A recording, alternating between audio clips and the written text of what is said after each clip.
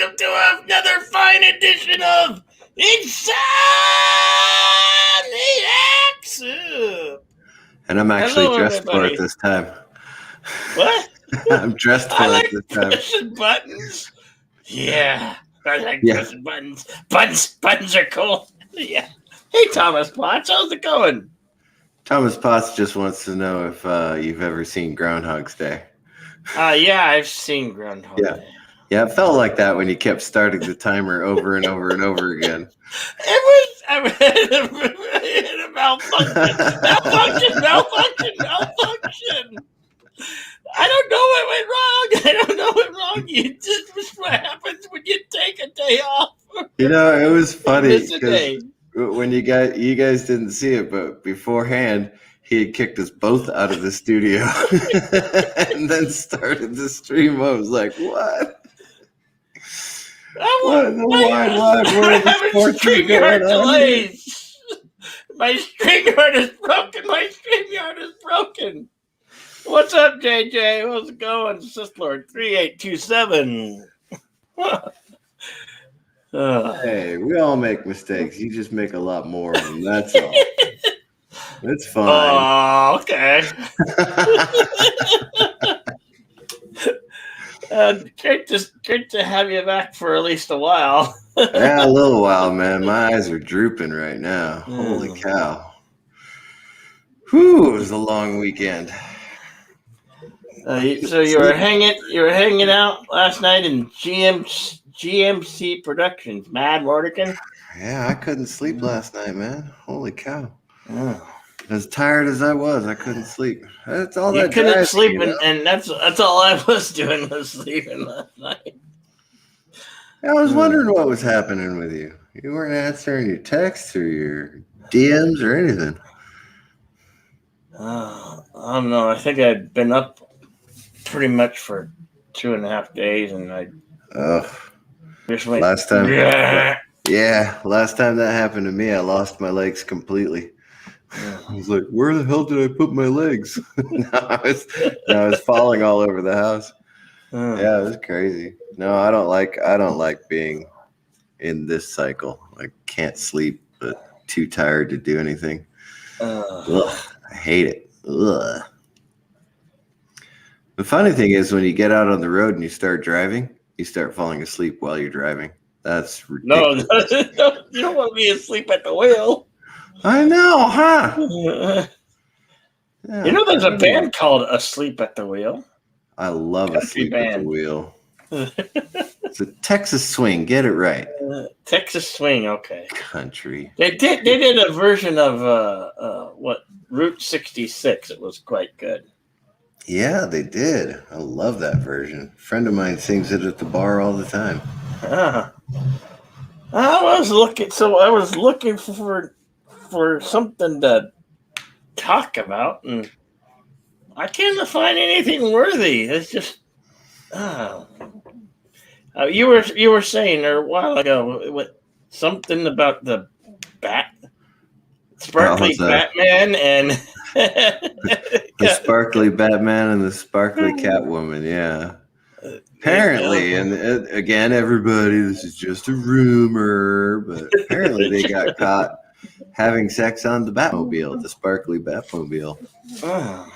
And it appears that sparkly Catwoman became pregnant at some point. And so if they don't finish filming soon, she's going to be a pregnant Catwoman. That'll be an interesting Batman storyline. Wait, they're not done filming this thing? No. No, they're not done filming yet. What? I could have sworn they should have had it done. I don't know what to tell you, man. I don't know what's going on in Hollywood these days. It used to be like, 30 days, make a movie, you're done. Now it's taking months and months. Oh, yeah. There's crap and their damn vid thing. And I heard some I was looking at some mother got the vaccination twice, and then a couple of days later she went rogue. She went rogue. I did see that. Yeah, that was Tommy and the Guinea Pig Collective who posted that. I didn't read the article because I think this whole stupid thing is stupid. Hmm. Yeah, JJ goes, bow chicka wow wow. Uh-oh. that's Bow Chicka. Yeah. It's Yeah. my Batmobile. I can have sex on it if I want to. I don't even know what kind of voice he's going to use. I don't know. How are they gonna? How the hell are they gonna rope past Batman into this thing? Apparently, I don't know. Seems I'm like a not formula sure. for I'm not sure to stupidness. whom you are referring, Thomas Potts, but if it's the mother, I think she was in her 40s or something. I don't know. I could probably look it up. Wait, I don't have Twit open. Twitter. I don't have Twitter open.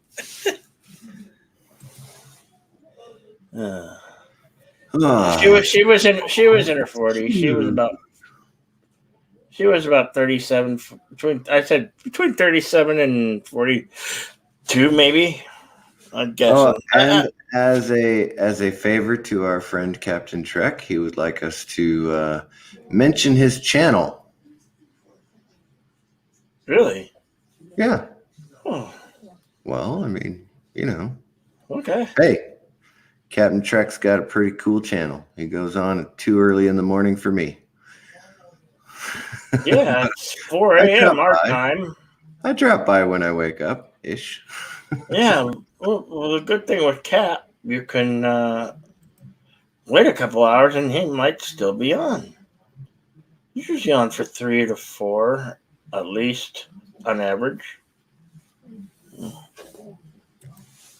Yeah, you can usually stop by. I'm usually snoozing in bed. Yeah. So if I might stop by and say hello a little bit. See how's it going. See who's on. Insomniac Soup one. Huh? Oh, I'm looking for the link. Link. There it is. The Utah mother. Yeah. Oh. A Utah mother dies 4 days after taking the second dose of COVID vaccine. Yeah. 39, yeah. Pretty close to 40. So there you go. I don't know what she died of. Heart was racing, needed to get to the emergency room. She got sick right away at the shot location, started getting sick then. Felt a little better the next day and then died 2 days later. That sucks. Yeah, I guess so.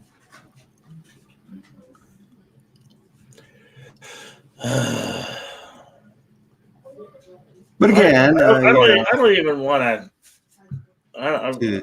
In order to do the socially responsible thing, I must say that you should continue to social distance and isolate yourself and wear a mask. Yeah, like it really, really makes a difference. I wear my mask inside buildings. As a matter of fact, do I. As soon as I walk outside into the garden section of Home Depot, I take it off because that's technically outside. I guess it's a little bit of rebellion on my part. I mean, technically that's outside. It's the garden section. Uh-huh. But I do put it back on when I go back inside the store. That's good. And I wear mine properly, so I'm just a good boy, that's all.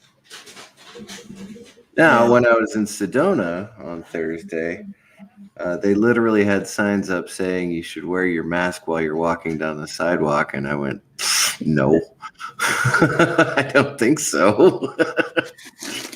That's right. That's right. The only mask anybody should be wearing is one of mine. Let's see.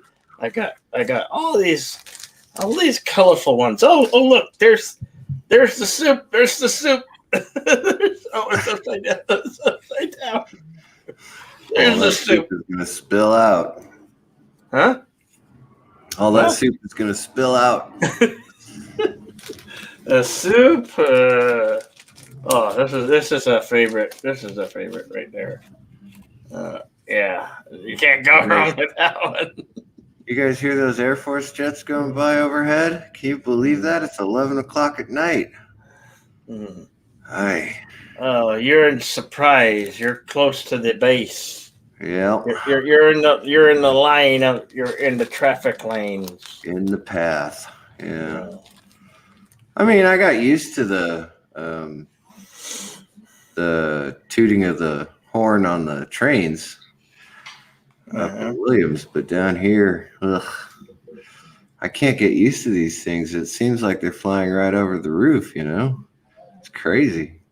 Mm. It was wild. Wild, I tell you. Earlier Wow. today, it was like an entire squadron was coming in. There was jet after jet after jet for like 10 minutes.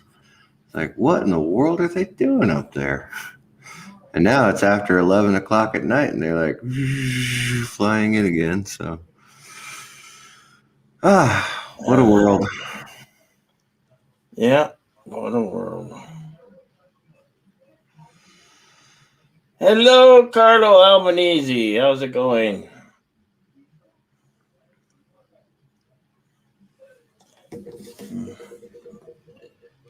Restricted vid to turn off the game. Hi. You're Are here. you restricted, Jedi Bill? What? Are you restricted? I thought you were public. I am public. Oh, you're restricted as in age. Okay, I get it. Oh, that. Like 18 and over. Got it. I could fix it. Oh, because I sometimes I set it to that, you know, because f bombs get thrown around. Mm-hmm. Yeah, People no. don't need to have it on. Oh no, well, I would say that you probably do need to have it on, actually. Well, especially if it get into the sometimes the conversation in the soup gets a bit we sexually oriented, you know. Thomas Potts, what's odd about what you just said there is, yeah, I actually got used to that. Of course, I was in the Army for 18 years. Everybody knows. Yeah, okay, Mr. CCTV, you're in the Army for 18 years. We get it. Shut up now. Multiple places. Fort Hood, Fort Carson, and especially, ironically, Fort Irwin. I heard those damn things going off all the time. And you know what? I got used to that. And of course, in Iraq, get used to that too. And then, well, for some reason, I just can't get used to these jets. They just seem like they're flying so low. It's crazy, man. I have same thing, and I'm not even by the same Air Force base. I'm in the flight path to I think David Mockton Air Force Base. I've never been there. Well, they're mostly A-10s that I see flying. You know. Oh, those are loud. Yeah. Yeah, the A-10 Warhogs. And some other cargo planes. It's crazy.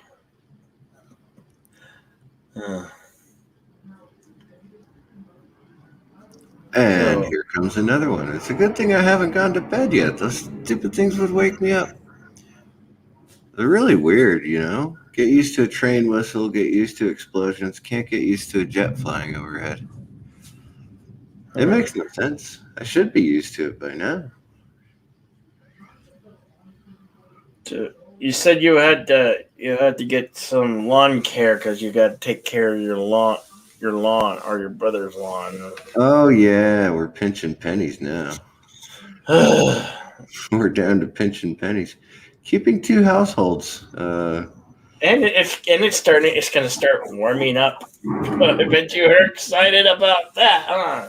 Oh boy, this last week was a wonderful surprise for me when I came back from California. It was like 85 during the day. I was like, what the hell is going on here? It's still March. Please don't get hot yet. Too bad. We're in a desert, and it's gonna when you're in the low desert. I'm so glad it was overcast today. Oh, it was nice today, I thought. Anyway, I know my brother was cold, but well. Just had the garage door open sitting out You here. don't have to. You don't suffer from allergies because I suffer from allergies. Well, I do, but when I move into a new area, it actually takes about a year for the allergies to kick in. So. Hey, Keely Chow, roll tide, brother, roll tide. And Poe is in the house. Yes, the Prince of Egypt is in the house. What's up, Poe? I meant Poe. Sorry, momentary slip. Did you read Carlos? Carlos comment there. You're playing around with the settings, but on a mobile, you still can't get the chat.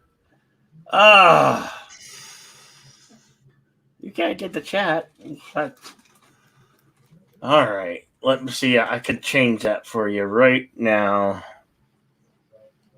I'll just have to take it off. No, don't take it off, Bill. Don't take it off. No, I could take it off. No, don't take it off. Oh, you're talking about the chat. Oh yeah, go ahead. I don't care. No, the setting to where it restricts it. I'm not the best friend. There we go. There.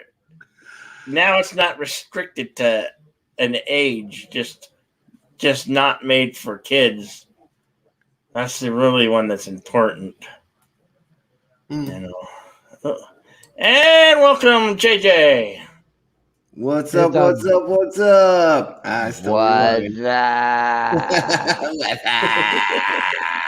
Oh, are they bringing that back? No, I am. I just did. Oh, you did? Okay. Yeah, no, Mr. CCTV was taking my shit, so I had to think of something real quick, and that was easy. Oh, it's about damn time you sent me a fucking link. I was like, damn, I guess. It's been an Insomniac Soup class acts for the last hour, man. He's not. I don't think he's a part of it. Oh, okay. Do what? There's. Whoa. Oh, wait a minute. You put me. If you're talking about Discord, you invited me to it, but I don't use Discord. I very rarely look at it. Oh, okay.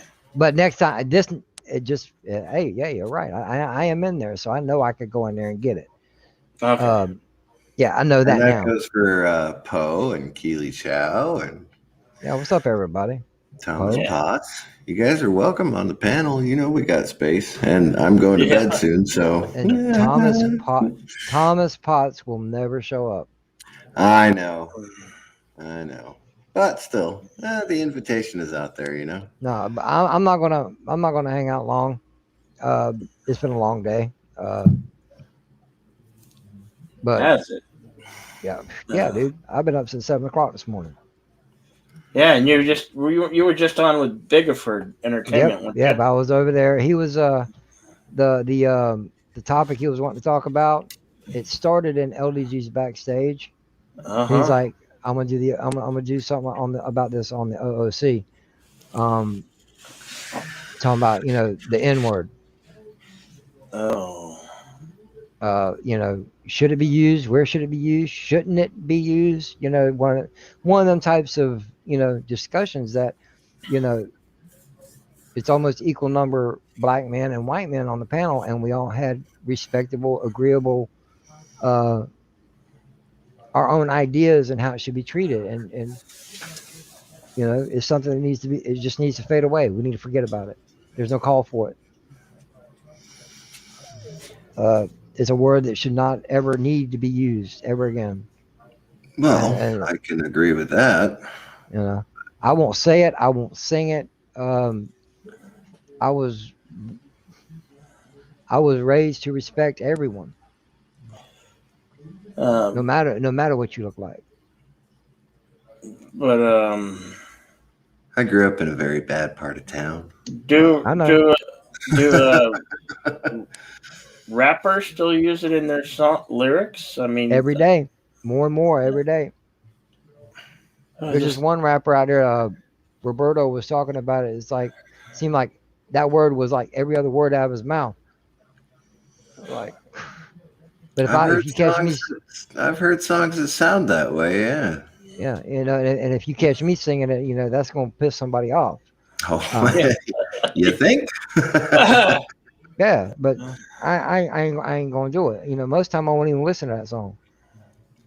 There were songs when I was younger that I'd listen to them because that's what everybody else was listening to. But yeah, like now I'd rather not.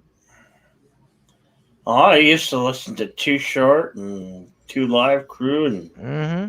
you know, Well, I never did, honestly. I think LL Cool J was the last one that I ever listened to. God, that Yeah. was a long time ago. Did you just break out some Two Live Crew? Really? I did. I'd say that. Games, movies, Wow. and comics. Thank you for joining us, man. Wait, I thought we were. Gee, we changed our name again. I thought we were, but I that's give a up. good name. Formerly Maniac, Mega Man Maniac. Uh, That alone sounds like a mouthful. yeah. Hmm. The hell wrong And then, with you, man? and then another universe you much knew Jim is Nigel. Nigel, Yeah. that movie guy. But I'm like, yeah. Nigel movie guy. Mm. But that wasn't in some alternate universe. This is in this reality in this universe. So, ah, I get so me- confused at what I time I'm know in. Mega Man McGee. Metroid, my what? Great to see you. Are we still have we completed Mega Man? I That's just too many M's. I'm sorry. Say that 5 times fast. Mega Man, Mega Man, Mega Man, Mega Man. no, you're forgetting the other M. There's I Mega Man can't do those Maniac. other M's. Mega Man Maniac McGee. That's just too much, bro. I suppose I could practice. I might have to sober up. Sober up. You. You almost started to sound like you was about to sing the Three Little Indians. 1 little, 2 little, 3 little, Mega Man. No, that was like Mega Man, Mega Man, Mega Man, Mega Man, Mega Man, Mega Man. I was like, what the hell are you doing? Mega Man, Mega Man, Mega Man, Mega Man, Mega Man, Mega Man, Mega Man, Mega Man. See? That's what it started to Oh. sound like to me. But then again, you guys know I'm fried. You just finished. You just finished it. Well, congratulations. What are we what game are we moving on to next? Out of curiosity. Since it's been vanquished, we're dying with anticipation on what the next game might be. No. I mean, But the 16-bit games, they're classics. Dude. I literally went over to my brother's house in order to get the lawn care equipment I need to take care of the lawn tomorrow. I went into his house, and him and my nephew are on their computers playing World of Warcraft, right? And I stood there and I watched, and I went, well, I'll see you guys later. Bye.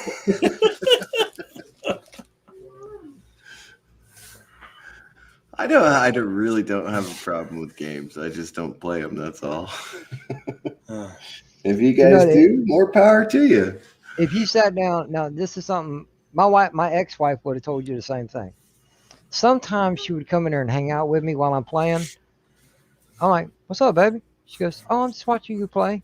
She would get into the storyline of the game, not how it's played or what you're supposed to be doing. She would start paying attention to the storyline and be getting into it like a TV show. Yeah, back in the day when my brother and my friend were playing Legend of Zelda when it was new on NES, right?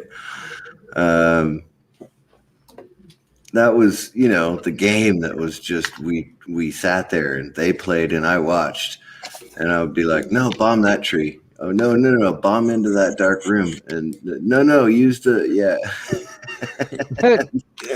You was the coach. It was cool though. We had a great time doing it. I'm just not interested in doing that anymore. That's all. Hey, it's all cool. It's all cool. Yeah. I do it because I really ain't got much of anything else to do. Oh, I watch cooking shows. Oh, I love Eventually, cooking. I'll get back around to filming them, but for now, I I just love watch them. I love cooking shows. Ah, Food Network was one of my favorite TV stations. yeah. Oh, love the Food Network. Oddly enough, once they started doing more competition shows than actual cooking programs, I lost interest. they have that. They played that. I think they played that one called Pit Masters, the barbecue. Pitmasters isn't that bad. As a matter of fact, one of my no, okay, I should clarify this. One of my culinary school teachers was a champion on a candy casting competition, and so I watched that episode because she won, like $10,000 or something. Oh, It was sweet. a really great shot. She had a fantastic sculpture. So, I make my sculpture in her class, and I'm like, I'm learning from a champion here, man. This is awesome. Mm. That's all. That's all good, man. I love diners, drive-ins, and dives, Oh yeah, that's a good show. especially when they're episodes that they're here in town. But granted, Oh yeah, by the time I see it, man, they've long since been here and gone. right. But yeah, I love watching that show. Uh, there's another show. It's not on Food Network. I don't know where you would watch it at. It's called Uncharted. It's Gordon Ramsay, and he's going around the world to different countries, cooking with their ingredients and cooking it the way they would cook it. Oh, I've seen that. Yeah, And dude, he had just to the cook scenery guinea alone. pigs. Yeah, just the scenery alone, it's beautiful. Yeah, he cooked guinea pigs in Peru or something like that. It was really cool. He went to Indonesia and got some of the hottest spices in the world and tried to cook Indonesian food. And by their standards, he could barely handle it. By their standards, it was weak. And his mouth was on fire. Yeah, well, I can't even handle red pepper most of the time. Don't even show me a bottle of hot sauce. Damn. See, I like spice, but I don't like to go much hotter than a jalapeno. Yeah, I mean, I use jalapenos, of course, and I use hot sauce when I make gumbo or red beans and rice or something. So you got to give it a little bit of kick to it. Yeah, just a touch. If you want more, there's the red pepper on the table. I got it. I ain't gonna put it in my food though. Not that much. To me, spice is used for flavor, not to see how many of your taste buds we could just sear off. Right. That's just. I don't understand it. I really don't. I want good flavor.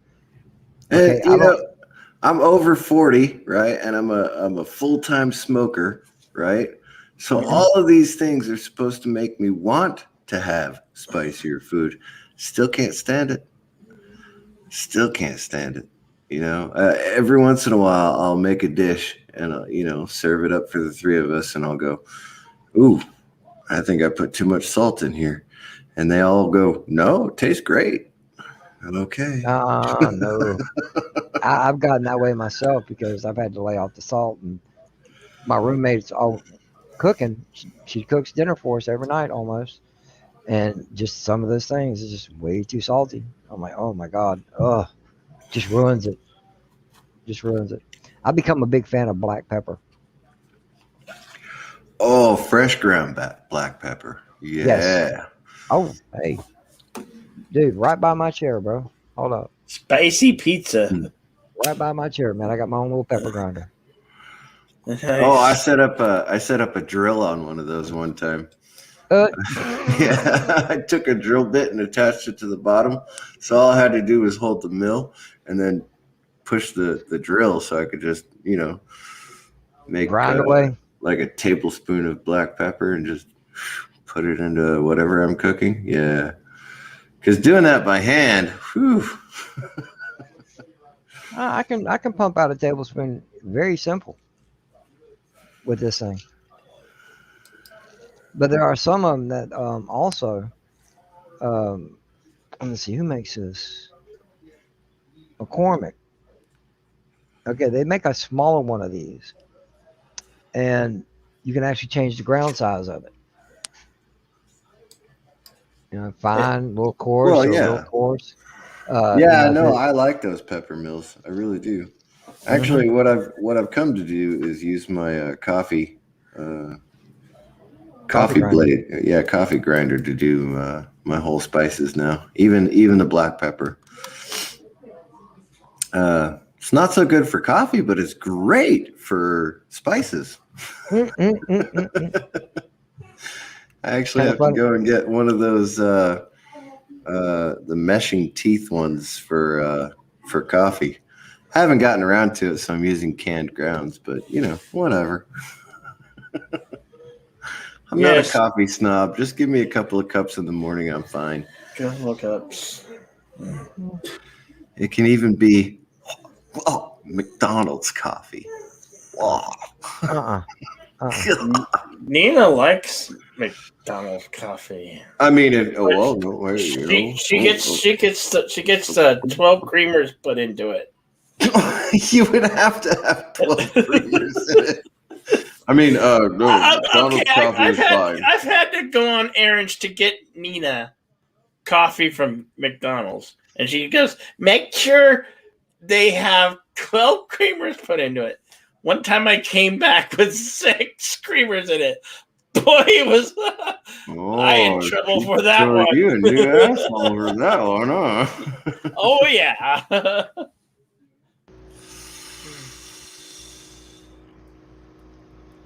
Hey, Carlo is back. Yeah. What's up, Carlo? Your age restriction gets lifted, man. And of course, praise the soup. Yes. And enjoy a good brew. And hail Kuroga, yes. Hail Kuroga. Oh, yeah, Poe, you're right. Yeah, they do. I like the fancy ones, but yeah, the automatic pepper grinders, those are good. But again, like I said, when I'm using peppercorns and I just need to have it like a rough chop or something, throw it in the coffee grinder. It's fine. Especially since I'm using star anise and fennel seeds and things like that, I have a mortar and pestle. Doesn't mean I want to use the mortar and pestle every time I need to make a spice blend. I don't think Carlo is underage. I put that, make it so you must be 18, and then for some reason he can't get on unit using your mobile device. I think that is Carlo. Carlo is underrated. You're never underrated, Carlo. Nice. And of course, I get my blunderbuss out and shoot holes in dough patties in order to make donuts. Mm, mm, mm, mm, mm.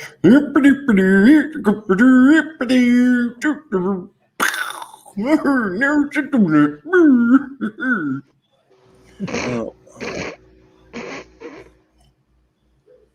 So, were funny. you saying, Mr. CCD, we can go to the dispensaries and not have a medical card to get by That is such? correct. That is correct. I just So haven't gotten around to actually going to we could one go yet. to dispensaries and not have to have that medical thing. That is correct. So, It is nice. March, isn't it? Yeah. It is March, and Yeah. it's the 10th or the 11th. It Yep. will be the 11th.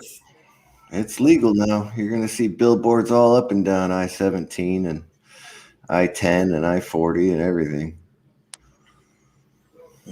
All right, Arizona went green. I like it. Mhm. Yeah. Uh, Arizona tried to go prohibition green is like 5 years prohibition is ago. over. Prohibition is over. Prohibition is over. You mean prohibition? Golly. Yeah, prohibition. What? You know what I meant. Probation. I'm like, what the fuck y'all do wrong?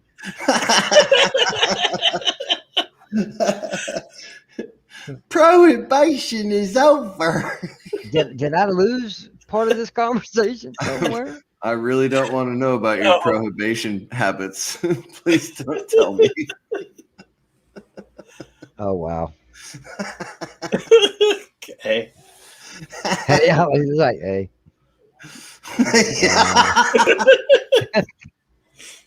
Okay. Fair enough. You motherfuckers is crazy. Shit. You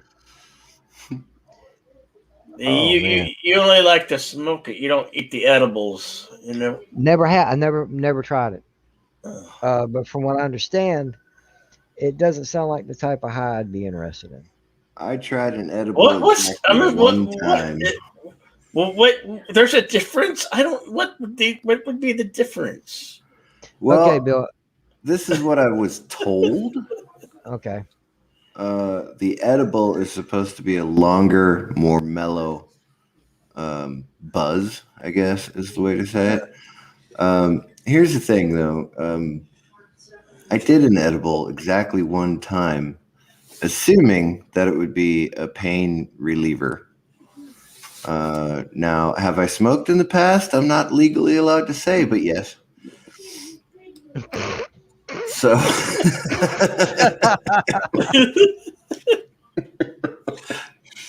I know for a fact smoking. I did not inhale that cigarette. I did not inhale that cigarette. Smoking works. Makes I me actually dumb had as a stump, but it works. I actually had to think about what he just said. Just not legally allowed to say it, but yeah.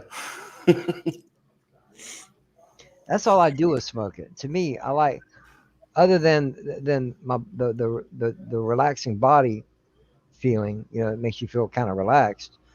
Kind of makes you scatterbrained. Oh Okay? yeah. Edibles are supposed to give you that body high, not with the effects that it would give you in the brain. Well, let me Kind of explain. like half the Right. high. The edible that I took was medically made for a friend of mine who has nerve pain as well. Right. Right. And so it was supposed to be, relieve the nerve pain, give you that body high, make you feel good. And I took that edible.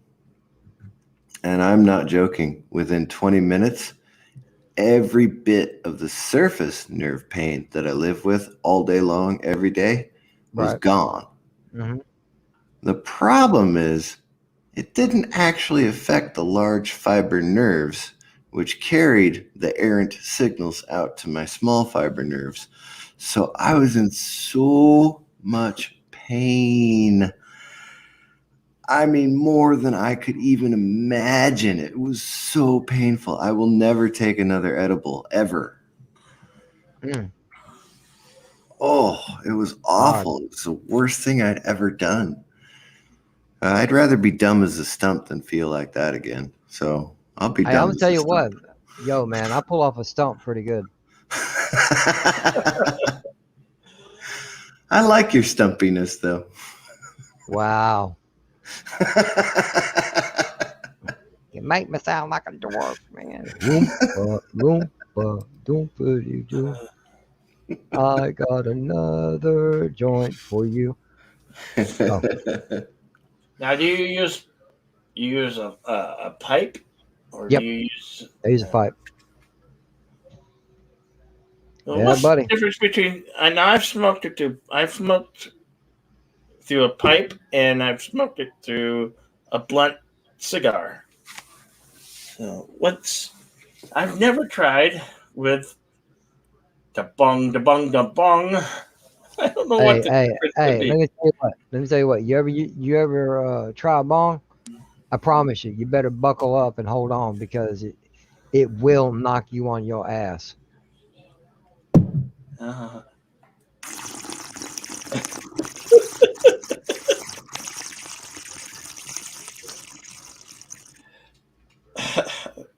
I let's now know what that is. I've never tried a bong. Or perhaps I have. I'm not legally allowed to say so, But I did. but I did. wait.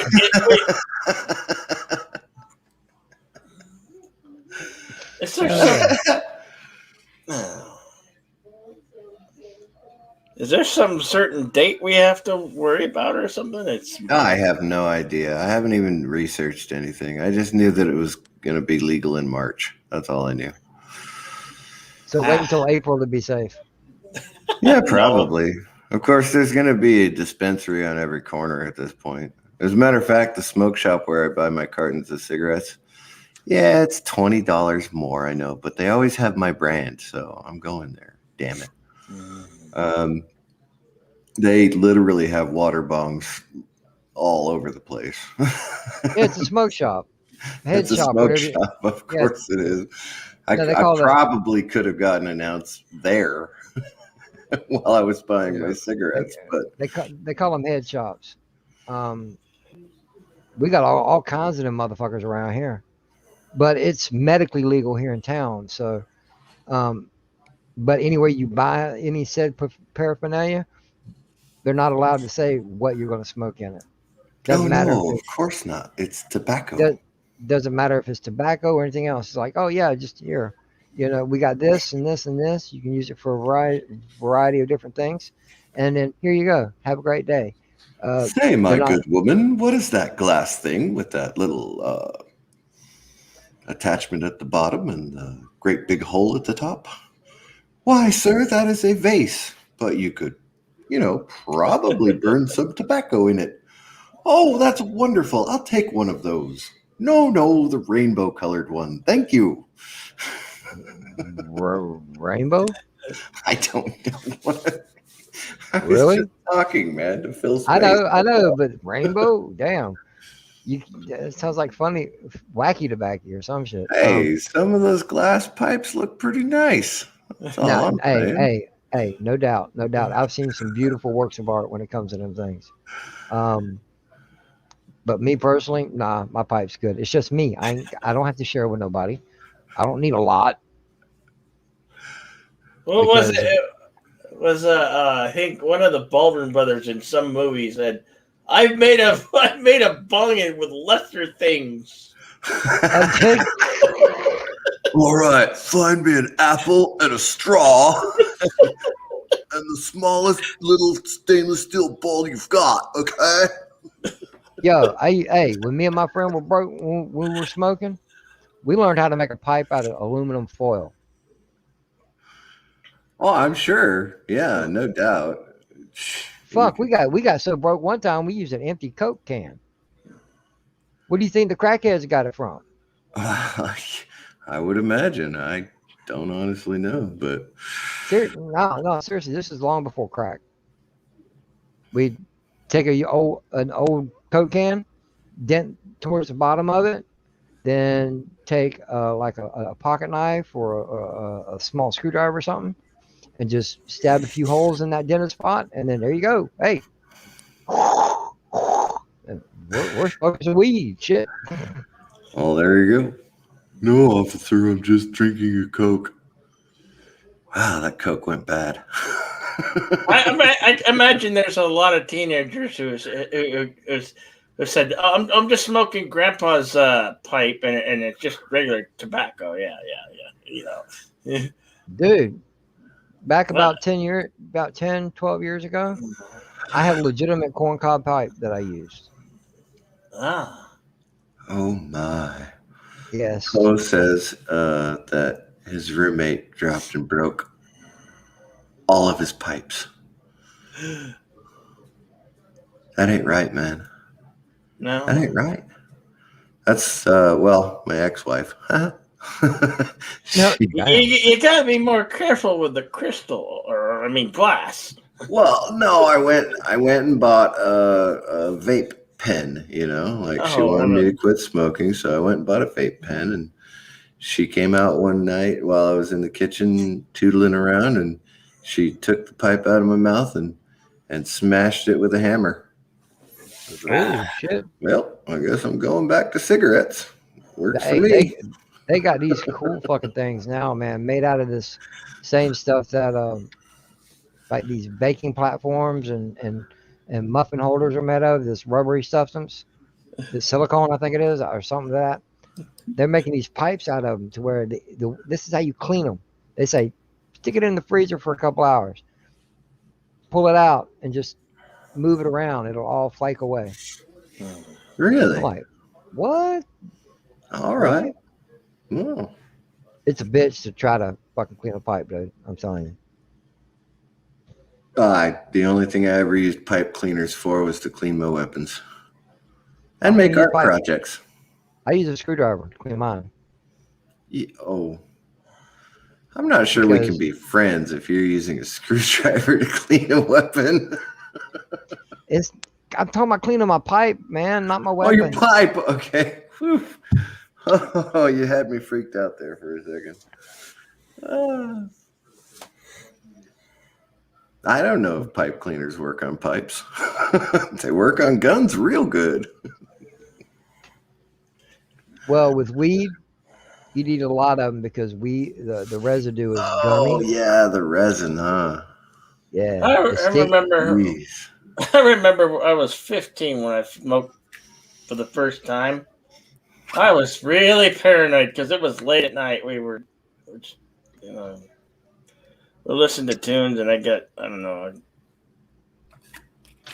I'd never done it. Hey, it's okay. No, it's okay. I was the same way when I first started, but then I learned how to relax. Uh-huh. And me and my best friend, he made it very easy. We would sit somewhere and smoke some, and we'd take a ride. I'm not driving, so I don't give a fuck. I'm just chilling out. We're listening to music. We go to places, friend's house, Walmart.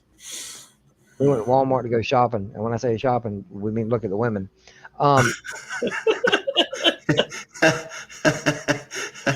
have to be honest with you. I'm not a big fan of the whale tails in Walmart. Oh, this is before all that, man. I'm talking about this is being before the Super Walmart. Our one Walmart, you can fit 2 of them buildings in our Super Walmart. Oh, so it was like the place, right? The first Walmarts, man, the small ones. Oh, my buddies and I, we used to go to Kmart, but it wasn't for the blue light specials. Dude, I loved Kmart when I was a kid. It's funny about the comment that Carlo just made. Do they sell walls? Yeah, they do. Actually, you can buy walls at Walmart. They actually do. Yeah, they're called privacy fences.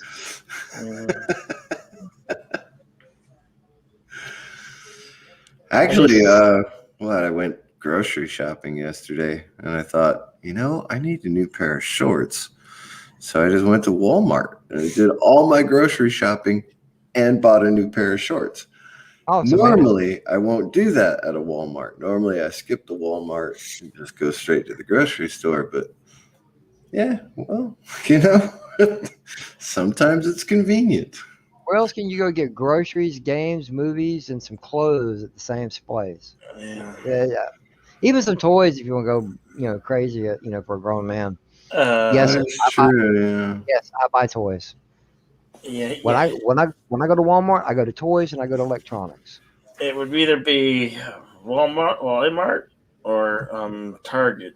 The super Targets they I don't have. like Target. Mm. Yeah. Not a big Target fan. Nina says it's all run and owned by the liberals.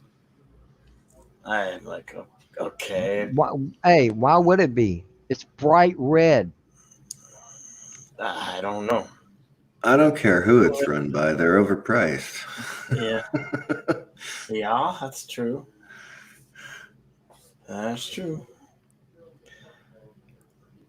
I have my quirks. I'll go to Safeway instead of Fry's. I'll go to Walmart instead of Target. I'll go to when Sears was open, I'd go to Sears instead of. Hell yeah. I prefer Home Depot over Lowe's, so Yeah, me too. it's just a preference. That's all. I got my quirks. Everybody's got their quirks.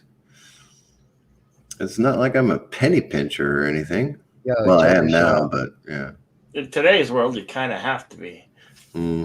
One day I'm gonna have to make a video about this for real. I can go stand in our Home Depot parking lot and see Lowe's. Oh yeah, yeah. You can do that down here in the valley too. Yeah, except for if you're like maybe my skin color, then I get working for NSS. Like, oh shit, I'm gonna be deported. Mhm. Hey, down the road, man, there's a Target. Then right across the street is a Walmart. Yep. Oh, for real? Come on, guys. Uh huh. Hey, just another red shirt. That's weird. Whatever. Yeah, Jinx, I you owe know. me a Coke. Uh-huh. He was wrenching for neurotic earlier today. I was there for a moment. That was this afternoon, or yesterday afternoon, anyway. Oh, it's been a while since I've done that. What? Be a mod. Being mod? A mod wrenching. Yeah. Yeah. I've never been a ma. I didn't say a mod. I said a mod. Duh. Well, Remember, less work for you. That's okay. dude, man. I used to. I modded for Mary Mayhem, Oh. and I made it a job. Yeah, you want to for her. Well, no, just that. She says, "Hey, would you mod for me?" So I was like, "Okay, someone wants me to do this." Uh-huh. I was just getting wrenches left and right because, hey, friend wrenches. That's why they call them that. But she gave me a phone call because we're special like that. She goes, "Would you mod for me?" I'm like, "Sure, why not? I ain't got nothing better to do." 6 months, it drove me nuts. Within 6 months, I was going crazy. I can imagine. I can only imagine. I understand why I've got wrenches in places, but I'm not nearly consistent enough to be someone's mod.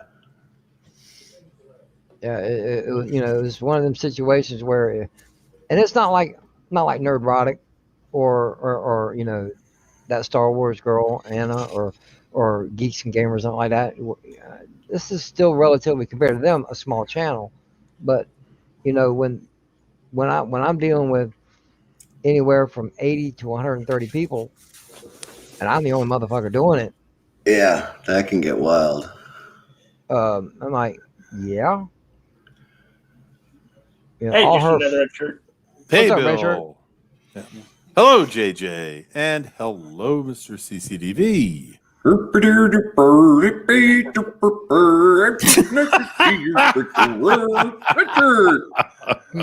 bark, and bark, bark.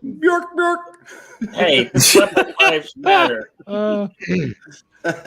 Swedish lives matter. I don't give a damn long as I got them meatballs. Oh, I'll make those one day. Yeah, what the hell? Why not? Swedish I haven't meatballs? done a cooking video in a while. I need to do another cooking video. You Swedish do- meatballs are awesome. If they're done right. Yes, they are. Well, yeah, if they're done, all meatballs are awesome if they're done right. and All you meatballs can be done singing, terribly. One hit your, I like. Oh, that's the pizza video if we ever do it. That's amore. Yeah.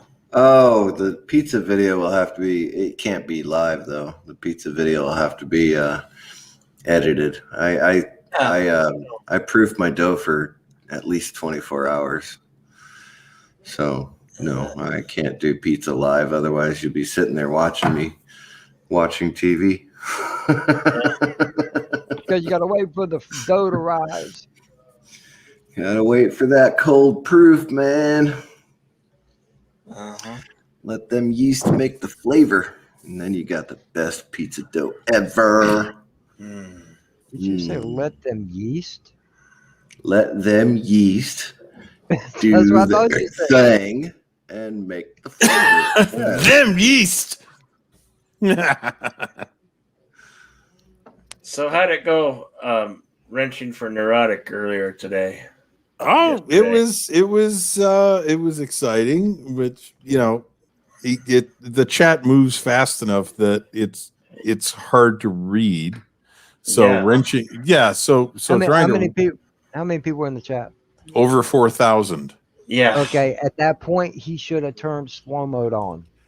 Yeah, we have to have that conversation. I've been talking with the head mod Eric K, and we need to make the case to Gary at Nerdrotic that he needs to turn slow mode on because we can't follow the damn chat. But yeah, you're right.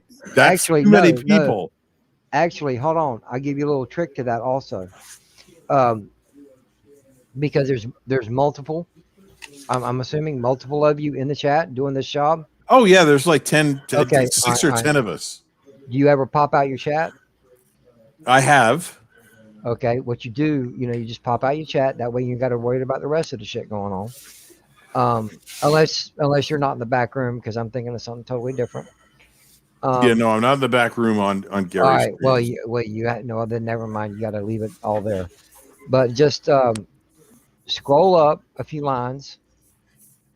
Okay, and the chat will stop advancing. You can just scroll at your own leisure and take a look. I do that. I do that without popping it out. I just drag it up and look at it, and then I let it go, and then I drag it again. But the problem is, I don't know how many chats I miss. That's what I don't know. That's what I'm saying. That's why I listen. When I mod the channels I've modded for, Yeah, I'm in the back room, so I just pop out the chat. Because if you need to get a hold of, say I was modding for Bill right now, okay, I'd be in the backstage. That way I can type something in the private chat and get his attention almost immediately. Instead of trying to figure out in the chat, hey, or DMing or trying to text or bullshit. It's easier that way to communicate with the host. that's true. But if Gary does that, he does it with Eric K and nobody else.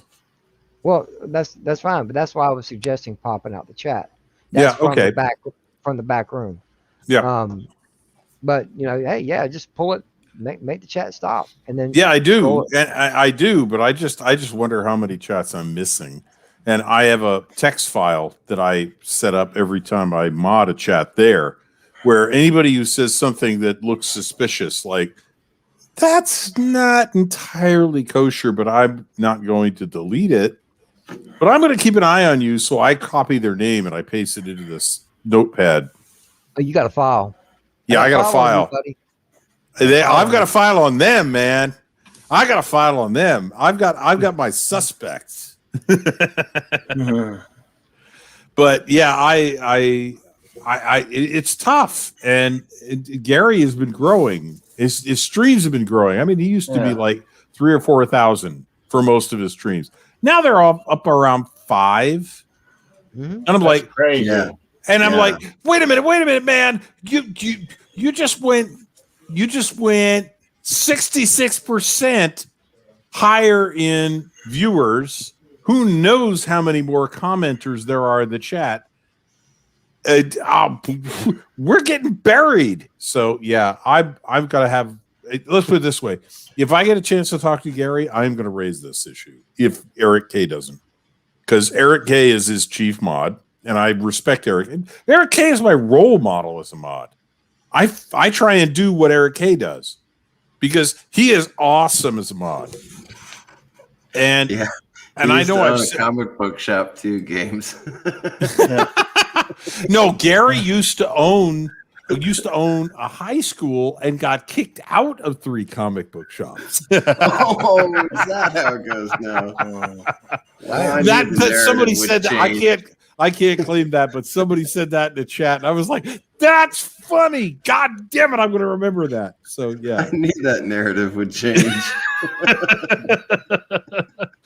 But yeah, I mean, Gary's chat is still growing, and I don't think he's realized how hard it is to mod something like, the number of people who are commenting in his chat with, I don't know, 8 or 10 mods.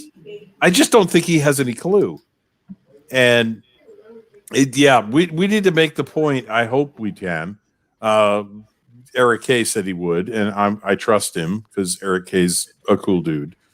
But yeah, this has got to change because they're nuts. Bill, you were there. You watched how fast it scrolled up. Yeah, I was very fast. Yeah, I'm just like, holy crap! How do I read this shit? I'm like, I have to read. Well, that's why he has my job. He's got like at least 8 or 10 mods at a time, and still but how many of us are reading all of the chats? That's what we don't. I mean, that's what drove me nuts. I had to, being one mod. Now, like I'm saying, I've never done thousands, but being one mod, and I got to read every fucking thing going on in the chat. Oh yeah, I've got so many twisted conversations in my head right now. None of them make sense. Yeah. Yeah. I mean, let's put it this way. My speed reading has gotten a lot better since I got that wrench. It is insane sometimes. Mm-hmm. And Friday, don't get me started on Friday Night Tights because that's nuts. Oh my God, that's nuts. Because everybody wants to have a comment. And if the conversation gets a little bit salty, oh God, here they come. And we have to keep an eye out. And it's like, it's nuts. So yeah, but I enjoy it. I really do. And Jedi Bill, thank you again for giving me a wrench, because I actually do appreciate it and enjoy it. And my job when I get a wrench, in my opinion, is to be an ambassador for your channel. So I will share things and I will tell people and I will be in your chat whenever I can and mod your chat. That's the job. And it is a job. It's not just, oh, well, whenever I happen to have the time. No, it's if you get a wrench, be there if you possibly can. Today, Jedi Bill, when you were in Neurotics Nooner, I was at work and I was modding the chat. And half the time I had the sound turned off so I could be on conference calls and still watching the chat. Yeah, because you don't need to hear what's going on. Just watch chat. Exactly. Yeah. That's my job. I have to watch the chat. I don't have to hear the stream. I can watch it later. He'll put it on Neurotic Live. But yeah, I do treat it as a job. I was an admin, first a mod, then an admin on a website a long time ago. And when I started getting wrenches on YouTube, I was like, well, all right, I already know what a mod / admin does. I got to find out what YouTube's definition is. So I did a little research, and I'm like I said, I'm lucky I have a great role model. So no, it is a job. It is, you are representative. Do you drop links while the chat's going? Of course I do. Okay. Absolutely. That's that's part of it. Do you have like cheat sheets for your links? I'm subscribed to most of the people I see on the chats that I mod, so I just find them in my YouTube list. I'm gonna do this real quick. Hey, Bill. Yeah. If I may have the screen for a moment. Yeah. And on that, everyone, thank you again for having me on again, Jedi Bill. And, Absolutely. JJ, see you later. Just another red shirt. Man. Pro games. Take care, man. Carlo. Good night, Mr. CCDV. I'm going to bed. Catch you later. Thanks Night, for dropping everybody. in. All right, man. Take care. All right, you see my desktop right now? Yeah. Yeah. Okay, see all these little white text files right here? Mm-hmm. Okay, this is my biggest one right here. Let me do this for everybody. Oh, you just okay. See this? These are all people. Right. It's been on. Okay, you make ads for them. You put their links with it. It's just copy and paste. Yep. Yeah. Copy and paste. I have bookmarks for all of the YouTubers that I tend to call out and hail in chats and give shout outs to. And I try to put a new message each time. So I paste their link and then I write something, trying to write something different. So yeah, but I have an entire tab on my toolbar, which is my YouTube links, which is all of the links that I want to be able to post from people who show up on the streams that I mod. Yeah, it's just, to me, it's like write it once. It's just copy and paste it. You ain't got to worry about it. And that's my text. And I do a text file for that. I have some messages I send, and it's the same idea exactly. I don't have links in those. I do them differently, but yeah, that's what you have to do. You have to have that helper, that file that you can just grab something and throw it in the chat. It makes you more proficient. Yes, absolutely.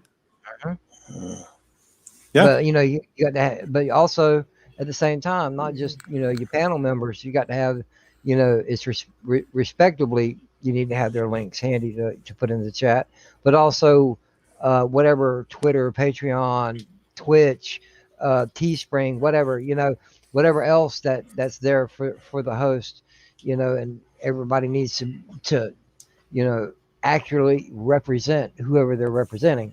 Right. I just have one problem with that. I'm not on any of those platforms.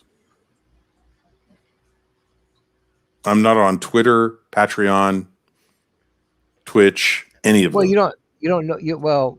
Twitter, you don't have to be on. None of this stuff you have to be on. What I'm talking about is the link for. Okay, I'm using as the example right now, like Bill's Twitter, Bill's Patreon, Bill's, to advertise out to the audience. Right. But I don't know how to find Bill's Twitter because I don't do Twitter. Well, that's simple. That's simple because you don't have to be on Twitter. Okay. It's like, hey, Gary, hey, what's Twitter? What's your at Twitter? Okay, all right. Follow Neurotic here on Twitter at, you can look it up. You can go to twitter.com/whatthehell-ever and look it up. You don't have to have an account. They'll just only show you some that, hey, you got to log in or sign up to be able to see this full profile or some shit like that. But to get the information is not hard. You don't have to go to the website to do it. Okay. No, thank you. Now, Patreon, go to patreon.com, put in whatever the user's name is. It'll bring up their Patreon. Okay. All right. Here, copy and paste this link to this web address. Twitch, same thing. If you know their Twitch name, twitch.com, look, you don't have to do nothing. You can search for a user, find, okay, take that link, put it out there. you don't necessarily have to be signed in or signed up for these services to find the stuff. Okay. I appreciate It, that. Thank you, yeah, JJ. yeah. It's because one thing I don't like modding for is the indie comic scene, because everybody's always got a project somewhere, and Yeah. 9 times out of every 10 it's on Indiegogo. So you go to Yeah. Indiegogo and find the person doing it. Okay, all right, there you go. Boom, there's your link. But it's a big world out there, man. I've dove so far into the internet. I'm like, yo, I'm drowning here. Um, Yep. but at the time, I was having fun with it. But after about 6 months, yo, no, I was making up excuses not to show up. Yeah, I understand that, but to me, and Jedi Bill, thank you for the wrench. The Yeah. bottom line for me is it is part of my engagement, and the fact that I'm a wrench on the channels that I am is part of the reason why people recognize me. And I'm like, cool. I don't have a channel with content, so people recognize me because, oh, you're a wrench for so and so. I remember you. And Yes, then I say, hi, how are you? Hello, whatever, greetings, and good to see you. And that's the way I do. That's the way I have been behaving on Facebook, or not Facebook, YouTube. for Um, for that's the way I've been doing it. for almost a year now. Now I've been streaming for a little over 2 years now, but only for almost a year solid now. I've been doing my own stuff. Right, Okay, I was just a mod. That's all. right. I got my first 100 subs and didn't have a lick of content on my channel. I didn't do a damn thing. I was a mod. Mm-hmm. I am Okay, very proud. I am very this proud this of the second fact. 100 I've worked for. Yeah. Well, I am very proud that I have one sub. Mhm. I have one sub and no content. And I'm like, I don't want two. That would ruin the whole There's this one message. kid. Yeah, I There's this got one. one guy who said, I'll subscribe to you. I'm like, oh, Bless your heart. I feel for you, man. Well, I know this one kid, man. He's like 19 years old. He's the Austinator. Um, Yep. and there Yeah. for the longest time during his spiel, he's like, "Yeah, road to 100." He was fighting for those 100 subs, Yep. and I'm sitting here thinking, I didn't do a fucking thing, and I got 100 right off the bat, man. When I checked it, it was like 110. I'm like, where the fuck y'all come from? Where did you come from? Yes. Holy cow. I looked one day, I had 30 something subs. Next thing I looked, I had over 100. I'm like, the hell? I just now, not too long ago, just passed 200 subs, and I had to work for them motherfuckers. Yeah. Now there's some people out there that has just had the grace of luck thrown at them. And Bigger Ford Entertainment, Anzo Hodges, he did 2 streams. All right, he did 2 streams. He did the WandaVision season finale. Yep. He did Coming to America 2. Mhm. All right, I'm gonna throw some info at you, and I'm gonna show it to you, just to make sure I got my information right. Okay.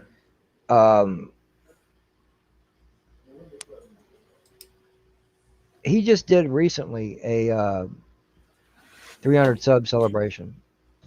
Wow. Live stream, 300 subs. Okay. Yeah. Okay. Hold on. I'm looking for it. He's at like 800 or 900 or something. Hold on. Close. Yeah. Okay. I don't know if he kept that up or not. Let me see. Yeah. 300 subscriber celebration. This was streamed 1 week ago. Okay. And he's at 800 or He 900 is. now? He Yeah. is now. He's at Woo! 690. No, 695 right now. Yeah, well that's YouTube screwing with him. Okay. Right. But where's it at? WandaVision. Episode 9 got 541 views. Okay, not a problem. Right now, Coming to America Coming to America 2 watch party is at 51,000 views. Holy cow! In a little over a week's time, his subscriber count has doubled. JT was right. Reviewing crap shows and movies is really good for your numbers. Damn. Yeah, Well, because the movie was not very good. I just Not really. it was horrible. It's like Not why did really. No, not really. So But, yeah, but see, that's what depresses me. And it's part of the reason people keep telling me, you gotta make content. I'm like, I don't want to talk about the stuff that'll get me subscribers. I want to talk about the stuff that I like, and nobody watches that because they like it too. They don't watch it. Mhm. You gotta hate watch something, and I'm like, I don't want to hate watch something that sucks. Well, listen, that's what Alonzo did to me. He kind of suckered me into it. He asked me, he goes, "Hey, you going to be on the WandaVision roundtable?" Because I was on the one for the Mandalorian, Right? and I'm like, dude, are you really going to make me watch this shit? I didn't have no interest in watching it whatsoever.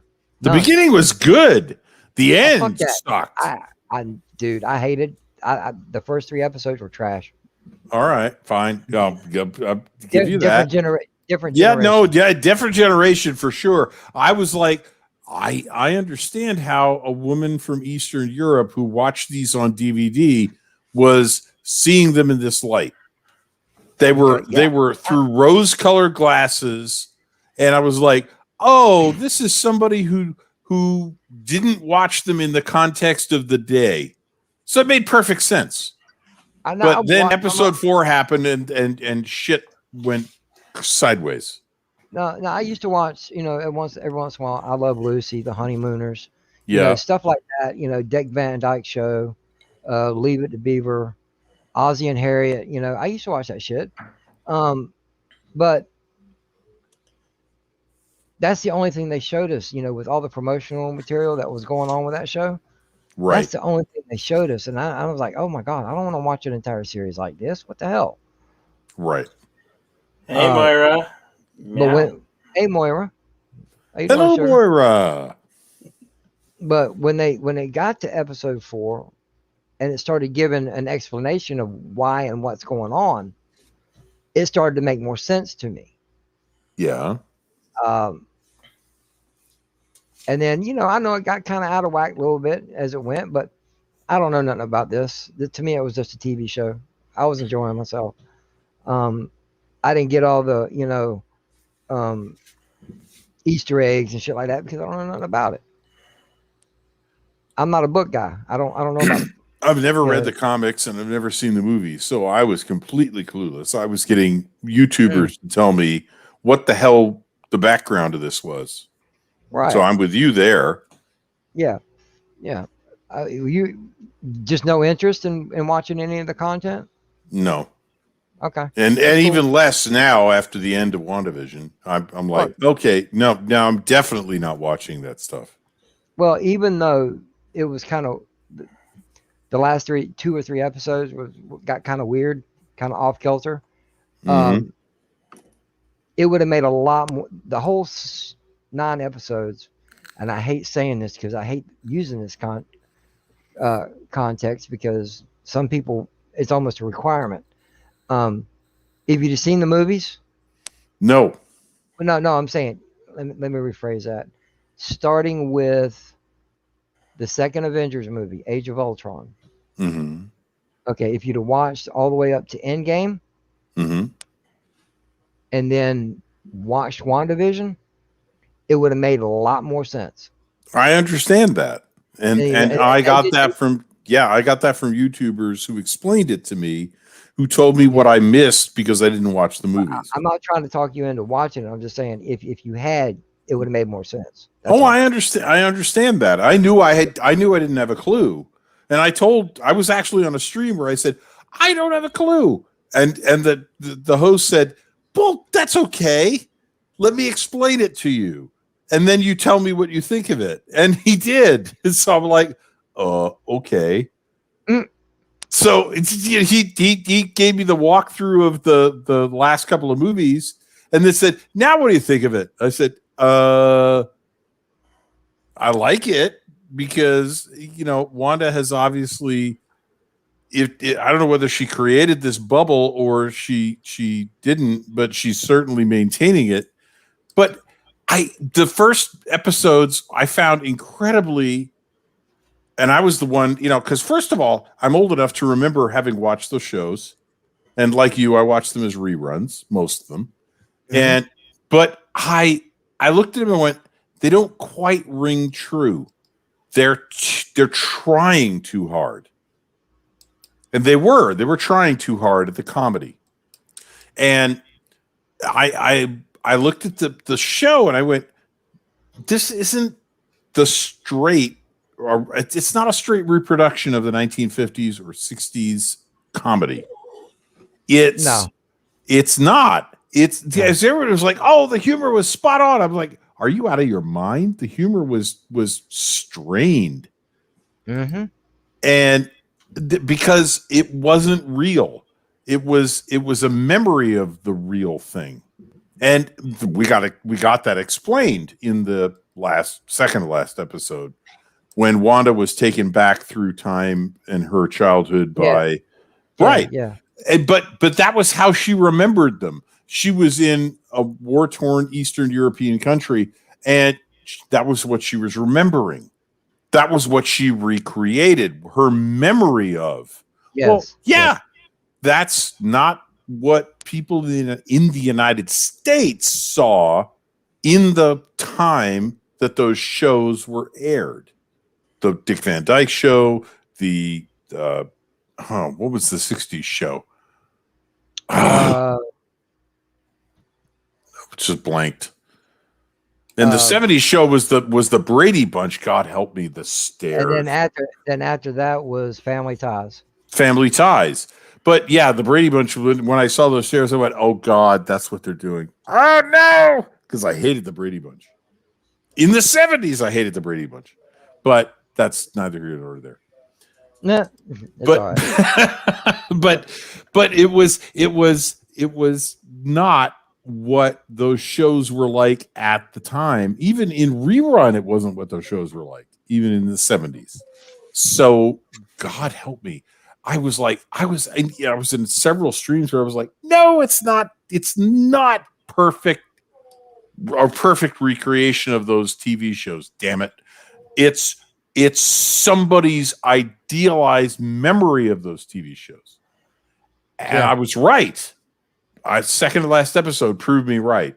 That was my call. I was like, yes, I called that one. I told you so. The last episode, I was like, you got to be shitting me. And I hated it. And I'm like, if I didn't want to watch Marvel superhero movies before, I really don't want to watch them now. Not after that series. I am so unhappy with the way that ended. Well, in the beginning, I think they were a better class of movie because with all the stuff that Marvel has given us in a movie thus far, my favorite one of all is the first Iron Man. I said when I was on a stream and I was asked, okay, what would be a Luke Skywalker moment for WandaVision? I was like, I'm a normie when it comes to Marvel Comics. I have no clue. And the guy said, that's why I want to ask you. If you're a normie, what would be your Luke Skywalker moment? I was like, okay, it would be Tony Stark as Iron Man. Yeah. And it didn't happen. I know, but that was their first official attempt of starting the cinematic universe. Even though Ed Norton's, I think the Incredible Hulk, I think it was called, was the first movie, but their first real success was Iron Man. Right. I saw that and I was like, oh my God, this is awesome. See, I know I'm not a book person. I know most of the characters. I know basics of their backstory, but seeing Iron Man on screen with Robert Downey Jr. playing Tony Stark, Yep. they could have picked a better person for that role. No, he was awesome. Yes. And I've read everything about it. I haven't seen them. I will admit that I haven't seen them. But if you wanted to ask me, what did I hear about the most? And that was what the YouTuber asked me. What did you hear about the most? What would be the most recognizable character? I said, well, oh, hell, that's easy. Robert Downey Jr. is Tony Stark / Iron Man. And that would have been the Luke Skywalker moment. And it didn't happen. I know. So Elizabeth lied. Paul Bettany was joking when he said, "Oh, I'm looking forward to acting with, playing against an actor that I've wanted to act with all of my life." He was trolling, but he was playing. It was a joke because it was him. It was him. It was him versus White Vision, and he played both. Yeah. But that was a great. After I thought about it, I was like, actually, that was a really funny joke. Elizabeth Bettany, who said, "Oh no, there's going to be a Luke Skywalker moment." No, that was bullshit. Olsen. Elizabeth Olsen. That was complete and utter nonsense. And no, there wasn't one. Unless they were talking about her and her outfit as the Scarlet Witch, or her brother brought in from the X-Men. Yeah. Except he turned out to be a D joke. He was a boner, yeah. Yeah, he was a boner. Oh, that's funny. Oh, no, it's not. Nah. Because of the way he was portraying himself, like, yo, man, like he was a surfer dude or whatever. Ralph Boner. Yeah. But I'm not in 4th grade anymore, so that's not funny anymore. I know. I was like, Boner, really? Did they just do that? They just did that. That was Beavis and Butthead quality humor right there. He said boner. Yeah. Screw that. This isn't Beavis and Butthead. Come on. Do better, people. I wouldn't even know if they were actually trying to make that as funny.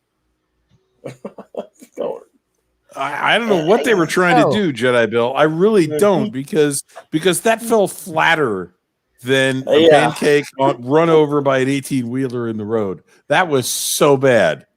That was awful. Darcy coming in and crashing into the truck. Where the fuck she come from, man? She's been gone almost 2 episodes. Yes. Hey, here I am. Yeah. Oh, enjoy prison. Fuck off. We might awaken a sleeping Pixels if we're not careful. Oh dear. Oh Jesus. This will get ugly. Or hopefully he's finally moved past it, because he's it's done time. With it. Hey, yo, he's done said. He goes, nope. Falcon and Winter Soldier comes out. I'm just watching it. I ain't worried about it. I ain't theorizing. I ain't doing shit. I'm just gonna watch it as entertainment. Mm-hmm. I'm like, that's what you should have been doing in the first place. I told him, because it sent him over the edge. He had to go to the hospital, and it wrecked him, and I felt sorry for him, and I hope he tries to do better by not focusing on it, because the last thing I want to see anybody do is stress over and try to figure something out so much that it's going to hospitalize them. Yeah. He ended up being okay, but he's toned things back a lot. And yeah, welcome again, the Sentinel. Great to see you here. But gentlemen, I'm gonna go ahead and dip for the evening. Okay. All right. If I talk too long, because it happens. My voice starts to go, and it's starting to feel that way right now, and I don't want to overdo it. Y'all have a good night. Red Shirt, it's good to see you as always. It is wonderful to see you, JJ. Yes. Yeah, man. Bill, thank you for having me on, man. I appreciate it. Oh, yeah. Yeah, thank you for dropping in. Anytime. Yeah, all right. Y'all have a good night. Yep, you too. Take care. It's like an hour and a half before the soup goes on. I'm like trying to look of something worthy to talk about, and there wasn't a whole lot worthy to talk about, because entertainment is falling flat. I mean, Oh, as yeah. far as shows and movies, there's not a whole lot out there. I mean, you really have to search deep, and Well, TV is crap. I mean, yes. yeah, If you're talking about streaming or network television, yes, you're looking at crap because it has been taken over and it is all a platform, no longer a story. yeah, it's Everything we like. Yeah. Everything we like. It's so Star Wars, Doctor Who, Star Trek, all of them, and Driven the by MCU has become the same thing with WandaVision. It has the biggest achievement of those episodes and that series was we've moved this from a superhero story to a platform. Now we're going to lecture you. And oh my God, are they lecturing us? And it sucks. And I hate it. It ain't quality entertainment. I mean, It's not entertainment at all, Bill. They might perceive it. I know. Well, they don't even perceive it as entertainment. They perceive it as a platform from which they can broadcast a message. That's been said. Or shit, what was it? It was a big there was the Comic-Con. It was Comic-Con online because they couldn't do it in person, so they did it online. And one of the creators was like, "Well, we've turned, I think it was Star Trek, into a platform. It's not a show anymore. It's a platform for us to tell you what we want to tell you." And I'm like, oh yeah, I'm not going to say what I wanted to tell him. I'm just not going to. But yeah, it was like, you've got to be kidding me. Right. And these aren't shows that are intended to entertain anymore. They're shows that are intended to teach. Oh, except preach. Preach. Actually, yeah, Johnny Bill, preach is a better term. They are intended to preach. They're just selling you. They're just filler to the next thing, the next movie or whatever they're trying to. Well, they're actually preaching something that has nothing to do with the show, which is why it's a platform. They like Star Trek because it has an established fan base, so we can reach them all by preaching through a show. Star Trek. There's a whole ton of people who love Star Trek. We'll reach them by preaching through the show. You know how Star Wars merchandise, as far as toys, have declined. Declined really to nothing. You mean like disappeared? Yeah, I wonder how. I mean, you're all about making money, and I mean, that's the thing, Bill. They're not about making money. The Disney. I've heard clips from the Disney shareholders meeting.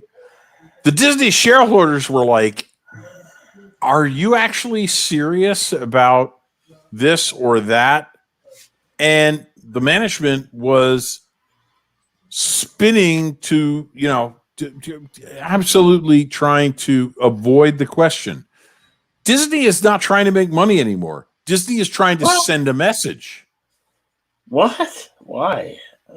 Because they're better than we are, and they want to tell us how to be better. And they don't care whether they make money. And the shareholders are starting to call them to account and going, "Hey, wait a minute, what about this?" And they're getting blown off. They're getting blown off by Disney management. And Disney stock is still rising in price. But if this crap keeps up, I'll be astonished if Disney stock doesn't start to drop, because Disney has been upsetting and blowing off their shareholders. And boy, did they do it in the shareholders meeting that just happened recently, because I've heard several streams talking about it. And oh my God. Shareholders asked pointed questions like, are you going to fire Kathleen Kennedy? That a shareholder actually asked that question.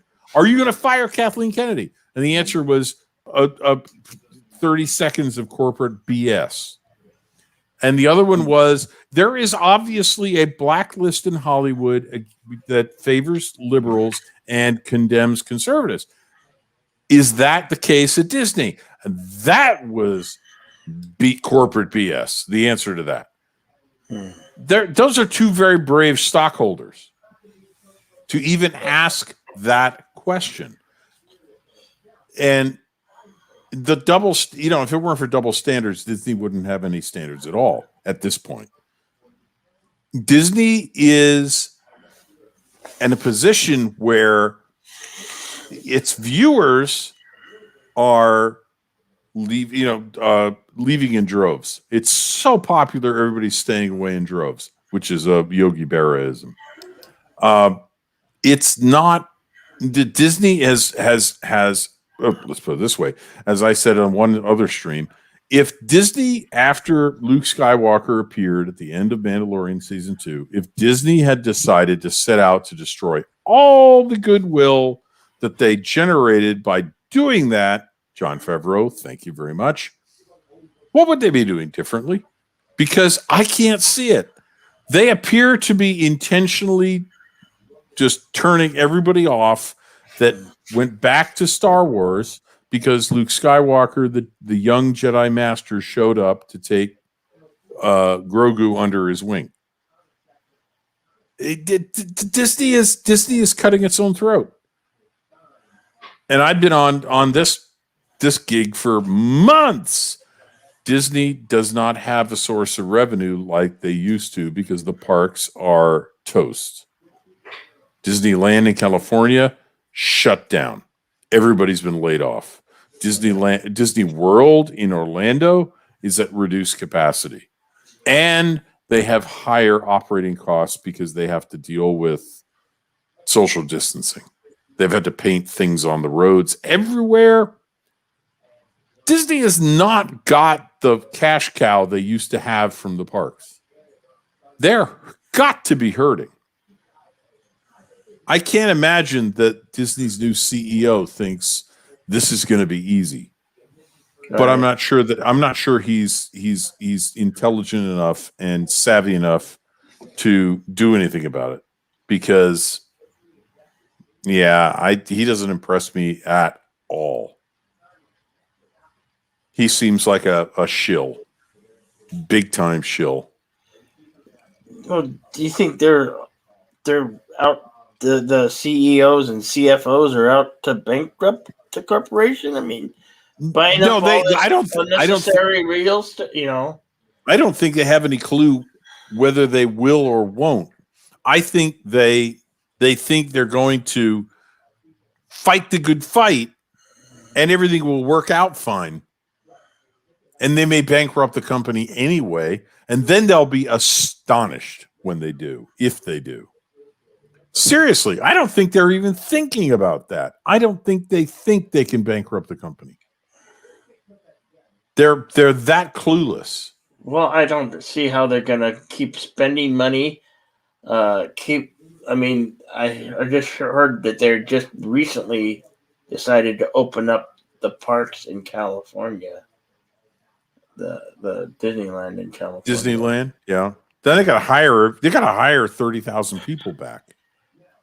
Or thereabouts, because that's what they laid off.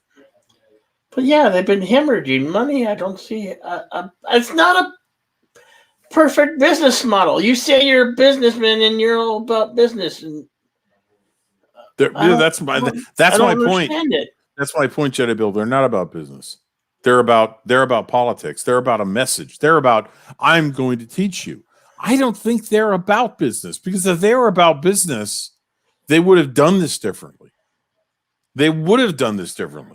But they haven't, and that tells me they're not just a business. They're not about business who's in the business of making money. They're a business in the business of sending a message. That's different. And I don't like it, which is why I'm not. I mean, I've been using the hashtag, Universal Orlando, here we come, because I am not going back to Disney World. And I've been there 4 times. The first time I went, it was 2 years after they opened. So I am a very old school alumnus of Disney World. I've been there 4 times. I'm not going back. I don't know how much longer they can keep running the business the way they've been doing it, because they sell the cruises, they sell trips to packages. How much longer are children going to want to go to Disneyland or Disney World or whatever Disney? I mean, the children will want to. Entrance. I mean, the children will want to, but the parents, in some cases, may, like me, start to go, "Hey, why don't we go to Orlando and go to Universal Orlando instead and see Harry Potter World?" Yeah. And they'll be like, "Oh, Harry Potter's at Universal, yeah." And if that takes off, that's it. That's Disney done. Disney World will be a ghost town if Universal eats their lunch. And I want to promote Universal. Go to Universal Orlando. Yeah. Don't go to Disney World. Screw Disney World. Yeah. Seriously. Because no, the Disney is not the company I grew up with. No. Hell, it's not even the company I loved in the 1990s. Not even the company I grew up with. I mean, no. It's not even the company I loved in the 1990s. So much. Oh, it has. It has. So, no, Disney is not the same. And Disney does not deserve your affection based on what you remember from your childhood, because they're not the company that you remember from your childhood. They are not. They're a totally different company.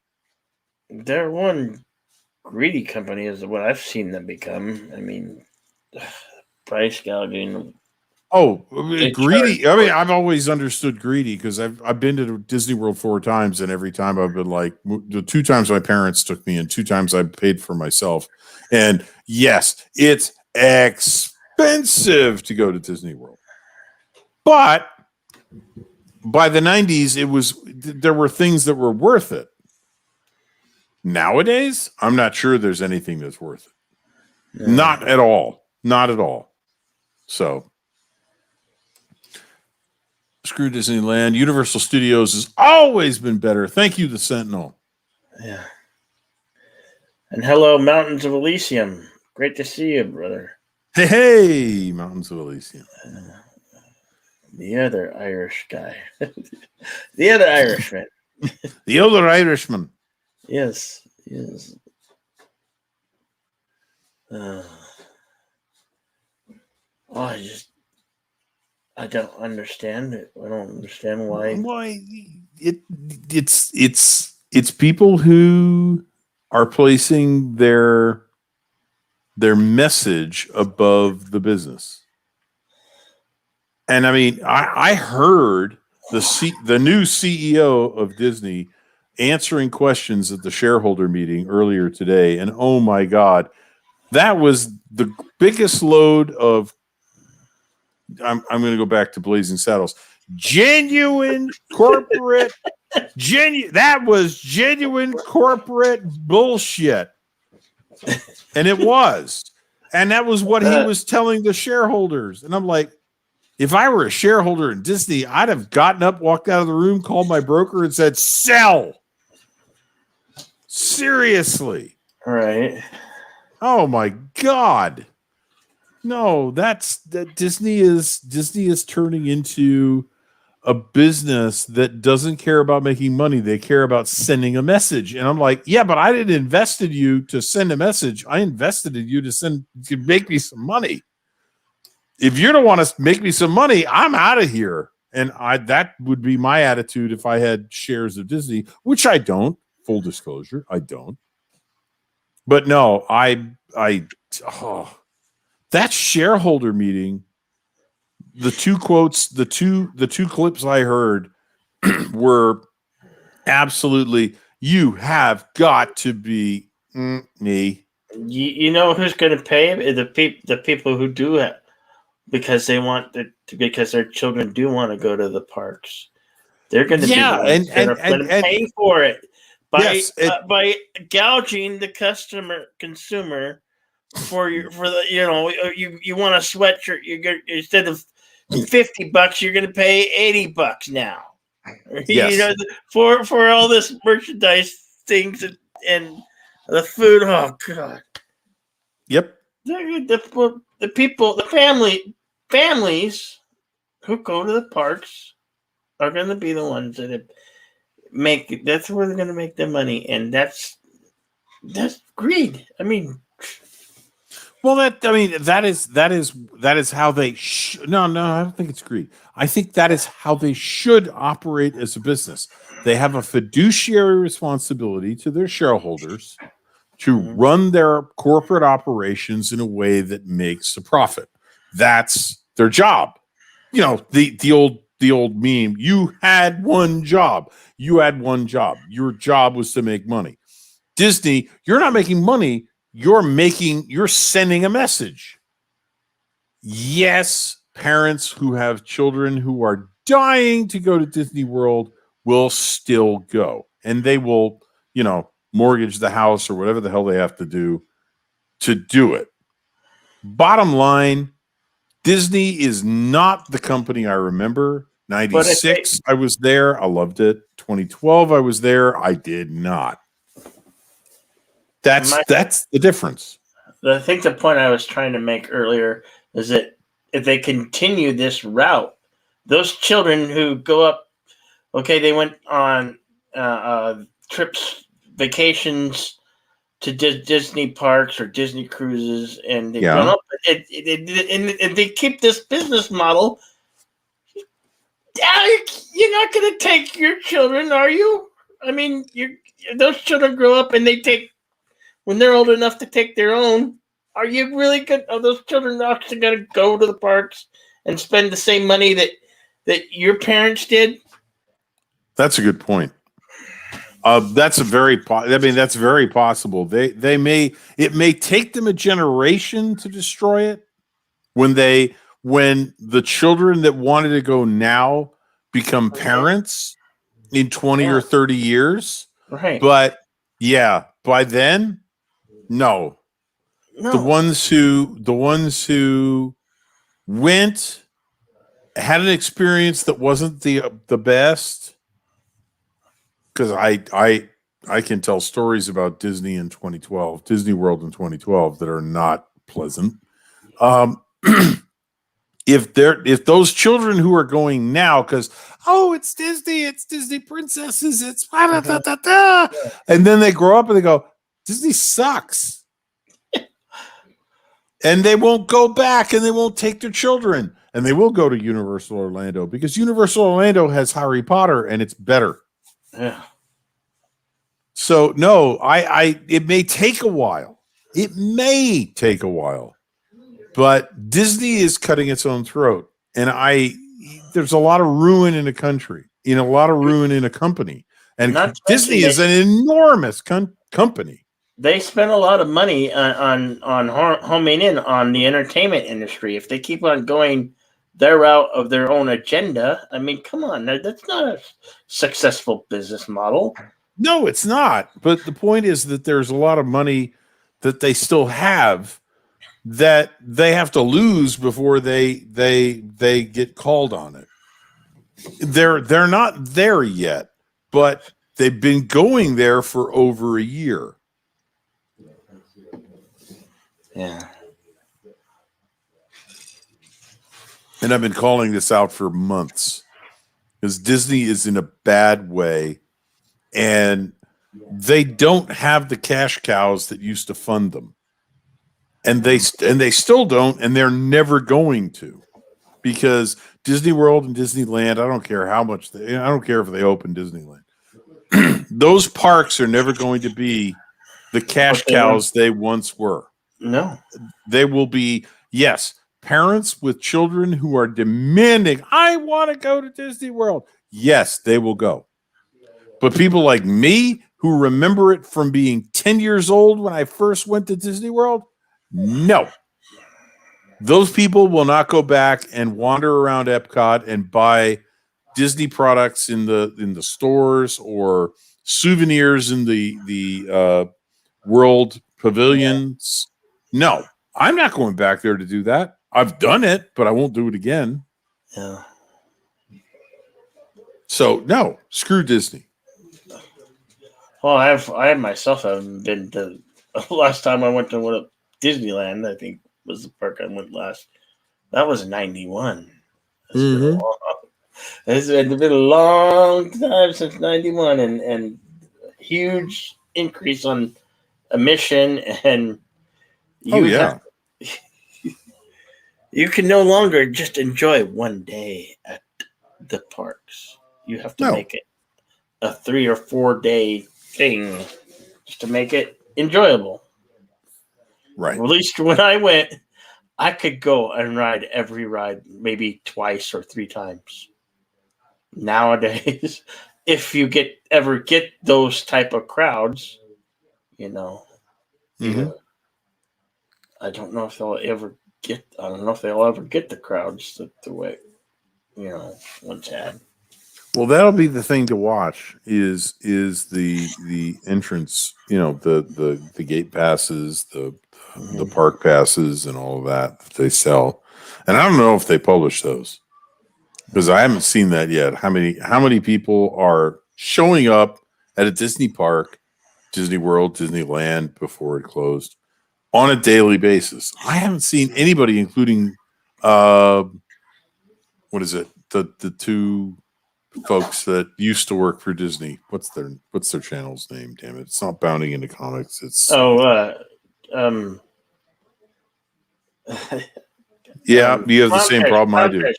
Clownfish TV. Yes. Clownfish TV hasn't even published or announced any of those. And I'm like, if anybody would have that information and want to disseminate it, they would. And they haven't. So I suspect it's not public information. Oh, that's the thing. There's a handful of YouTubers that make their whole thing about going to the parks and enjoying and all the new merchandise and blah, blah, blah, blah, blah, No, that's true. That's true. They had to really adapt when they closed the parks. Oh, God, yes. They really had to adapt and change their way they did things. Well, yeah, I got one YouTuber that I watched that was a movie reviews channel, and he was like last year, he was like, I got to rebrand because I don't have any movies to review. Damn it. Yeah. So yeah, he had to change his whole format. Funny, Thomas. But then he doesn't have to. No, they'll never. I don't think they ever will. Thomas. Twilight rides. Oh yeah, no, not a chance.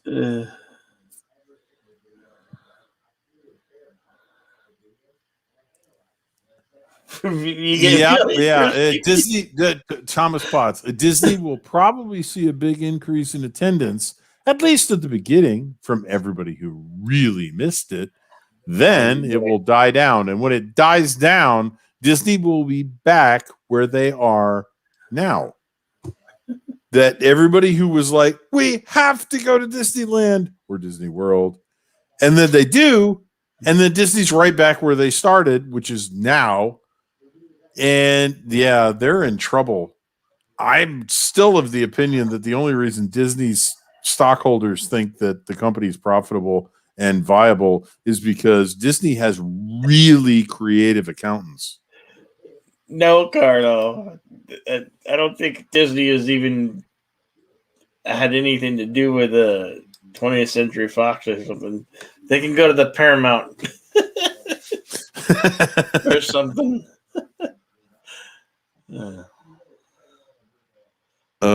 Yeah, no. I don't think Disney's in the same. I don't think Disney's as healthy as its shareholders think it is. I wouldn't buy Disney stock with somebody else's money right now. Just wouldn't do it. I think they're in serious trouble, and the way they're going, it's not going to get better. Yeah. Their new CEO doesn't instill confidence in me. I mean, his comments at the shareholders meeting that I read and heard are, oh, I've worked for companies that went out of business. Okay, I have in my career, I have worked for companies that went belly up, and the current CEO of Disney sounds exactly like the CEOs and the people in charge of the companies I work for that went seriously. No, Disney is not in a good place. Personally, that's my opinion. I could be wrong, a la Dennis Miller, but no, Disney is not in a great place, and their whole focus is in the wrong direction, because it's not in the direction that will bring butts into seats in a theater, butts into seats in the theme parks, and their shareholders ought to be even more angry than they sounded in the shareholders meeting that I just heard a couple of comments from. Much angrier. There ought to be torches, pitchforks, tar, and feathers in Disney's shareholder meetings. Yeah, games, movies, and comics. I think Star Tours was probably better perceived than. I mean, from what I've seen, I've only seen it on YouTubers' channels who actually go to the parks. That Galaxy's Edge. I mean, it doesn't look appealing, and everything's super expensive. They charge you $100 to build your own droid. 100, well, that's last time I heard. $100 to build your own lightsaber. And Carlo Albanese has nailed it. I think he's right. Disney has a huge name and will probably get bailed out by the government if they need it. And that pisses me off to an extent that I can barely describe. The idea that Disney, after it's been screwed up as badly as it has, would be bailed out by the government with taxpayer money makes me want to do something antisocial. And that's all I'll say. It pisses me off. That is probably true. And I think I will say this, I think they're betting on that. I think that's their business model. The government will save them. But that's just wrong, on so many levels. I don't know if they're still. I think they closed Star Tours. I don't know. I honestly don't know. Like I said, I haven't been there in ages. All right, Bill, I'll be right back. Okay. Yeah. And I don't know. I don't know who made that saga, the Barkley Vampires. I don't. I was guessing. I don't. Look it up. I could be wrong. I'm probably wrong. More than likely wrong. Oh no. They don't deserve what they get. Or they don't deserve people's money. But that's the thing. When they own half the entertainment industry, they own, they control most of Hulu, and so your money's still going to the corporation of the mouse. At some point, I'm probably going to cut Disney Plus off. I mean, there's six episodes of Falcon and the Winter Soldier. So after those 6 episodes, bye Disney Plus. But I'll probably keep the Hulu because I like Hulu Plus or Hulu. It's all confusing. welcome to a life of subscriptions. That's what it is. One streaming service after another. Yeah, you don't really cut the cord, but you've got all these things, so it adds up. It adds up to being like a cable bill or a direct TV or satellite, which it used to be called direct TV, and now it's called AT&T. I think AT&T. I think it's called now. I don't know. That's right. Cut them off. Cut them where it hurts. Stop buying their stuff. If you're if you're have a family and you have little ones, I that would probably be hard to do because they're gonna want clothing, the merchandise clothing that fills whatever animated cartoon or TV show or latest movie. Remember what? Like every summer, there used to be a really good animated movie from Disney, and that's gone way of the dodo and no longer around. And what they do put out, it's like, eh.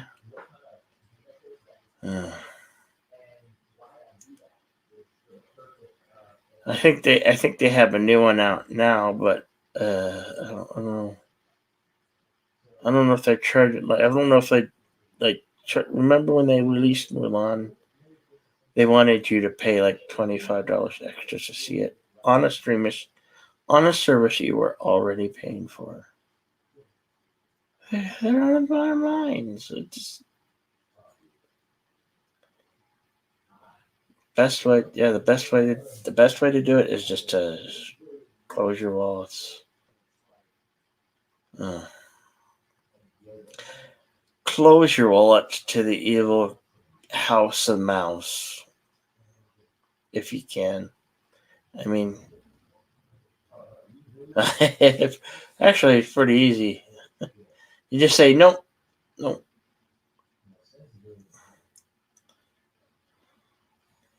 Just close it. Entertainment is all. What? What's a High School Musical? What is that? I've never seen that. I don't even know what that is, Thomas. I'm old. I'm almost 5 decades old. So I wouldn't know what that is.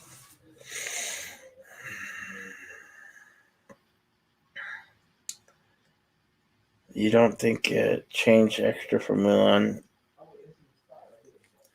I don't know. They just continue making the same movies they've done before. Where are they gonna get the money? Probably from the parks and the vacations, the cruise ship vacations that they sell. But you got one.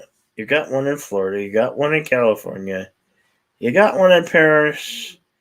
You got one in what? Tokyo? Paris and Tokyo. I don't know how many other parts, but one of these days, just one of those parks is going to close forever. I bet you one of them will. One of those parks will close forever. Because people aren't going to care. And people aren't going to spend the money there. Who knows where they're going to go or what they're going to do. Really, Thomas? High School Music was the worst.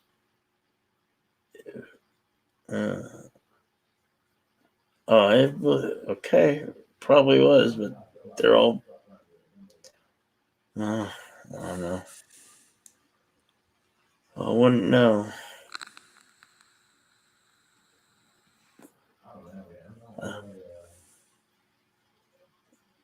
What's one of your top films? Yu-Gi-Oh. Uh,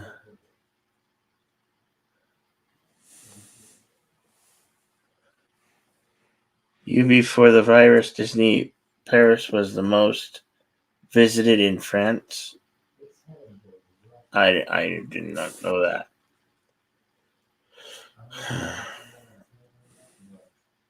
But I think we're probably going to, in the future, might be 10, might be 15, maybe 20 years. One of those. I bet you one of the parks or two of the parks. That's when you're good. That's when you're going to see when you see the park shut down. That's when you know that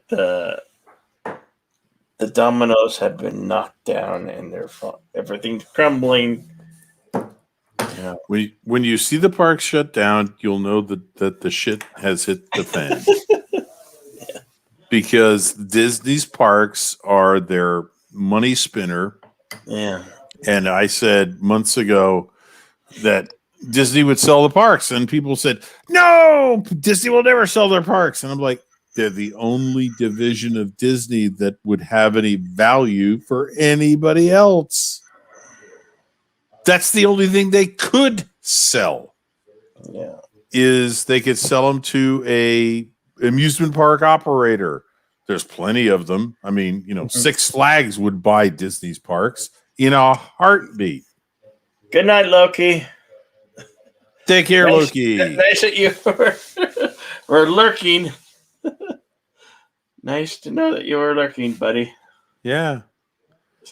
No, Disney doesn't have anything that's worth anything right now, other than the parks.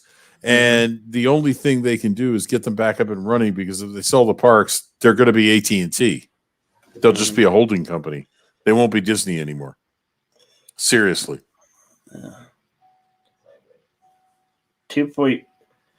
It is paying the NFL $2.8 billion over. Oh, jeez. Oh, Thomas Potts. Disney is being sued by one of its consulting accountants, who, when she tried to bring her findings on Disney's accounting practices up to the executive suite, was fired and has been under assault by Disney. And her husband committed suicide about a year ago because of all of the shit that the family was going through. Disney is not doing well. Disney is faking it. I am convinced of that. And they are employing Enron's creative accounting to do it. Oh, that's intelligent, isn't it? I don't think Disney is doing well. I think Disney is faking it in terms of accounting. And that's why they're after this woman who tried to bring some accounting issues, to the attention of management, and they shit-canned her. And they've been after her ever since. So, no, I'm not convinced. I don't believe any numbers that come out of Disney at this point. I don't. I think Disney's faking it all. And I was watching something where where deaths happen at the parks, and there was court settlements for those deaths, like $4 million or something. Yep. It's just a small chunk change back then. For them, yes. Uh, Given what the parks were bringing in, yes, it was. That was an easy out-of-court settlement. $4 million was nothing. But no, I don't think Disney's doing fine. I honestly don't. I think they're tap dancing as fast as they can. I could be wrong. Time will tell. But I suspect that Disney is in deep trouble. Its parks are screwed. Did more power to them, reopen California's Disneyland. Wonderful. Now they got to rehire or hire something like 3,000 to 6,000 people that they laid off. That's not cheap. No, that's not cheap. So they if they reopen that park, they have a lot of expense to assume for doing that. And it's in Gavin Newsom's California, it's got to pay for itself. I'm not sure that it can yet. I'm not sure that Disney World is paying for itself. And Disney's movies are an embarrassment financially. They're an embarrassment financially. So where are they making money? Where do they get the money to get them? To make them? Well, they can borrow it up to a point. But at some point, either the interest rate becomes prohibitively high or nobody will touch them. I don't think they've reached that point yet, but I think they're headed for it. But like I said, that's my opinion. I could be wrong. A la Dennis Miller. Yes, when the day comes, and there will be that day where there's the old shit. They're all gonna have the old shit moment, and somebody's gonna look. They're gonna look for some savior. I don't think it will come from the government. It will come from an individual, I think. It's possible. And I'm sure I think Disney is looking for a savior. I don't know where they think they're going to find it, but I think they're looking for a savior. I don't think they think they're going to bring the customers back because they despise half the country already. That was also clear from the shareholder meeting. They think half the country is awful and they don't want anything to do with them. Hey, Joseph. Future Man has arrived. Joseph Patrick. Hello. Disney revenue from D Plus is $700 million at $8.4 billion a year. I wonder if those accurate? Is that what they got from Dark Gift Comics presents Hail. Hello. Dark What's Gift up, Dark Comic Gift? presents. What's up, Anthony? It's been a while since seeing you here, but great to see you, man. Great to see you.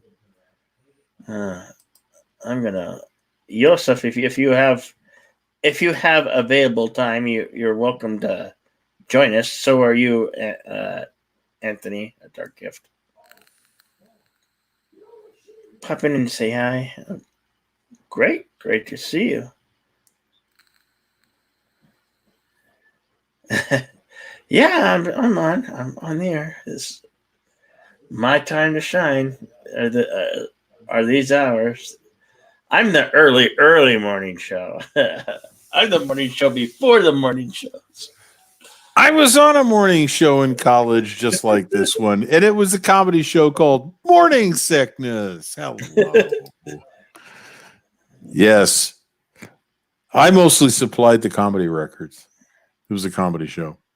But it was 12 to 2 in the morning. And thankfully I didn't have any early classes on Monday morning, so I could stay up and provide the records and hang out in the radio studio. But yeah. You own Jedi Bill. You own. I know. One of these days I'll find the right thing to be so nobody can outscoop me. I'll find the right story. There you go. talk about. There you go. Yeah, no, you own the late night, early morning slot. Hey, It's Yosef. yours. Hello, Yosef. And greetings from the future. Hello to the future. Yes. When you are talking about Disney, guys, Disney has over 100, Disney Plus itself has over 100 million subscribers. Each subscription is around $6 or $7 or €7. So balance it out. They have over 100 million subscribers. Actually, Joseph, Disney is offering a lot of free subscriptions for 6 months. They are offering a lot of intro packages. So that's what I say about their creative accounting.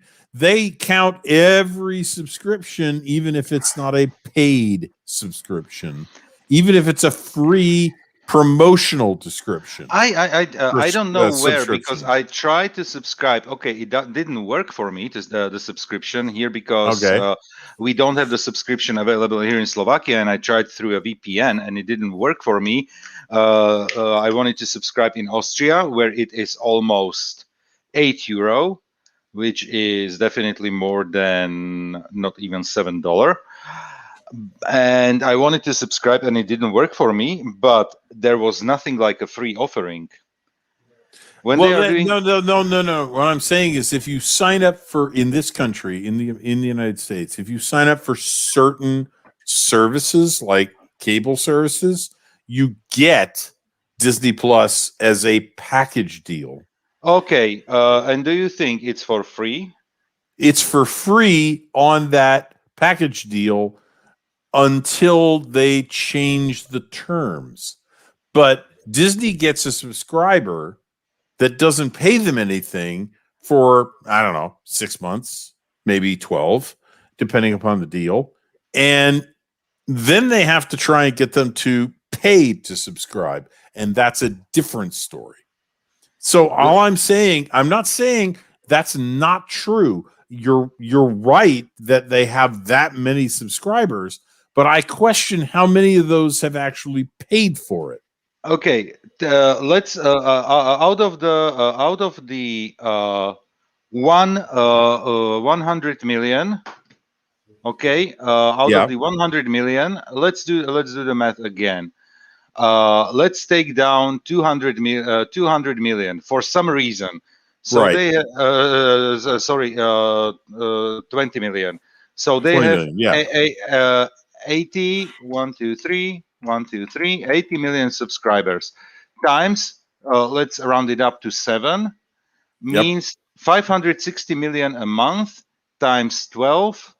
It's $6.7 billion revenue. I wouldn't cry for them. I'm not saying that they are not doing. But do you know what the parks used to make them? The parks used to make them enormous money, and yes, $6.7 billion sounds like a lot of money. But Disney World, when it was at full capacity, and Disneyland and all of the other parks, when they were at absolutely rammed full capacity, where you had to wait 2 or 3 hours for the best rides, oh my goodness, what they were making from those parks! I believe that they made here and there a few billions in those parks. I believe that. Yes, but they ramped it down. They fired basically everybody.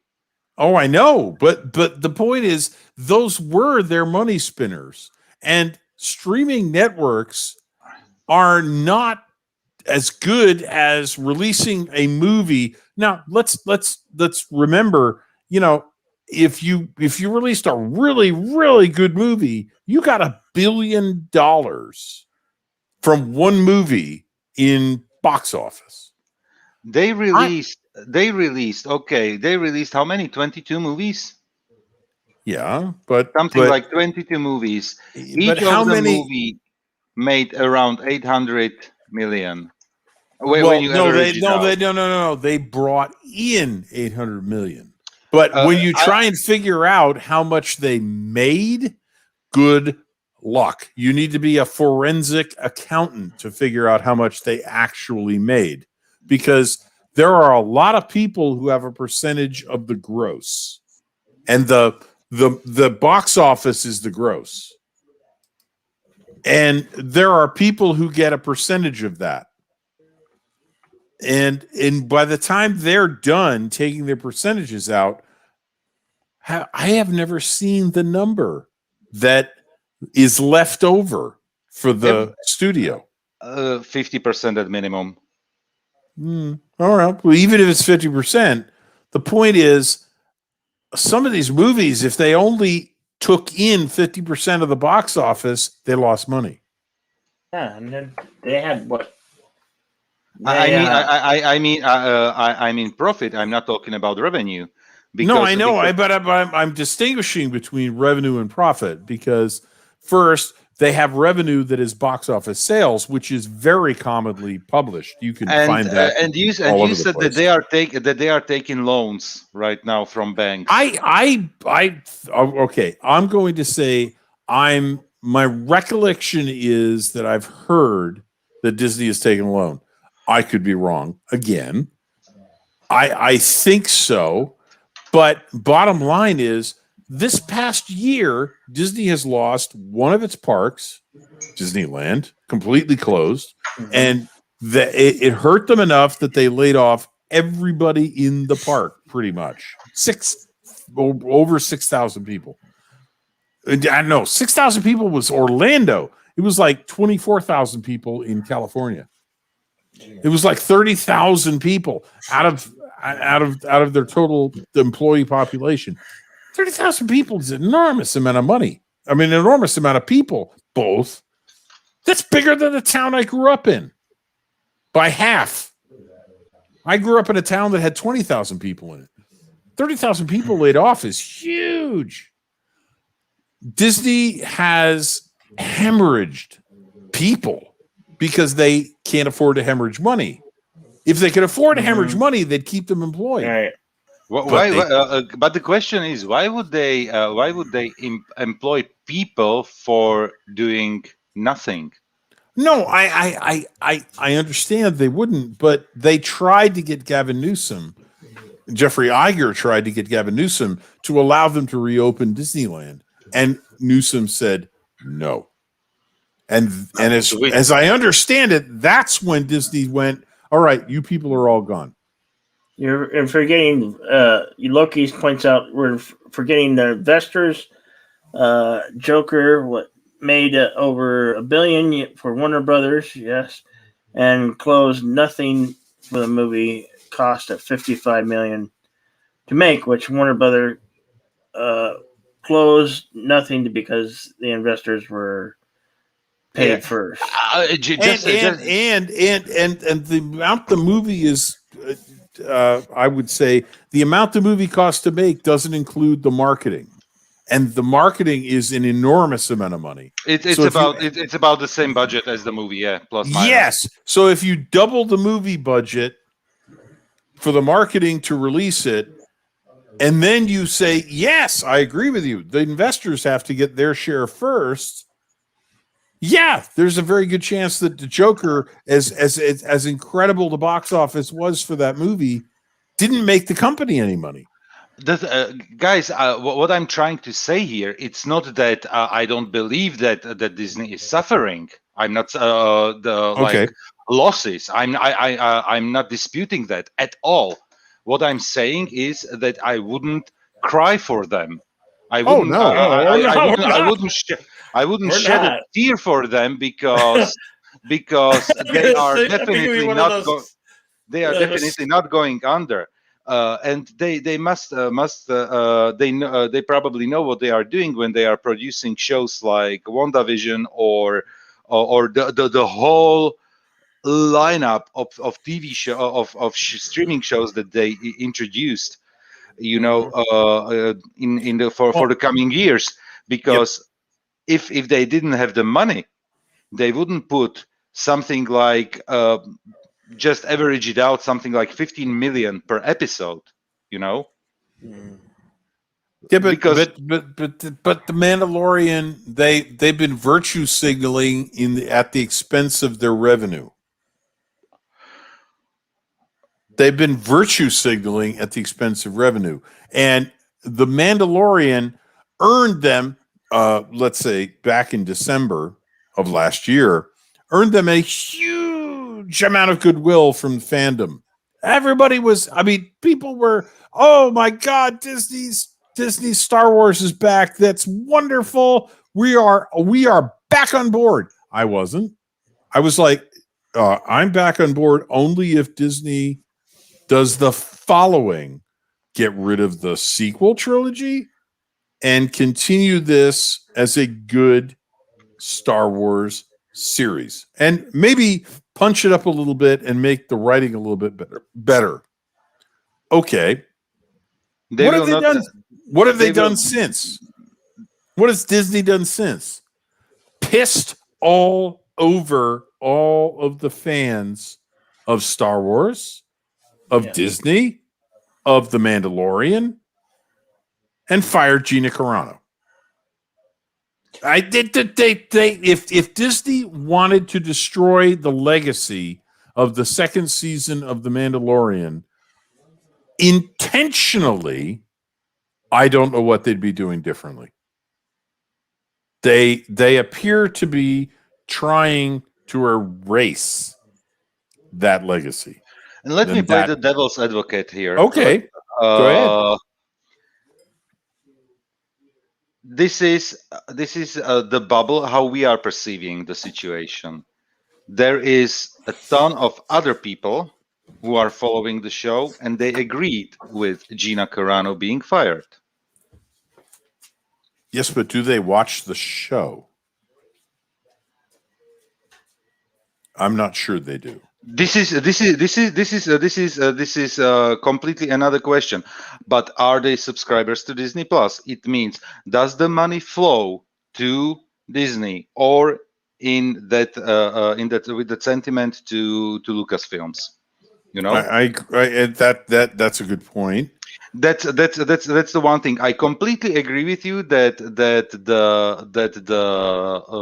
sequel trilogy had a goodwill in the beginning, and they crept on it, and that they had and now I'm completely blanking out on the what's the expression, but is like a diminishing like the diminishing revenue. You know, they were suffering by that, because they went literally from almost like 2.5 billion to sub 2 billion to barely 1 billion revenue in those three movies. Yes. So I completely agree with that. But they will never get rid of the. They will never get rid of the trilogy. They will never get rid of the trilogy, because they would basically crap in their mouths.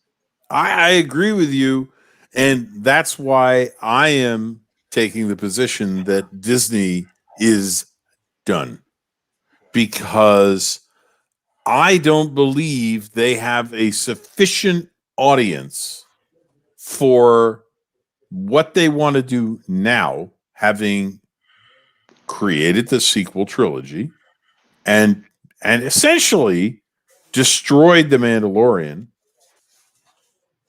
That's not, I mean, I'm not going to watch the next season if it ever comes out, and I'm not going to watch the story of Boba Fett. I'm done. And I don't even pay for it. I use someone else's login in the family. Fine, but I'm not going to watch. And I mean, I can't cost them any money by not watching, because I can't cancel. But Disney has driven a stake into the ground and said, this is where we stand now. And the stockholders meeting was emphasizing it. And it was the great big stake they drove into the ground. And I wonder where their subscription numbers are going to go, because the fans of Star Wars, and I am one, I saw Star Wars, the original Star Wars, in the movie theater with my grandfather in 1977, I think it was. I saw it then. Yeah. Sorry, I'm being called Lawyer Opray here in the chat by Mountains. Yes. Funny. We saw that. No. And just to put it into once again into perspective, I'm the things that I'm saying just because I'm keeping the discussion going on, and I'm throwing arguments. I'm completely on board with you on many of those things. I'm not saying I'm completely agreeing with you on everything, but I'm just keeping the discussion going on by, throwing the opposition here. Yes, thank you, Joseph. But even if you were actually disagreeing with me, I wouldn't have a problem with it. You'd be perfectly within your rights to disagree with me, and I'd be like, okay, fine, let's have this discussion. Yeah, but no, the thing is, Disney. I don't think Disney is in as good a position as they've been whitewashing their investors with. No, hell no, yeah. No, I think they're in nowhere near that good a position. And I was in Disney World in 1996 and saw Imagination. Now, Imagination to me is very important to Disney because Walt Disney called his creatives Imagineers. So this to me is a big tell. Imagineers and Imagination, that was what made the Walt Disney Company great. And I loved the Imagination. I thought it was great. I came out singing the song with a ventriloquist plush doll of the purple goddamn dragon that was the main character in the story in the show, in the Dark Ride. I'm like, this is so good. I can't believe I like this. I think I know that guy. Puff that was Figment. Name. That was Figment. He was on the show the other night. Oh, okay. But, well, anyway, I came out like, wow, that was good. 2012. I went back and I've seen 2 YouTube videos from park streams that talk about, amusement park rides and amusement park things. And they did a 2-part series on what happened to Imagination. Oh my God, it was destroyed. And I went back in 2012 to Disney World and I went to Imagination, and it wasn't the same. It wasn't even close. It was horrible compared to what I saw in 96. And I went, wait a minute. If Disney, which made its bones on Imagineers, has screwed up the pavilion Imagination at Epcot, Disney's in trouble. And that was in 2012. That was 9 years ago. I went, Disney's in deep trouble. That was horrible compared to what I remember. Lawyer Opray talking.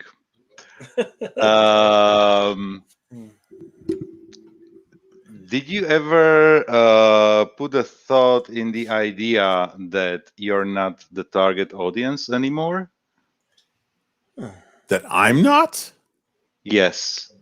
That you're not 9-year-old anymore? Oh, okay. In 1996, my first reaction was, I am too old for Disney. This place is geared to children, and I have outgrown Disney. And then I went to Epcot, and Epcot was for adults, not children. And that was what really hit home, that yes, the Magic Kingdom is for children. And I still love the haunted house. Don't get me wrong. I love the haunted house. I will go on that ride forever if I ever go back to Disney World, which I probably Pirates won't. of the Caribbean. And Pirates of the Caribbean is been emasculated if it's even there anymore. But the haunted house was great. But what really struck me, because the first 2 times I went to Disney World in the 70s, Epcot didn't exist. They hadn't built it yet.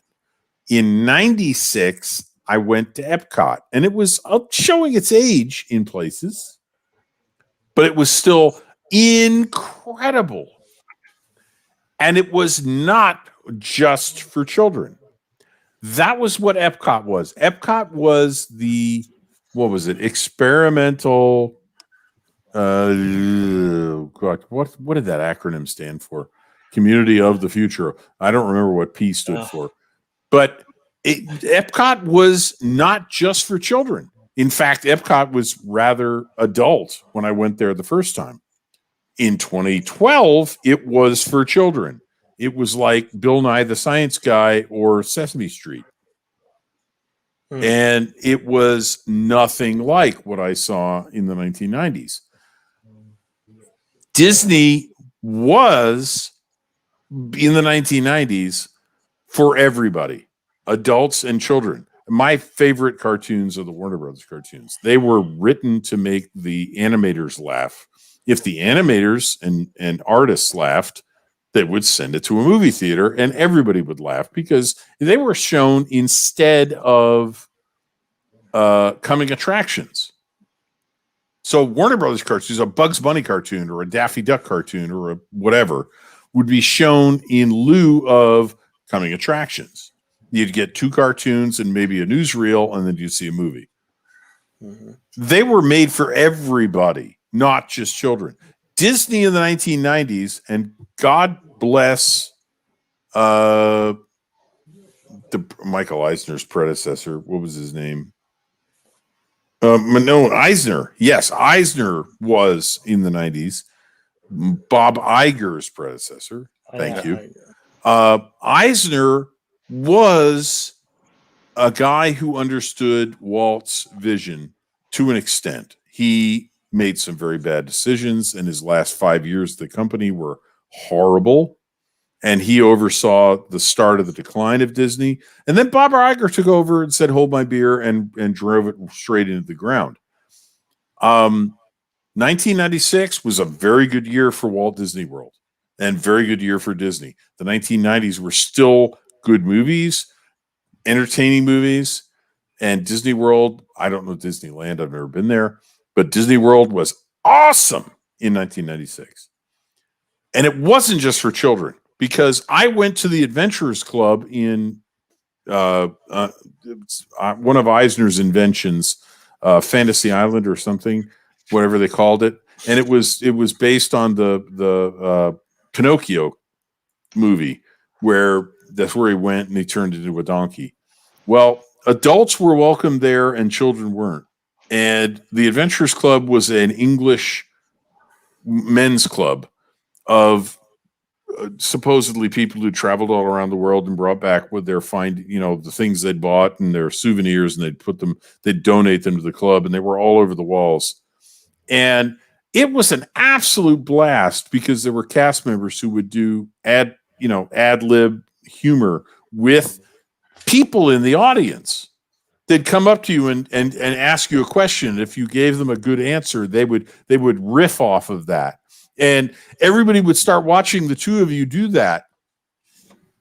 And it was hysterically funny at times. That was Disney in 1996. Disney in 2012 was totally different. And it was nowhere near as much fun. So I don't agree that Eisner did it. I don't agree that Disney hasn't been there. The 90s were amazing in parts. Not every one of their movies was good, but Disney in the 80s and 90s was resurrected by Michael Eisner. And then he screwed the pooch, and I never thought I'd miss Michael Eisner after his end of his career at Disney. And then Bob Iger showed up and said, hold my beer. And I hate him. And the guy that is succeeding Bob Iger, I like even less because I've heard him in the stockholders meeting.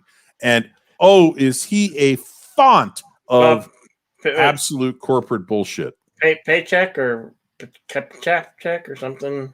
Yeah, Yeah. Bob Paycheck. Paycheck is a good one to describe him. It doesn't even matter what his real name is. Paycheck is great. He is despicable, to use Daffy Duck's term. No, he's. Yeah, I'm sorry. I'm reading Mountains of Elysium's comment. After I mentioned Bill Nye, I'm just picturing him opening a meth lab on Sesame Street, stumble up against Big Bird and Cookie Monster tweeting out. And welcome, Charlie. And hail, Mountains of Elysium. Oh, that is awesome. By the way, I have something like 5 more minutes because at 10 I have one another stick being put up my nose. Oh no! Yeah, just another Thursday. Another Thursday. Once again, testing. Ow! You know what? Can't you guys get the vaccination and be done with it, or no? You know what? It would be nice, but there's a general shortage on the vaccines, so that's the biggest problem. Me with my age and health status, I will probably be at the earliest vaccinated in May.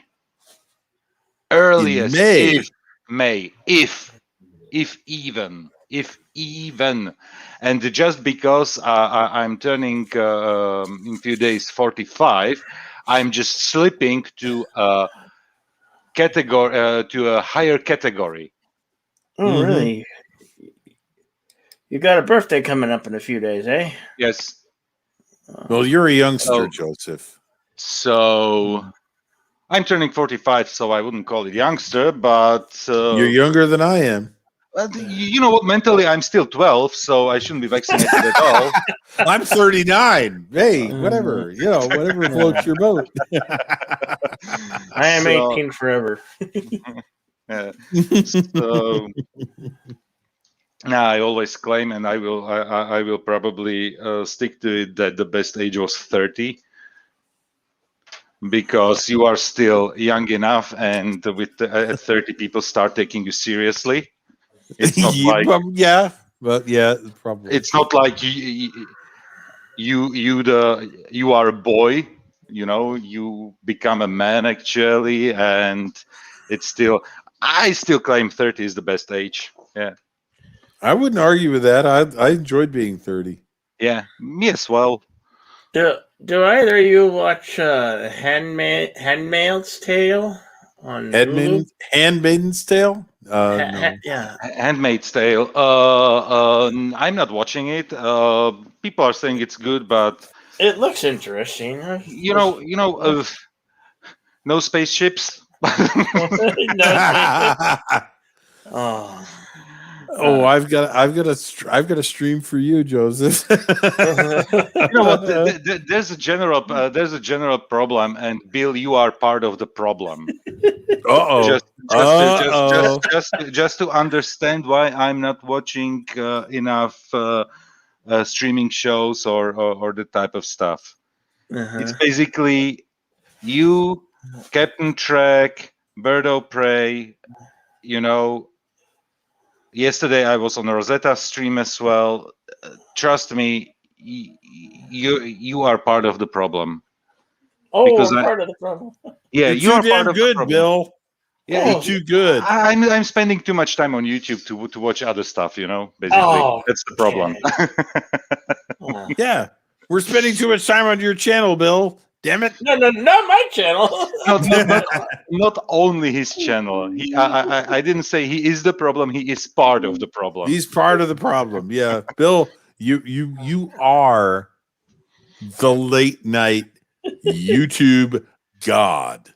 Yes, you are the late night YouTube god, my friend. You are it. Yeah. If you hear some crazy noise coming from my side, because I can hear it, so I know it's being amplified through the speakers, through the microphone, It's just the stupid robot vacuum cleaner downstairs. Oh, you have one of those. Yeah. We have one of those. I would drown in dust and animal hair if we didn't have it. Collie, I don't blame you. I don't want to get this vaccination. I don't care for it. You know what? Honestly, I don't care. I don't care. I'm getting it, and if they ask me, and if you ask me, is there a vaccine that I would prefer? Yes, there is. Do I die on that hill? No, I don't. I get whatever they offer me. I take whatever they offer me. I don't care. It's and you know what?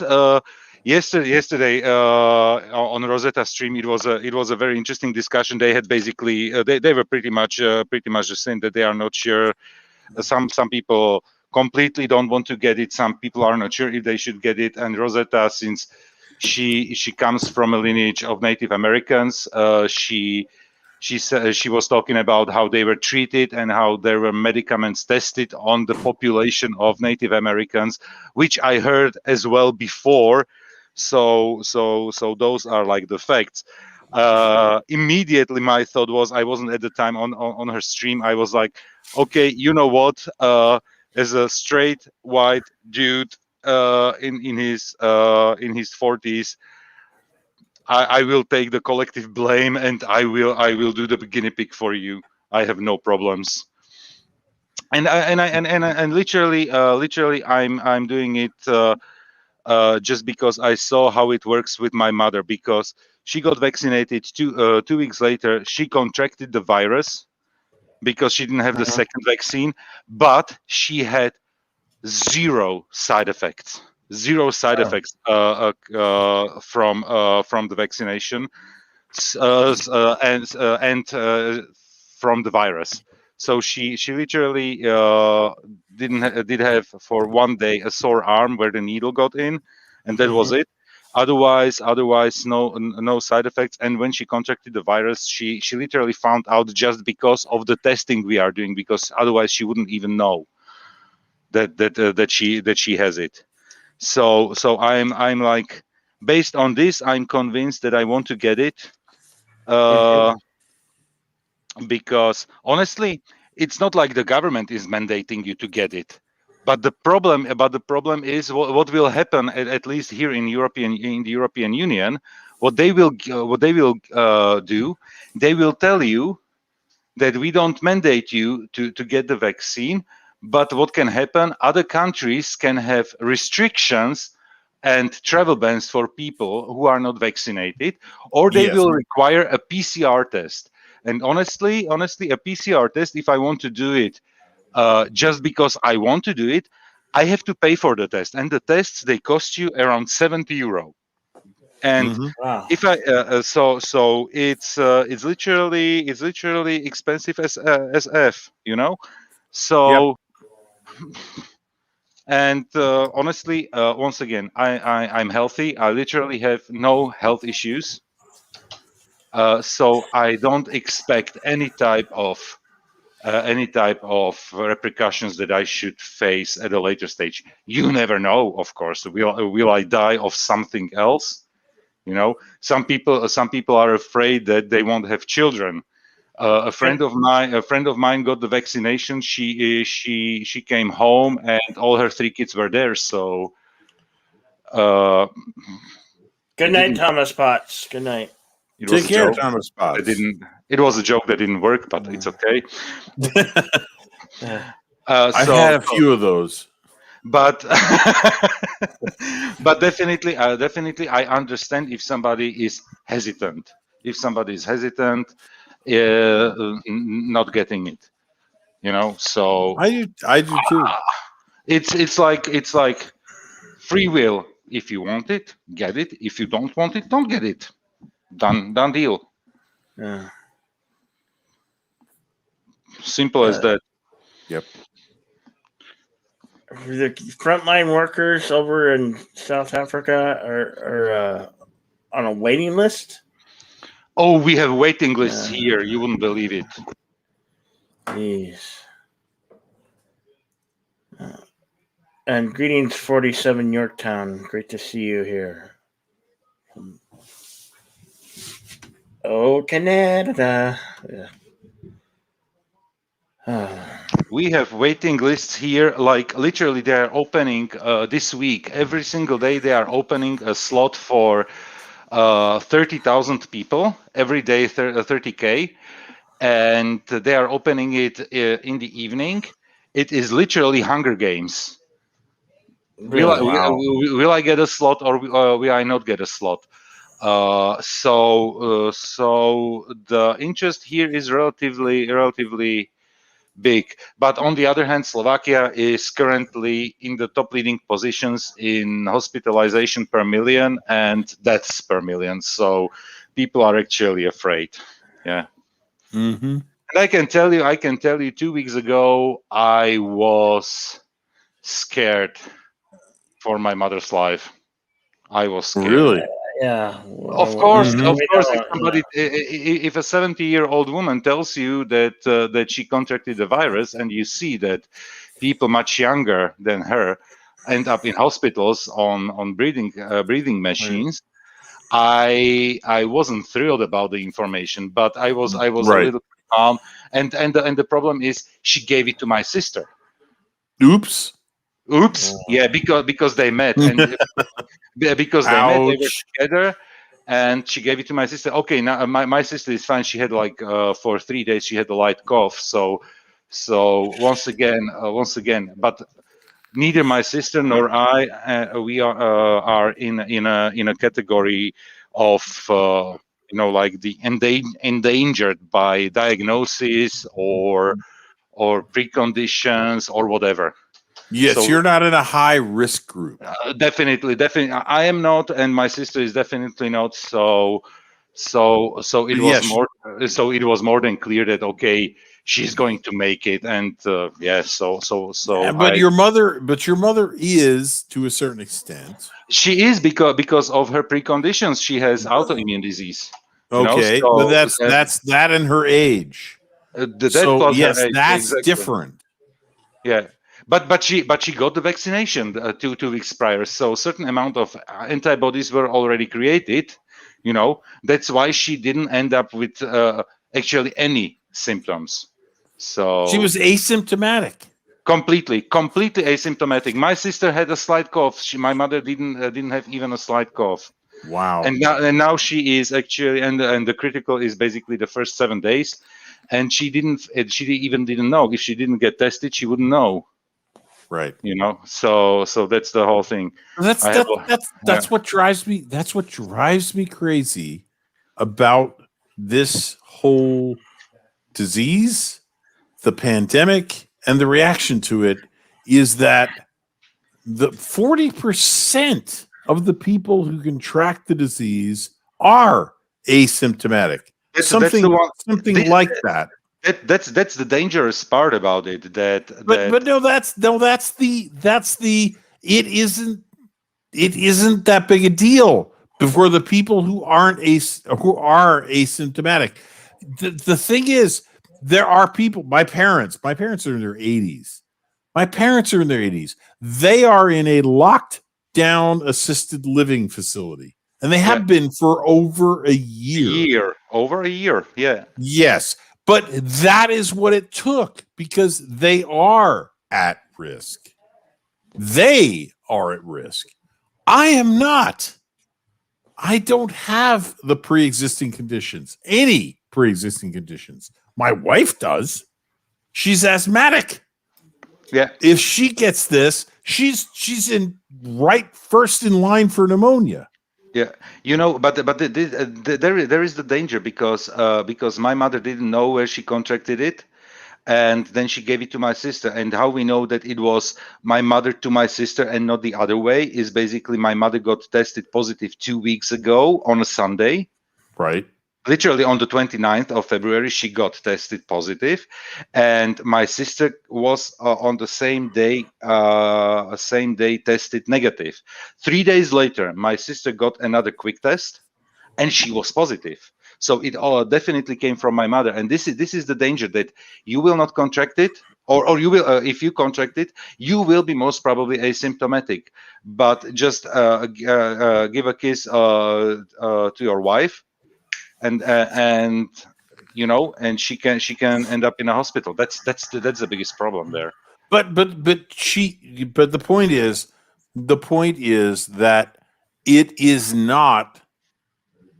No, Jedi Bill, I don't want to get you in trouble. It is not what they've said, what the media has said it was. It is not. Of course not. I mean, it is not. It has been a propaganda exercise. There was disinformatia. It's been a disinformatia campaign. There is certain amount of, I don't want to call it panic. There is certain amount of safety. They are putting extremely big safety margin into everything.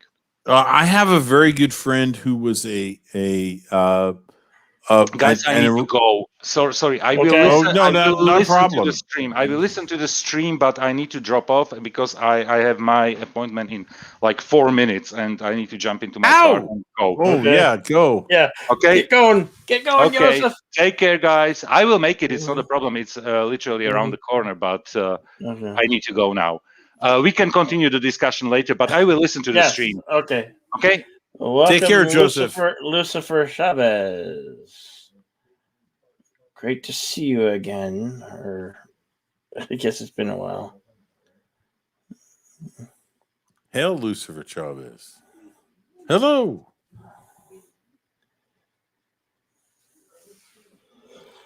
Yeah. No, it's okay. We're not monetized, so I'm not worried about that. Poe, you haven't made your cameo, Poe. Poe, you got to get up here.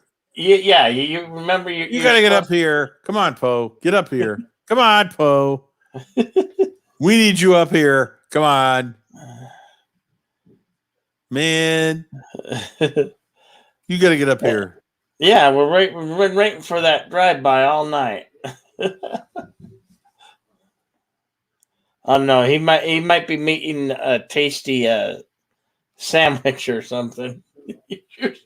He usually eating his late breakfast or dinner or something. Usually something good too. How have you been, Poe? How have you been? Yeah. Joseph mentioned his wife is not wife. I met mother is in her 70s. Well, my mother's in her 70s too. I have both my parents are in their 70s. So yeah, I know the feeling. And they live in a retirement community. So a bunch of golfing retirees where it's not Florida, but they get up to play golf and host parties.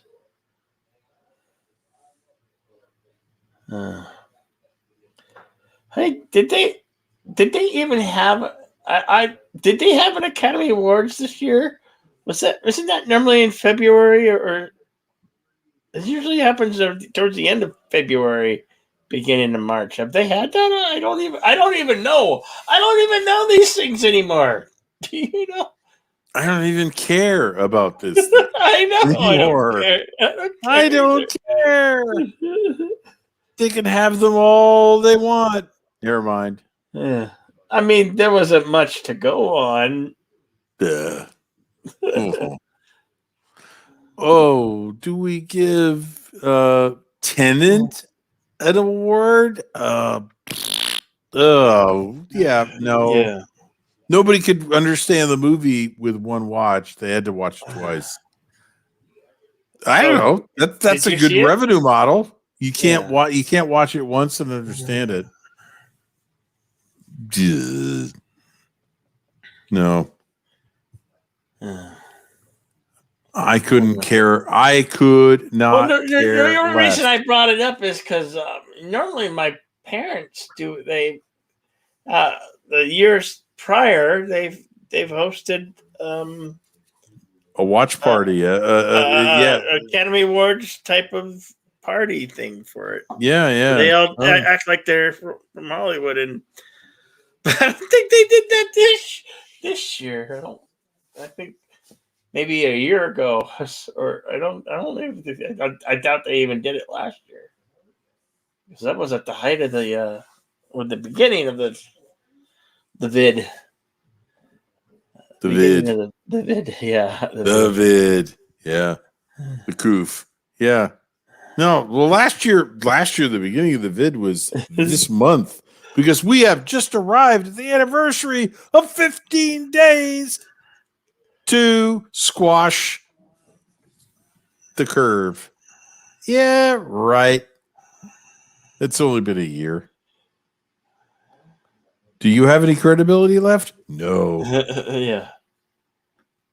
Piss off. Yeah. I mean, who wants a 3-hour award show telling us? Oh. You know? Yeah, politics? No.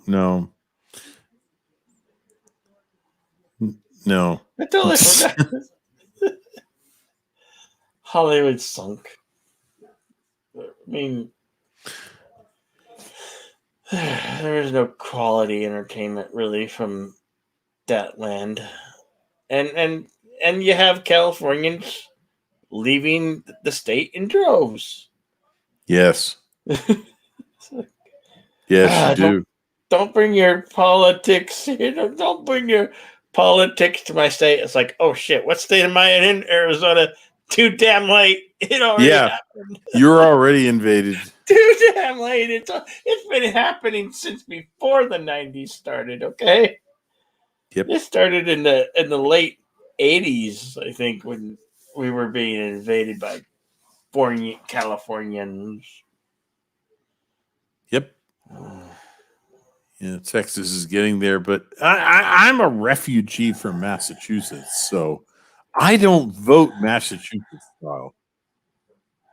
I don't. I'm a registered Republican, not because I'm a Republican, but because I don't take the libertarians seriously. They're the only ones I can register with, so I've been registered there forever. But I vote for who I want to. I vote for who I want to. Yeah. What was that? Oh.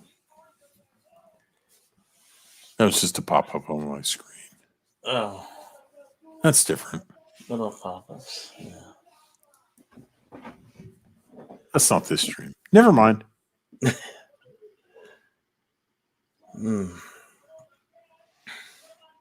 Yeah, no, I at this point, I'm not either. I'm not really enamored of either side. I'm unhappy with both for the most part. So I don't know, because I don't really watch network television. I mean, like, I don't either. I cut the cable 2 years ago. I don't know. I don't know what network television is now. If I'm really watching like something from NBC or ABC or CBS, it's probably from Hulu. It's probably from Hulu. You know, it's probably something that I've watched on Hulu. Yeah, no, I didn't watch them before, but I don't have cable either. So yeah. I'm like, no, I don't have any of that. And I don't miss it either. I don't miss it either. I'm a dinosaur. I still read blogs. Yeah. I still read blogs, for crying out loud. You know, that's really old school. I mean, everybody now is like, oh no, it's Facebook and Twitter. No, I don't think Facebook is for shit. And Twitter is a cesspool. What you get out of it depends on what you put into it. That's a joke, by the way. No, I don't have anything to do with those. And no, I read blogs. And I read blogs that I've been reading for shit. What are we talking about here? Damn near 20 years. Some of them. One's a science fiction writer. One's a libertarian. Two are libertarians. No, totally different take from what I would get if I were crazy enough to watch CNN or MSNBC or Fox or any of the broadcast news channels. That no, they don't talk about the truth. They talk about what they want to talk about in the way they want to talk about it. That's all I'll say. Right. There seems like there was like a season of award shows. I don't know about them. I wouldn't know about them. You might hear about them. I talk about them. The greatest one was was it last year or the year before? Ricky Gervais just told it like it is. Oh God, yes. What was that? The Golden Globes.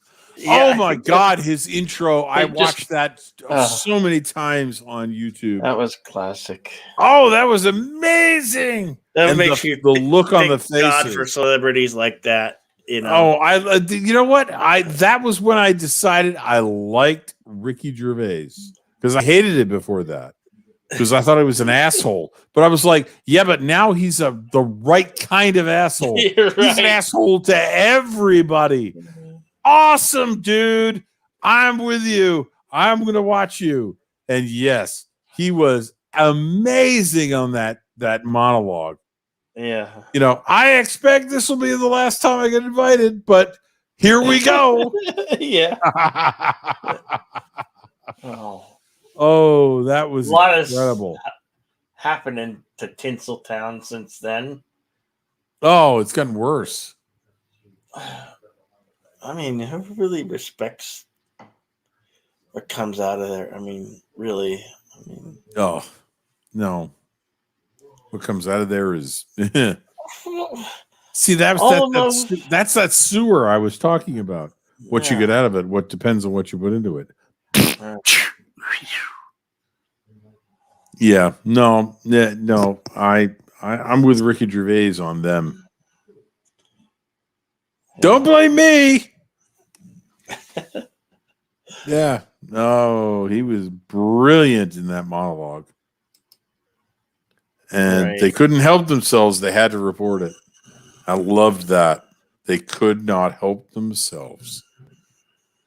And as much as they wanted to crap on him from a great height, everybody got to see his comments and hear his comments. And that ruined them.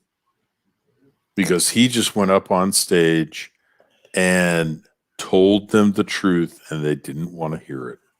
Right. Wow.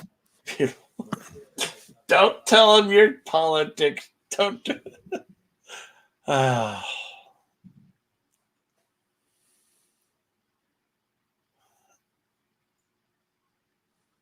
don't know.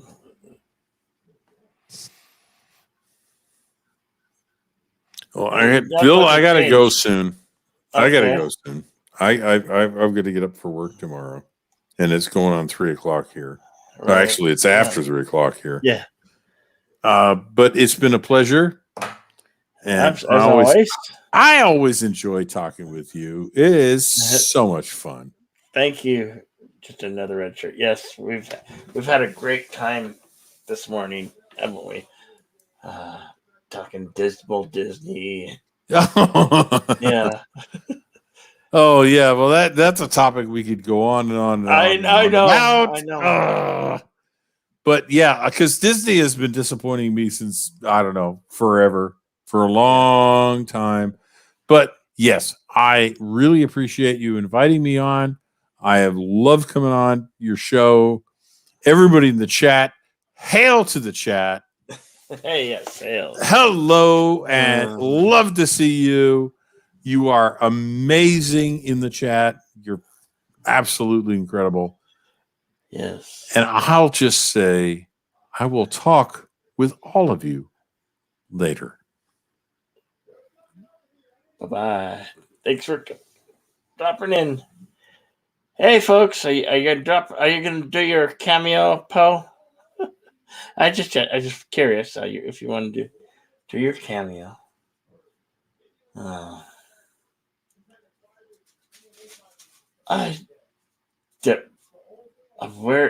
at all the entertainment we got coming down the pipe. We're getting movies that we, by all technicality, should have gotten last year, and there's not. I keep on searching. Amazon Prime, and like Voodoo, have the new movie in theaters, but there's nothing really of quality to be looked at. So what do? I tear out my old better movies and enjoy the older ones because there ain't no good quality entertainment or good movies coming. And then we have to wait. We have to we're waiting on at the end of this month, Kong versus Godzilla, and if you're lucky to see it to go watch it in a movie theater, you're one lucky individual. For me, where I am, I still haven't researched this. There's not a whole lot of options when it comes to open movie theater or show times to go watch such film in the actual movie theater. And as someone who spent most of my, I would have days of the week where I used to go see one or two movies, or see 2 or 3 movies in the week. So, and I enjoyed going to the movies. And now with the vid, they've taken that away. A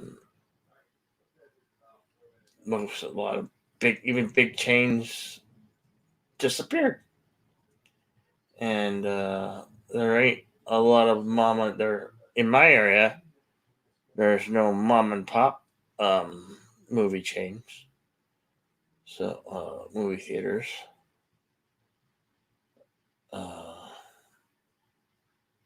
They're all big names, or at least privately owned. But like I said, it'd be more like a mom and pop. So I will be watching the Kong versus Godzilla at the end of the month from my own residence here. I know. I don't get out. Life has become such a dreadful, boring thing because they're taking going out and enjoying yourself. I mean, you can go hiking, and that's still interesting, but a lot of things have changed since the vid. I want the world before, well, at least a world, live in a world that's before the vid, and just need to stop. Maybe that's why many people are getting vaccinated. You miss it. So do I, Joseph. I miss the theaters too. I miss going to the movies, the experience. There's some theaters that they weren't necessarily IMAX, but they would have the speakers in the reclining chairs, and you could feel the movie. You could feel the vibration, the sound, and you could hear certain things you can't always hear when you're at home. You don't get to say, you don't have that same experience. You don't get to see reaction of other people's face. That was part of the movie going experience. I will always miss, and if it doesn't come back, it's gonna be very sad to go. Yeah. I never in a million years thought before I'm 50, going to the movie theaters would be a thing of the past. And right now, it's looking like the movie going experience to view a film is become way of the past. And that's a terrible, terrible tragedy that a lot of young people don't understand or comprehend. Yeah, I used to be get angry and upset when I go to the I used to go to the AMC movie theaters. It's a big national chain, world chain, and I used to get upset when people would have their phones on, texting, and you would see the light of their phone on during the movie. They play, and they would always, please be courtesy to your other moviegoers and turn off your phones. I would always turn on my phone the minute I got in there, and then turn it back on when I exited the theater. But it's just a really crappy thing that it's become, or is becoming, way of the past. That this is, you're missing the. For those of you who don't know the experience, or maybe young people, people have changed so much they just prefer it at home. It makes yeah,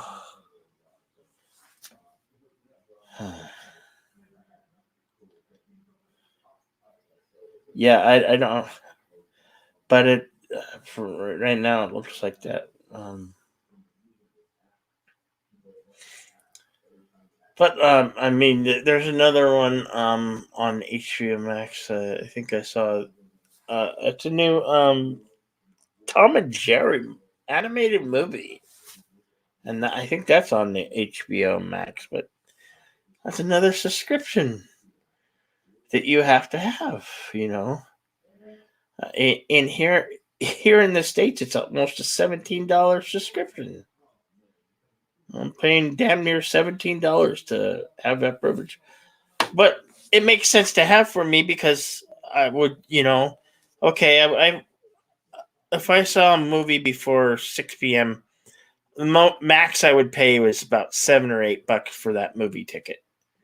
And I'm the type of guy I'd like to go would go to the movie theater to enjoy it, just for enjoying the movie and watching the experience of watching the movie by myself, because you didn't have anybody talking at you while you're watching, because I'm the type of moviegoer. I want to take it in and experience every sound and every emotion that I feel from the movie going experience. And since the vid happened, it's been taken away from me. I don't get to go that much. I feel like a prisoner in my own home. Yeah, I could go out and go shopping, but that's the extent of my going out. I mean, shit, I even enjoy going bowling. I don't even know if bowling. I don't know how bowling alleys work, but I like to go bowling and enjoy going bowling. I used to bowl in leagues. Back in 08, I'm out of practice, but I have bowling balls and I have to probably get a new pair of shoes. And maybe I'll join the league. I don't know if what they're, and then there's probably vid rules that they had to write in for bowling. You know, that used to be a big social thing, going bowling or bowling with a group of friends, or you're on a league and you bowl with four guys, or you'd be a or couple. You know, if you were bowled couples league, you know. I don't know. Those are some of the things I used to enjoy before the vid.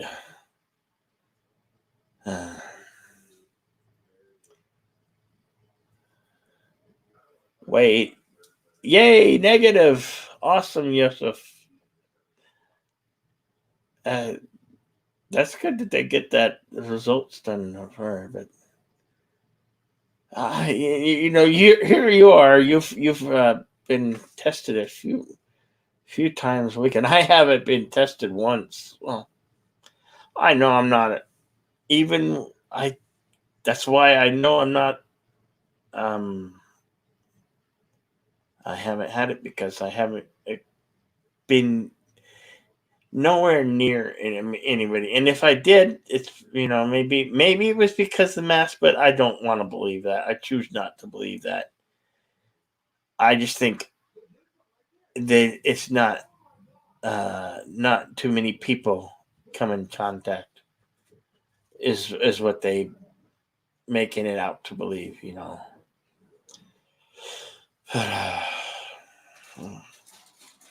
We're done with that.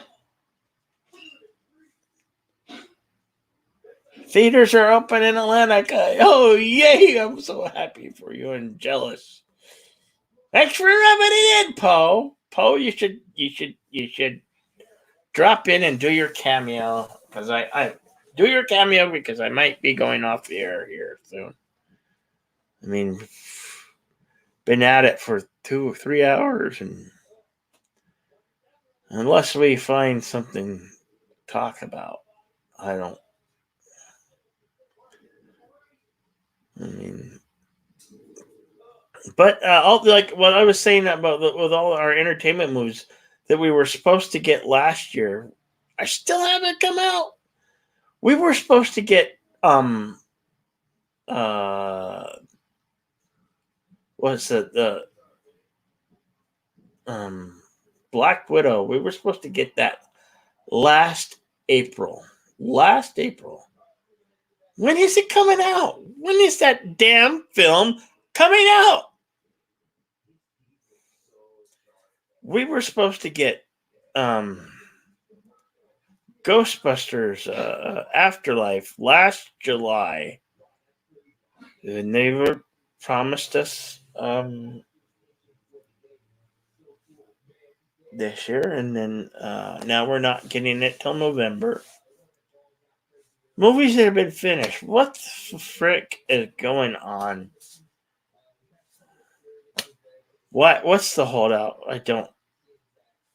They're got to be done and ready to be watched. What the hell's the holdout? Another one I was really anticipating was the Maverick, the Top Gun 2. We were supposed to get that last June. Then we're supposed to get it at Christmas time. Now we're not getting it till what? I think July of this year, maybe, or maybe they're rerouted back to Christmas again. So they're holding off for almost damn near 2 years. There's not a lot of quality entertainment or films coming out that to be excited for. At least not that I know of. Oh, we're getting the Snyder Cut. What? Oh, wow, we're getting it this coming week. Snyder Cut, 4 hours. It's like 4 hours and I think 2 minutes or 12 minutes. But if you have HBO Max, yeah, gotta watch 4 hours. I saw the first Justice League, so maybe I think on Max they're offering the old one. You can watch the old one, the original. The original theatrical release one. So I'll have to watch the old one and then compare to the new 4 hour, 4 hour plus. That's a long one. I'm like, at least I'll be able to pause it, and I'll be able to and pause it so I don't miss anything. That's the one thing I always hated when I was at the movie theater. You had to go to the restroom during a 2 hour, 3 hour movie. You could not pause the film. At least at home, you could pause it and go Geloja and do your business. Now, Poe, I sent you a link if you want to do your drive-by. Now's the time, buddy. Now's the time if you want to do your cameo. But if you don't, I guess we'll see you on another soup. But really, can anybody tell me, is there anything interesting? Okay, we know Falcon and the Winter Soldier is coming in like a week and a half. And then there's the movies from last year. What is there anything new and interesting that were meant for this year? I don't think so.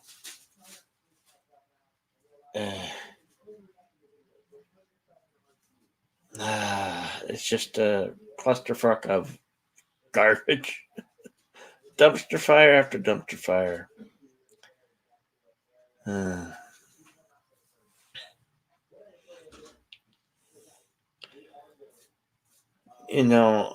I'm trying here to keep the soup going, but if anybody can hey Michael T, what's going on? Other than what you've mentioned, I'm interested in Mortal Kombat. That's not what is that also going to be on a HBO Max?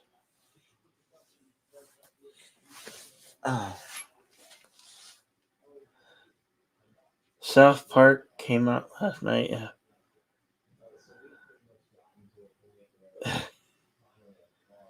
Wait,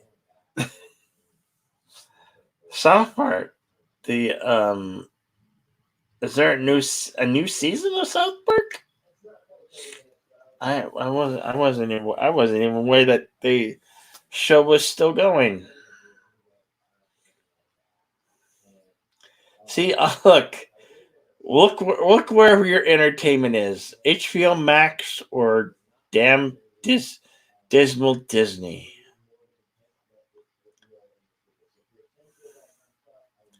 What's up, Kai? How's it going, Kai? It's still going? I'll have to check it. Okay, that was on Comedy Central. What is does a network Comedy Central go on? Where would I find the new South Park? It was Comedy Central, wasn't it? Or was it the Sci-Fi Channel? I can't remember. There was a 1 hour special. Damn it! I have to find out where that is.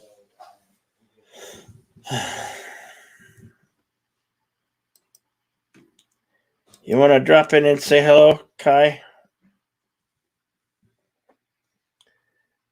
Comedy Central, you can probably watch the episode on South Park Studios. Well, maybe I bet you I could watch it on Hulu. I don't know. Can you watch? Is anybody in America who watches Hulu? No, if I could watch it on Hulu. That's one of my streaming services I pay for. Yes. I pay for internet and a handful of streaming services. I'm probably going to cut off the dismal Disney soon.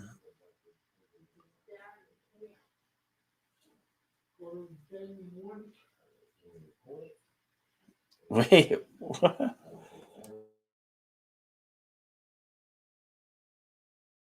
Uh,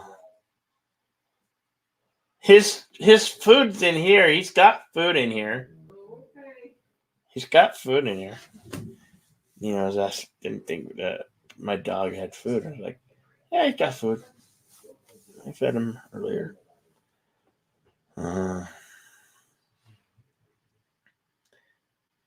Getting ready for bed soon. Okay, well, I'm about to close the show down.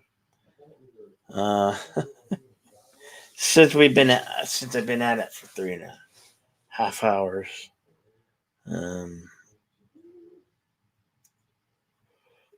Oh, there's Joseph.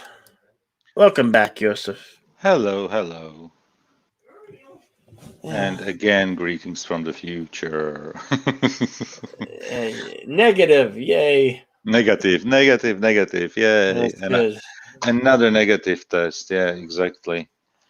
I need to take out of my wallet all the older tests because it's like an A4 page with 11th of March, which is today. Okay, this is the current one, and the old ones can go bye-bye. And that's mandated by your government that you got. Basically, yes. The thing is, those are the quick tests. You know, they basically tell you if you are currently basically sick.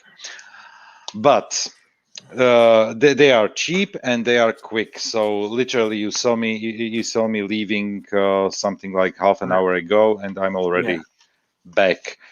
Yeah. So waiting for the tests takes literally like 15 to 20 minutes, depending on how the chemicals work that tell you how you are doing. And what they tell us basically that I need to if I can stay home and I don't need to get tested. So let's say people who are like really like elderly who have everything delivered or there's a family taking care of them, they don't need to get tested. But if I want to go even for grocery shopping, I need to have a negative test. Not older than 7 days. That's why every Thursday morning for me it is testing time. Yeah. Your avatar you did yourself, right? No. You didn't do it? Oh. It's an actual artwork by the one and only leader of Karoga. Oh, that was It's an avatar Bird of Prey. That was created for me by the great leader of Karoga, Bird of Prey. Yes. And to make it even funnier, let's do it like this. Let's go to Twitter. Twitter.com. I think I saw that being rendered. I forgot what stream was it on Bed Life. He was no. He was doing it on. He was doing the doodling on Captain Trek's stream. Oh, okay. And just to make it okay, so share screen, bam, application window, this one, okay, share. So this is the full picture. This is the full picture, and he started doodling basically with the head, with the head, and then for some strange reason he added me a rainbow, but it's not the alphabet rainbow; it's the actual rainbow, because it's red, orange, yellow, green, blue, indigo, violet. Roy G. Biv, as it goes, and then he painted this Enterprise here. And then he started to draw something that looks a bird like of prey. that looked like I don't know, but basically the biggest problem is that when you look at my avatar in the circle, it looks really like Hulk's dick trying to penetrate my non-existing ear. Yeah. And so that's the fun part about it. And let's go to YouTube and go to It's a Lemon's channel, and basically I'm not sure if sound is coming through, but I will definitely mute it, and because there's only music, and make it full screen. And this is what Itza did, basically, because the original tweet was something like that he should give up on drawing because Bird is so good with it. No, it's just so much. No, it's obviously been joke all along with everything. So, but what Itza did is he created, based on Bird's picture. He created his own fantastic rendition of the artwork. I see.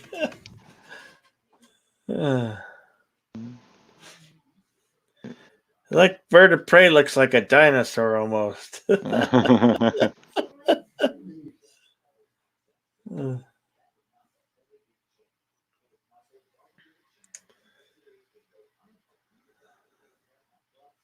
And just watching it creating everything, it's so amazing just to watch the video. Right. How he's go back and look at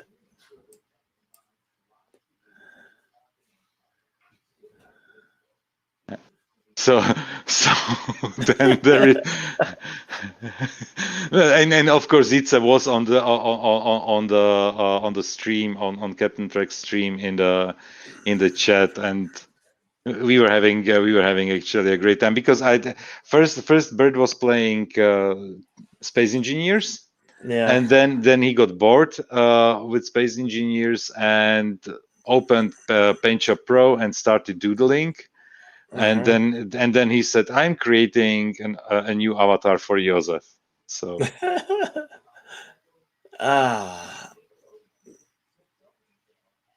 and then for some strange reason he gave me a rainbow there, the Enterprise, then the Bird of Prey, and then there we go. There's the picture. There's the original. One day I will live up to the talent. Oh god.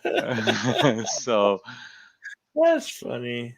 So that's extremely funny. So this is the one picture, and of course when you just go to the whole thing, it says here that I quit.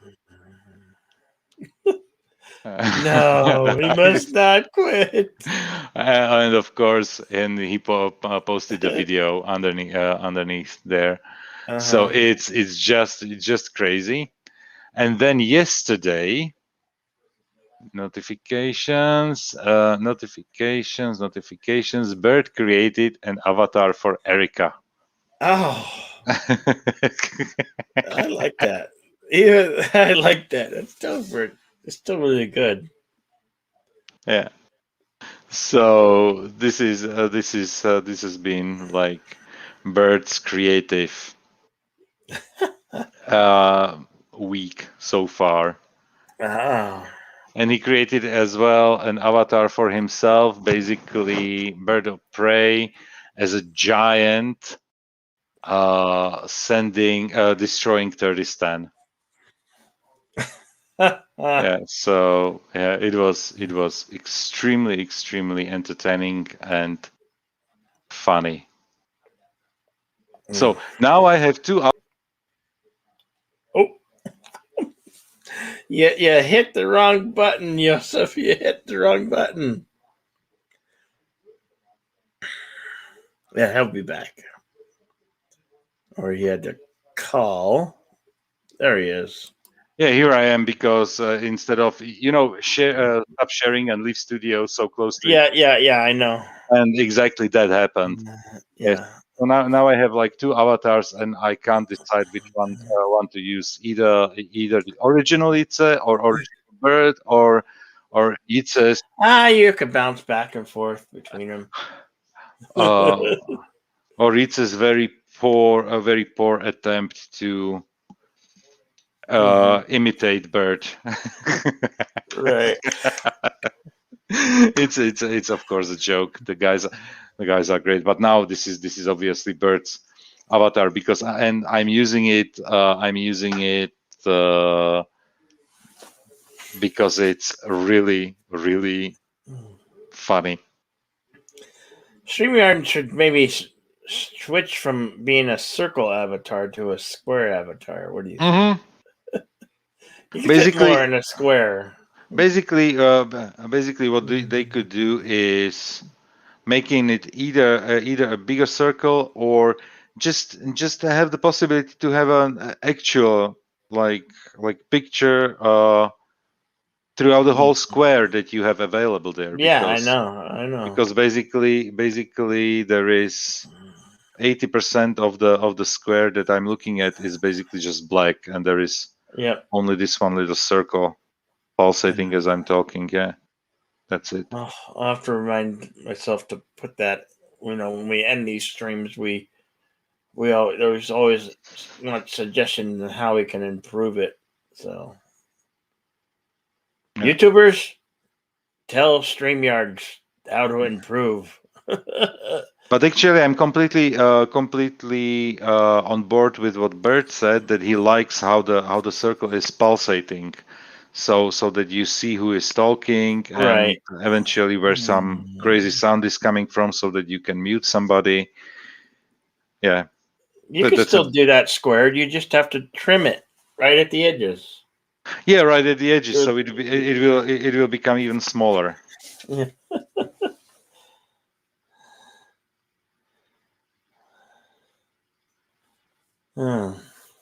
So yeah. Negative, and I'm not sure if you read my previous, just because I had to take out the headphones while being tested, and I was asking questions there because of my mother, because now the question is if she can get tested again. So I was talking to the doctors there who are basically taking your snot samples. Snot samples.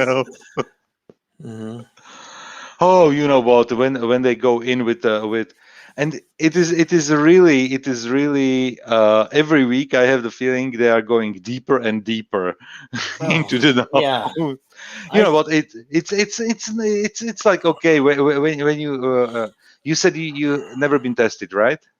No. Yeah. You never been tested. Okay, so for the first time, since it's like the first time, it's like a very weird sensation. It's not painful or whatever. It's just it's just unnatural, something unnatural, because they are basically sticking up your nose something that is, I don't know,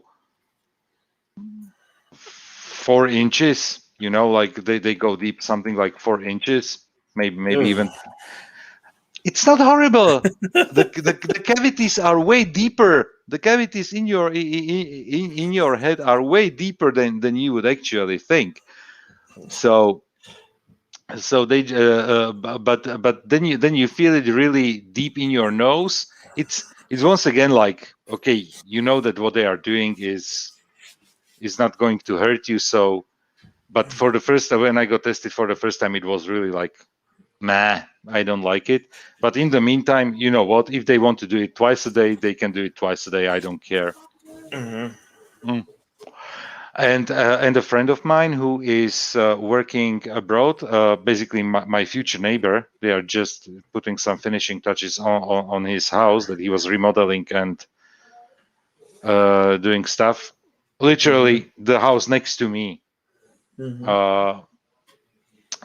He's working in a different country, so every time he comes home, he needs to get tested, and before he comes home, he gets to test it as well. So basically, he got a test 2 days ago and yesterday, because one test was in Bosnia and the other one here in Slovakia. Because if you don't get tested, you need to stay 14 days in quarantine once you come back from abroad. Yeah. So. Yes, Mountain Elysium. The kip does count. I don't know. Not in this matter. Yeah. I've just never had anything Mm. in my nose like that. Not even my finger. It's basically like a Q-tip, a very long Q-tip that they stick up your nose. It's nothing. What you're trying to do? Poke my eyeball out? No, I don't want that. No, you know what? The funny thing is, it doesn't. I didn't even realize it before they started testing me. The nose cavity goes basically. It's not going up in the direction of your eye. You would be surprised how deep into the skull it actually goes straight. Because it goes, it's basically your when you are breathing. Just imagine, just when you look at it, when you are breathing, your nose is connected to your lungs, so it doesn't go up. It actually goes in and down. Yeah, well, I view any nasal probing the same way as anal probing from aliens from another world. Just don't do it. Don't do it.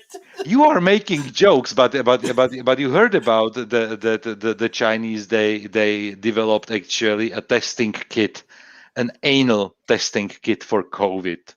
Oh, That there is basically they stick up your butt and they do the testing. So there is as well. I actually, you know what? I'm happy that they are doing it through the nose, because I don't want to drop my pants every time I get tested. No, would want to do that. So it's, you know what, it literally doesn't. It's not painful at all. And the PCR tests, actually, the standard tests, the expensive ones, they do a swab from your nose and from your throat.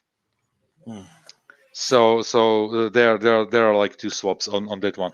But there are actually new types of tests that are now rolled out for children here, because children can, they don't want to stick like long Q-tips in children's noses. But if parents want to get their children get tested, there are spit tests. So basically you how do you call it, gurgle? Basically something like a saline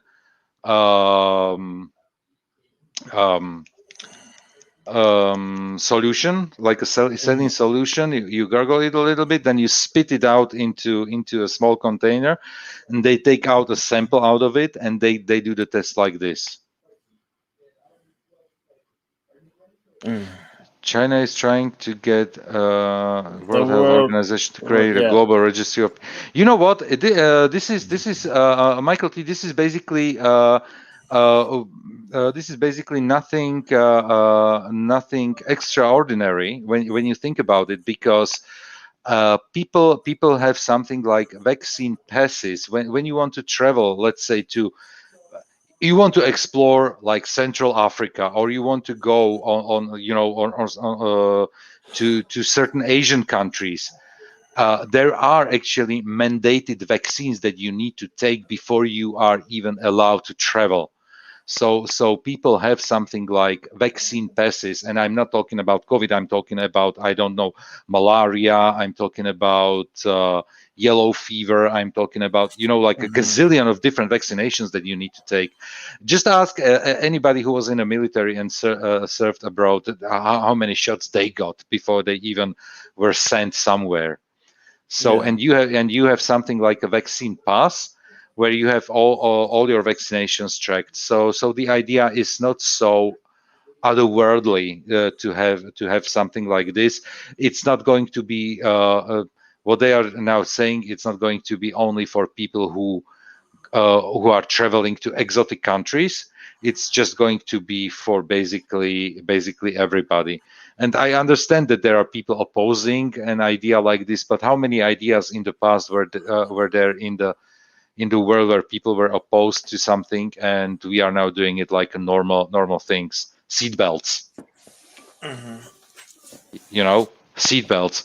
People were in the 70s, were people who were still saying how they are being strangled by seatbelts and something like this.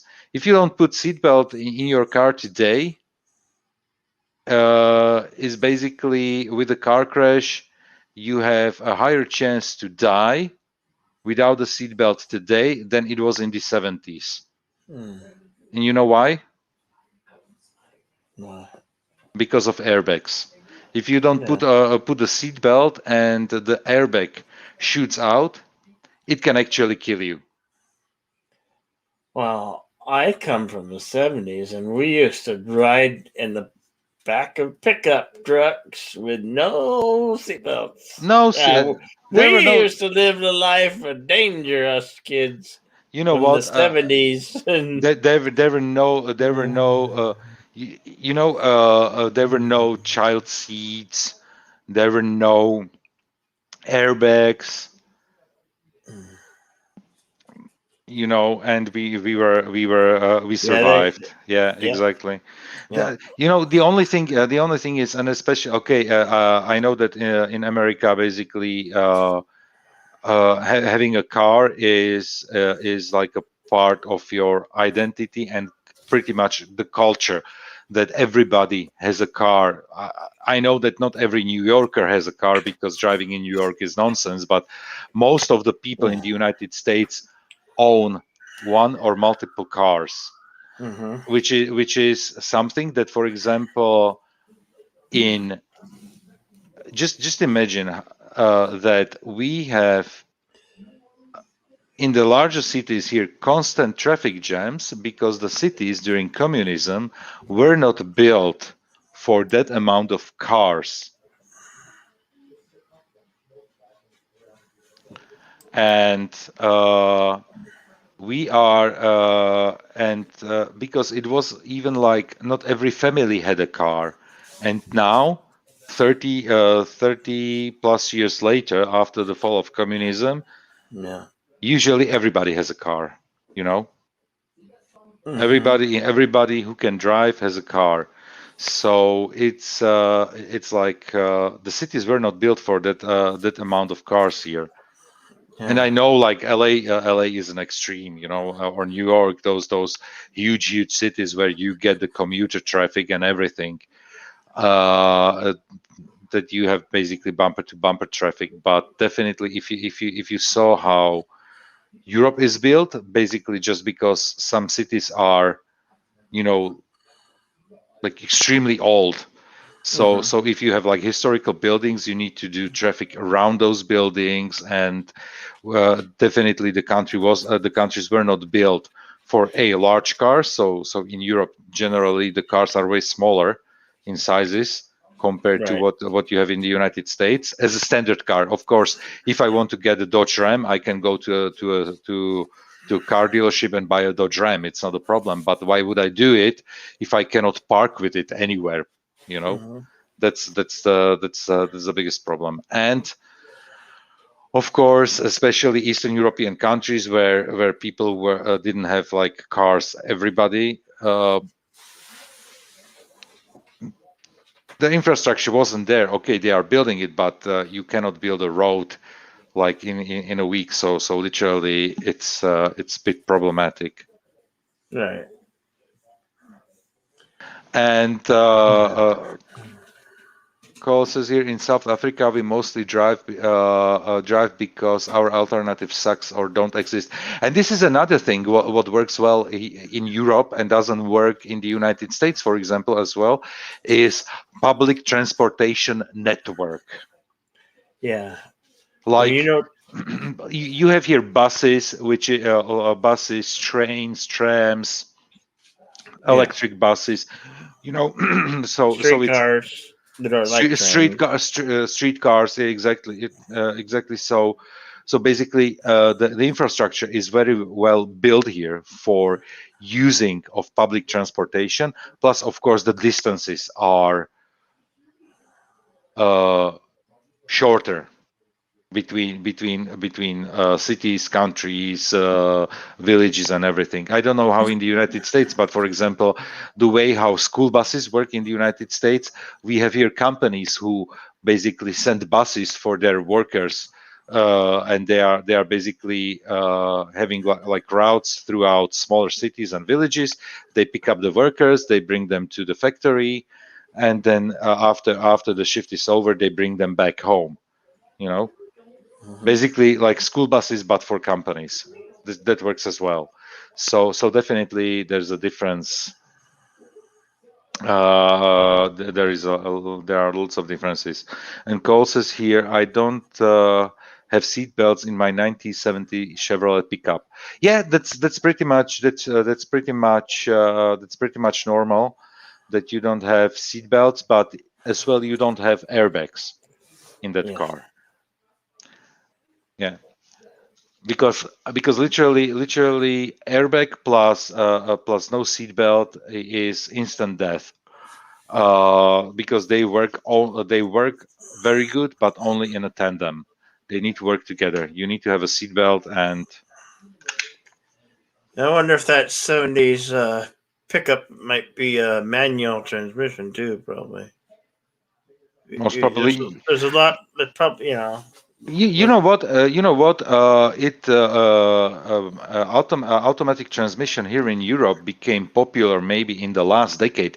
I'm not saying we didn't have those cars available. Yeah. You know, in Europe they were pretty much available in Europe the same way how they were available in the United States. But manual was still preferred for a very long time. Plus automatic came with an additional price tag. 3 on 3.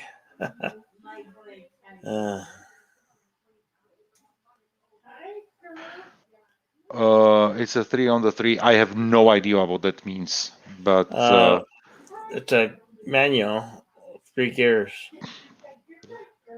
Okay. Manual. But what the 3? I think that's what it means. But I don't know where the 3 comes from. It's been a while since I've heard that too. But. Yeah. Is it because of how many pedals you have in your car? Like you have like gas, brake, and clutch, or is it because I don't know? It has only like 3 speeds, like 3 gears or something. Yeah. Yeah. Because that's well as another possibility. And I can tell you, I was driving a shift stick until I think 2012. Even longer. And I have still a backup car that we have. It's a tiny Peugeot 107. It's basically a blown up shopping cart. It's literally a small car. Three manual gears on the column. Column shift. Okay, 3 manual gears, column shift. Okay. But it would those still have a clutch? Yeah, of course. I can't remember. Of course. Yeah, it would have to have a clutch. Yeah. Some of the cars had the possibility to shift down without the clutch, but of course, if you want to shift up, you need to have a clutch, definitely. Mm-hmm. So and most people are still buying manual here, but manual is good on better gas. You know what? Actually, I don't know if it's still the case. I don't know if it's still the case even now. I know that it was in the past, but how much did it do? Like half a gallon per 100 miles or something? You know, like the difference with. The thing is the thing with automatic right now is it is way smarter than the average driver. So it can shift pretty independently, and if you have like a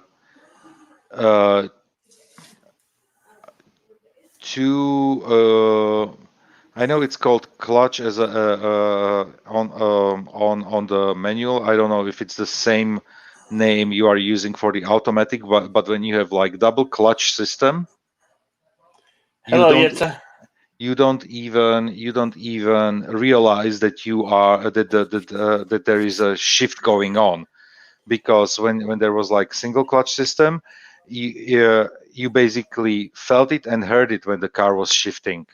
Mm-hmm. Now you even don't hear that, and now you have still like manual. You have the gears go from usually like from 1 to 6, or 1 to 5, or 1 to 6, and on the automatic cars you have right now it goes I think up to 9. Mm-hmm. You know, so good night, Kai. Take care, Kai. Good night. Have a good sleep. Yeah. Definitely, you need clutch on both, even on automatic, but it's an automatic one. Yeah. When did you get your broken car? Got off the lot. Car broken again. What? When to get my broken car? Get off the lot. Car broken again. But hey, the bill has been paid and the road tax in the mailbox. Yeah, because we have to pay road taxes here. Yeah. Oh, jeez. As well. Shit, and is it the same thing that broke down, or is it something different? Because I know it's mentioned something last week, I think, or 2 weeks ago, that something was broken on his car, and that he had to get it fixed. And when I saw the cost estimate, I was like, oh shit. I heard. Captain Chuck got you to come on the show yesterday morning. Wasn't that, or was that towards the end? I think. Itza? Yeah. Itza was actually early on the show. But Captain Chuck was streaming yesterday for, I don't know. I know that I left the stream after when the timestamp showed something like 6.5 hours. It's the same, but it's not the same. There was an air bubble in the clutch thing, which had the same effect as the previous problem. Okay, yeah, okay, because obviously you can't have in the hydraulic system, you cannot have air bubble. Yeah, it needs to be pressurized properly. They should have checked it out, so I wouldn't pay for that anymore. Like, fix it.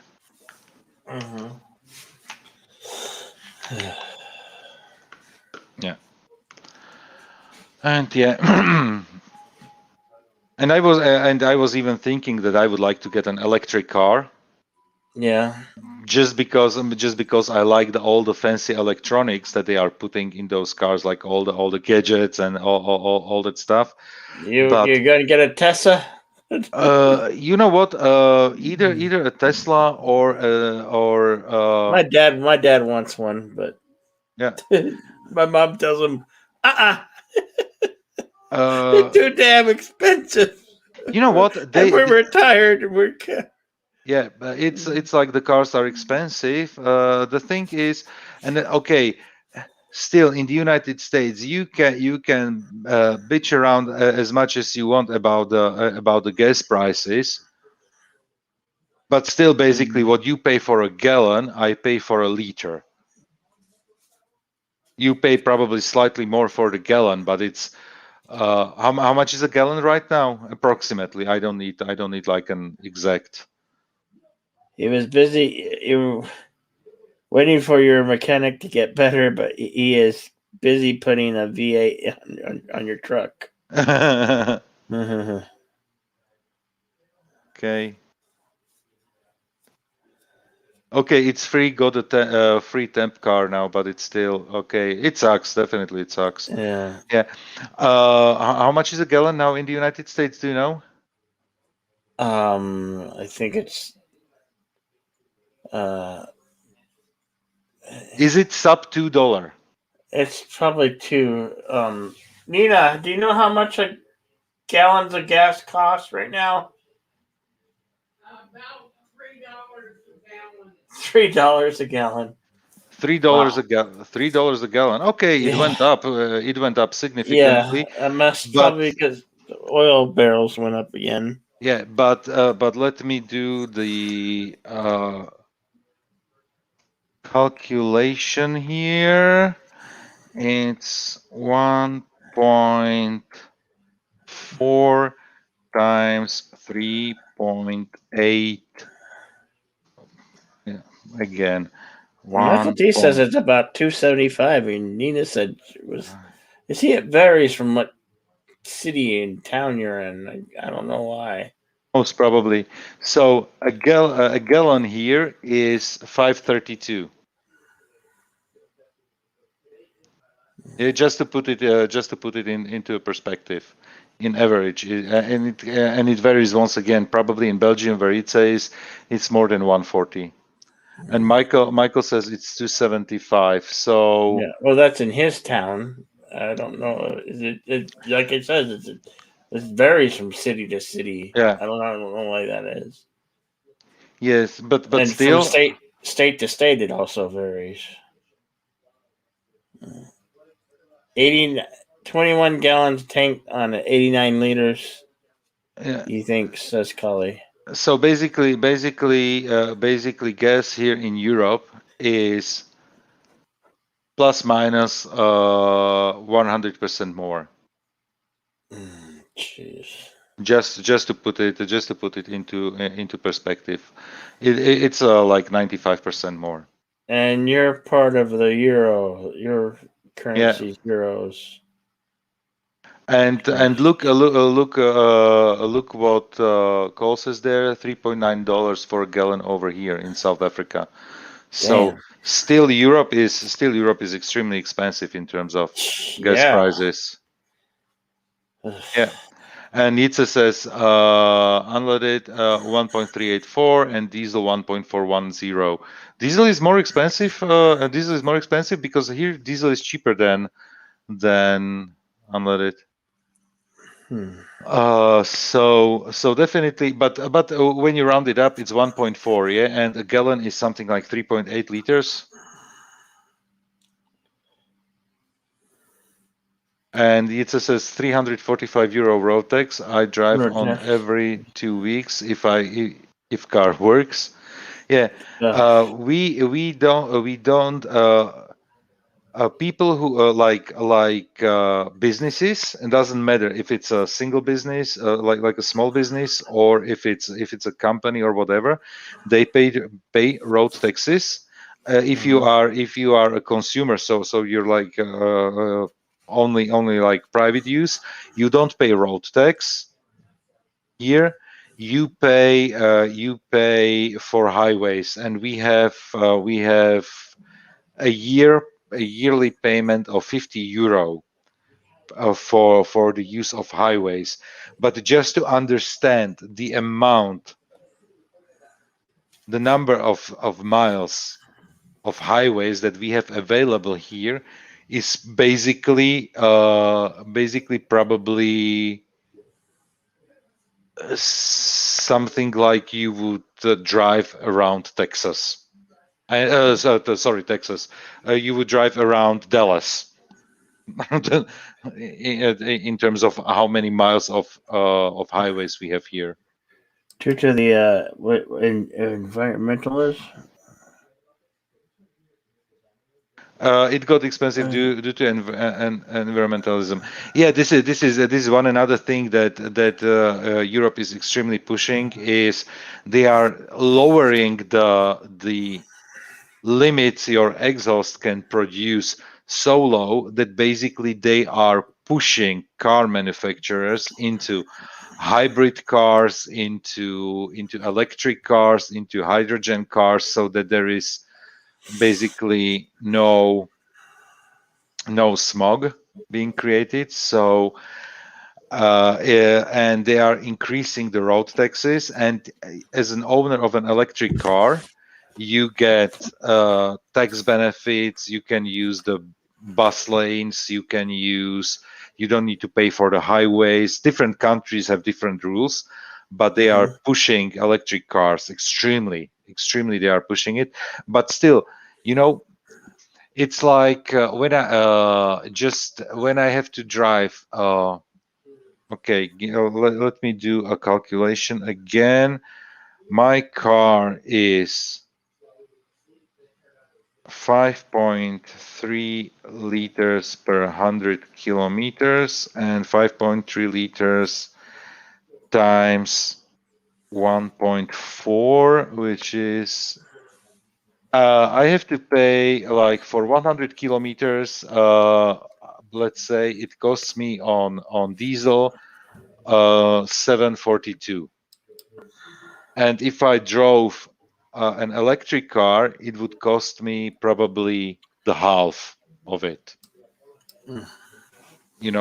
So definitely electric cars are currently unobtainable because they are simply too expensive. Yeah. Because they are just too expensive. Because if you want to have an electric car in the size of your petrol or diesel car, those are around 100K, and that's just ridiculous. Do they sell hybrids? Like, there's like Toyota makes hybrids, or all different companies, different car companies produce Everything. hybrids. Pretty much you can have like the hybrids where your electric engine is charged while you are driving on your gas, or you have the plug-in hybrids where you can charge your car as well at home, so it has like a hybrid engine, and then you can either drive purely electric, or you can drive in combination. So it's like you have all types of cars here.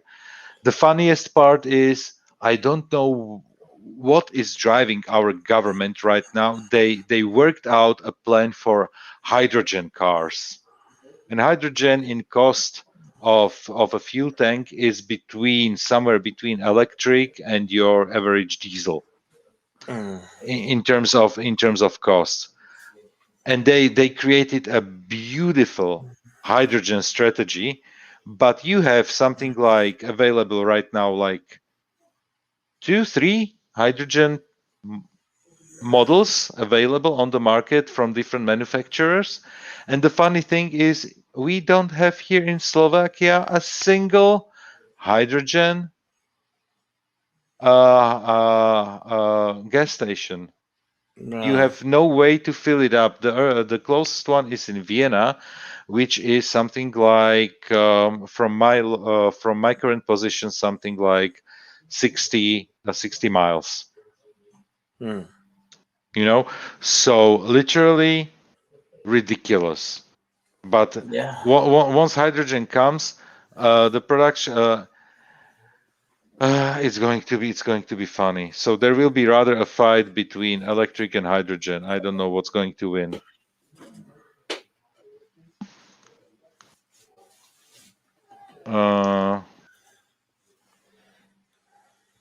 And Jitse, what Jitse says here, there are certain cities here where you can't enter if you have a certain diesel car or car of certain age.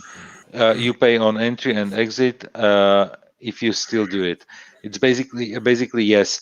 There is something like it's called a Euro norm, and cars that are lower than Euro 4, which is something like a 20-year-old standard.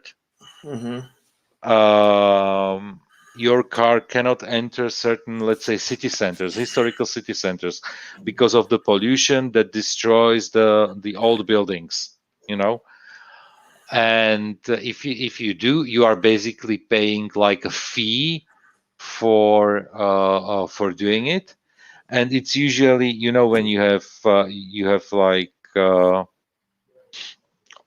older, I don't know, like trucks or really something like an even like old timers, like old cars, vintage cars. You cannot basically officially drive with them into city centers, which is completely crazy. But it's becoming a thing that that many countries, and especially like Nordic countries, they are creating in their cities something like a green zone where you can go only with hybrid or electric car.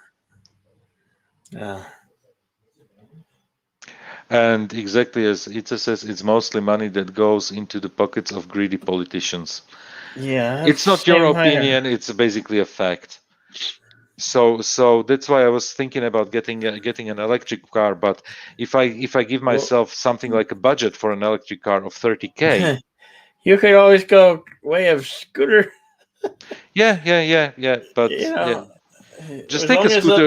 long as it's not raining, you're fine, right? Yeah, if it's not raining, freezing, or if you don't do a week's worth of grocery shopping, use a Yeah. scooter. Yeah, why not? Yeah, sure. Grab a Uh, motorcycle. the thing is, Is if I had a motorcycling big there in your country? actually, yes. I'm not saying it's like big, but it's yeah. People have like I have like a couple of friends who are bikers. And it's funny how it goes. The younger they are, the more ridiculous bikes they have, Yeah. and the older they get, they basically then switch to Harleys and this type of, you know, like choppers, like the Yeah. big bad things, and then they're just cruising, and so yeah. Yeah. Best I can get on my daily driver is about 31 Miles miles per per gallon. gallon. When driving a long distance, it's about 21 miles per gallon in the city. Yeah, of course, because all the traffic jams and stop and go traffic, and Yeah. yeah. The thing is, a small electric car costs you around 30K. For 30K, usually I can get a good sized, well equipped uh, petrol, petrol or diesel for 30K. You know, if I wanted to get a Golf, I'm driving a VW Golf. If I wanted to get a VW Golf electric sized car, it would be something like 50K, easily 50K, you know. And the thing is, okay, so buy a used car But the problem with electric cars is they are not used electric cars on the market.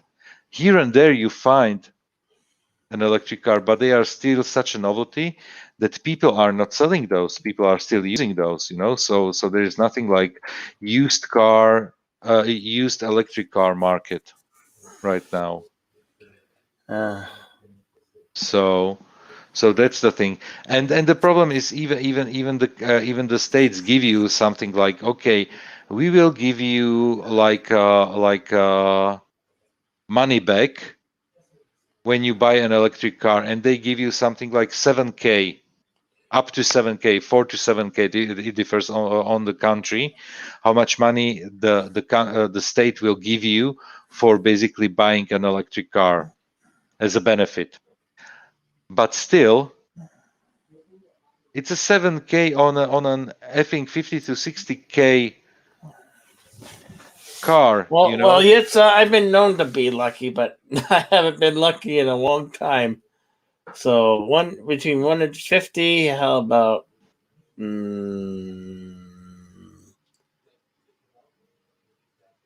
Let's say. It's a go with the 14. My birthday is on the 14th. Go with the 14. I said 23. You choose.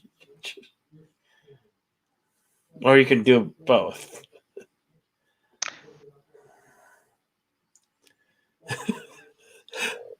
Kellyanne, 4, 17, 22, 35, 48. Golly. Love the participation, buddy. And then 5 and 11 for the two numbers between 1 and 12. Oh. 420. Yeah.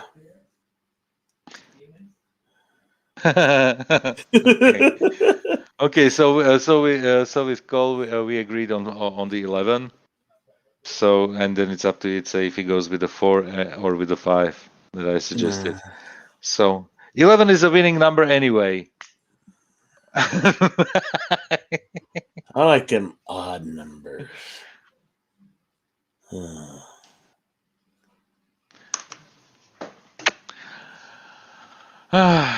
It's a game of luck. It's called lottery for a reason. Yeah. Do they have lotto in your country? I mean, do they have?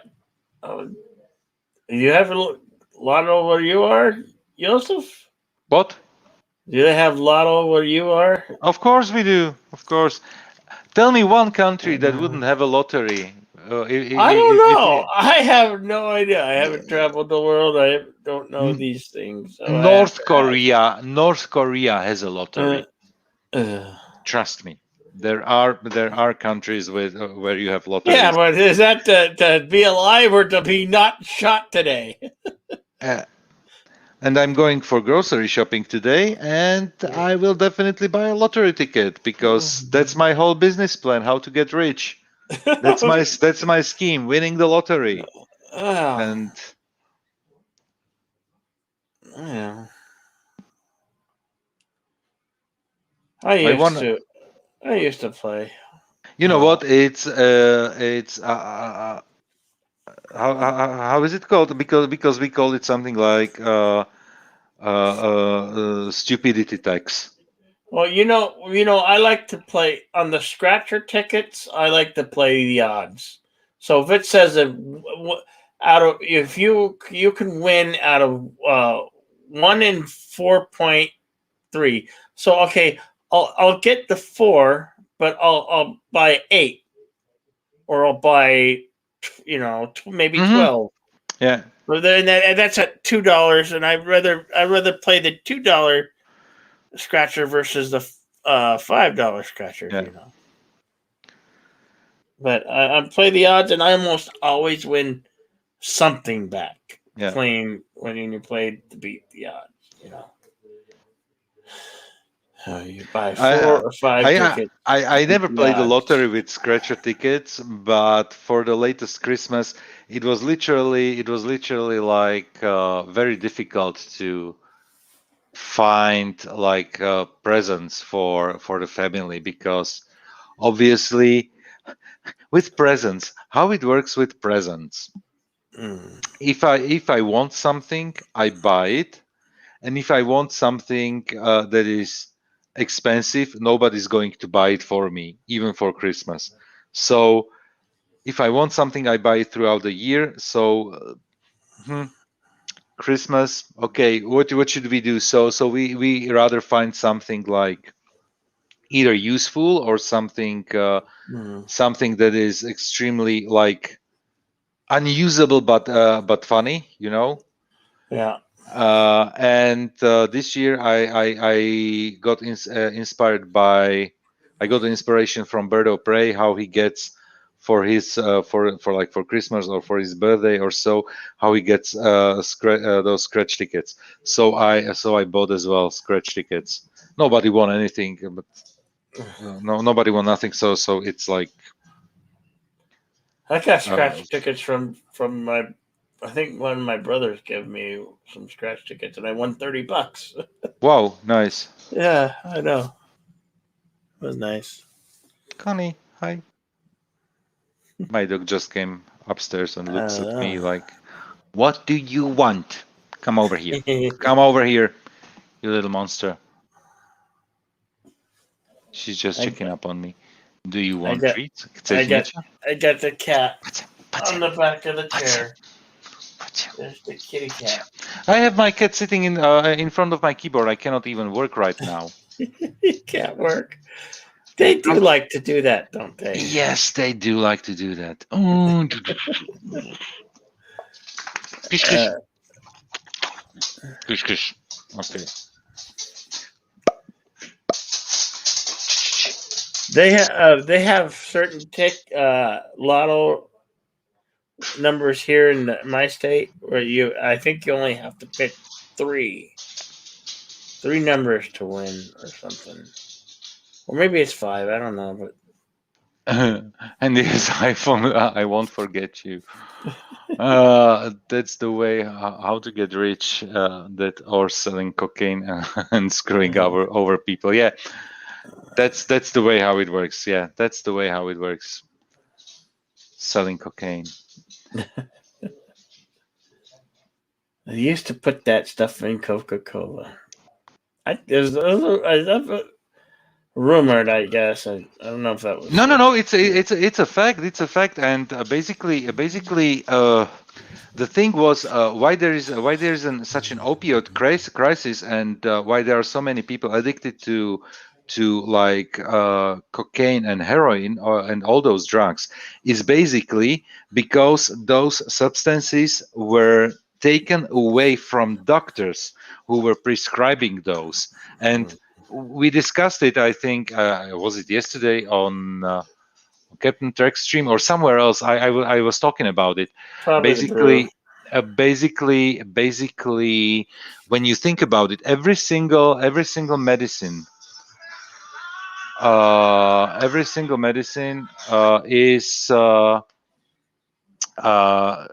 poison, or it's called drugs for a reason. You know, it's about the dosage. And the problem is, once they took it away from the doctors and made it illegal, it became the biggest problem, because in certain small amounts, every single drug helps for certain illness, you know. So 10% of human 1K.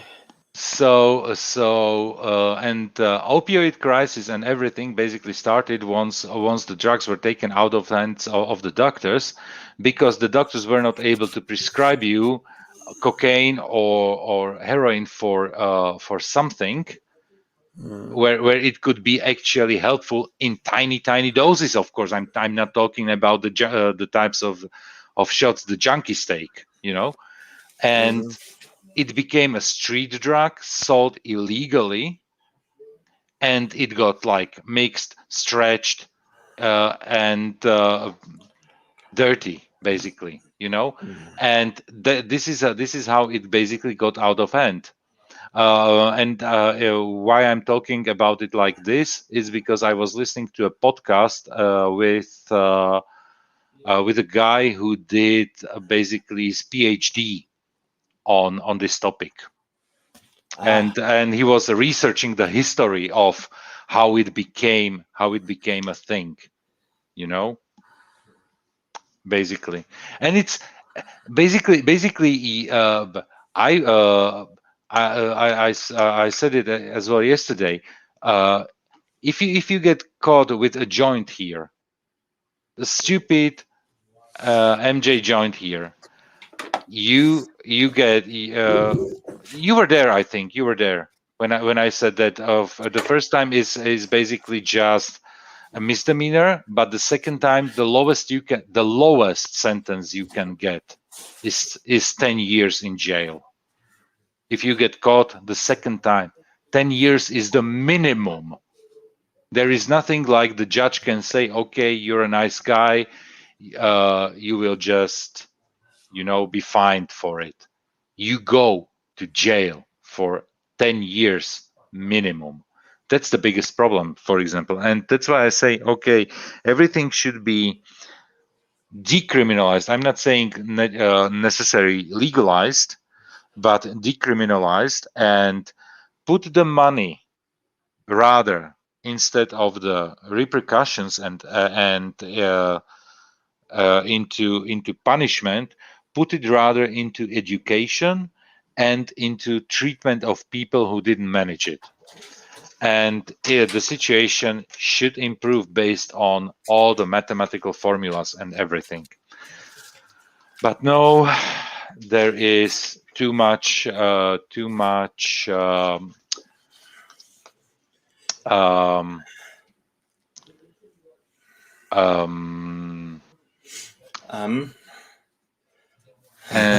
I'm not finding the right word. There is too much agenda behind it in the between the legislators. There is there is more agenda than real science behind it.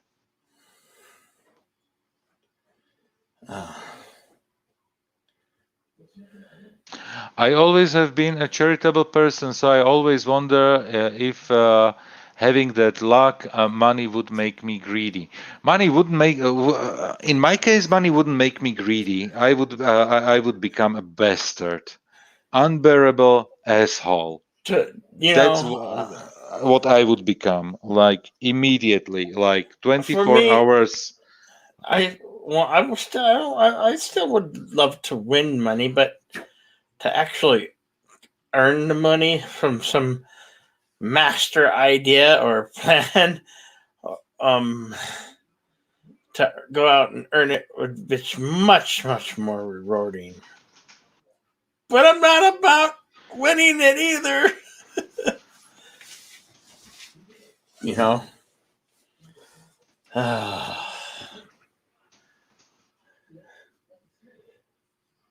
got less than 30 minutes till the morning brew begins. As long as he provided he starts on time and has internet up, right? Yeah, which is fine. Captain will start streaming in 30 minutes. Do you want to go? Do you want to get some rest? Do you want to end the soup? Yeah, probably. Yeah, go for it. Go for it. I'm not. I don't want to be the one. I don't want to be the anchor here who is keeping you from. You're good, Joseph. It's always great to have you in the soup, buddy. I'm not sure if I'm not annoying people in the chat, and if the discussion is going well, or or what, You need money. Oh, you're getting married. You're getting Don't married. do that. Don't do that. Don't do that. Is she deserving? Is she deserving of you?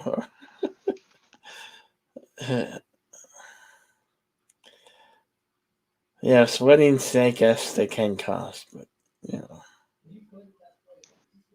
I got married once. I don't think I'll get married again. Don't know. We haven't. I don't see it in my future, but you never can tell these things. I just typed something and I don't know where I typed it because. Hey, Captain Trek. Yeah, drop the link. Morning brew. I have it just popping in. Didn't Joseph leave yet? Oh shit! Cancel that. Hi LD, good morning. Or you know what? You probably didn't sleep, so go to bed. Go to bed. Get some sleep. Wait. Yeah, I think he's been sleeping. Have you been sleeping? Geeks enjoy Neurotica. Captain Trek, yes. Drop your link. There you go. The morning brew. Okay. The link's there, folks.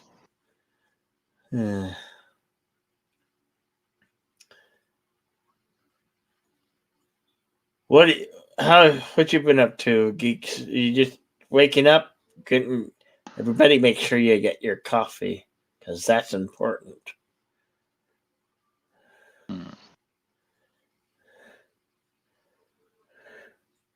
Nope, going to bed when Cap starts.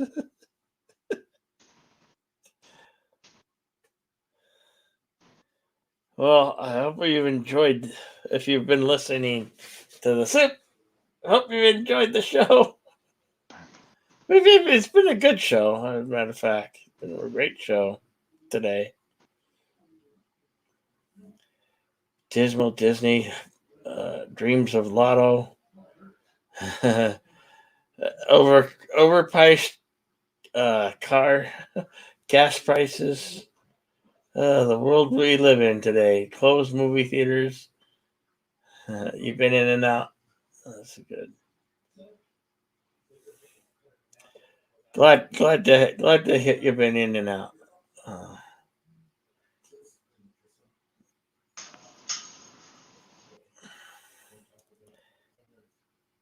And almost coming up on 25 minutes.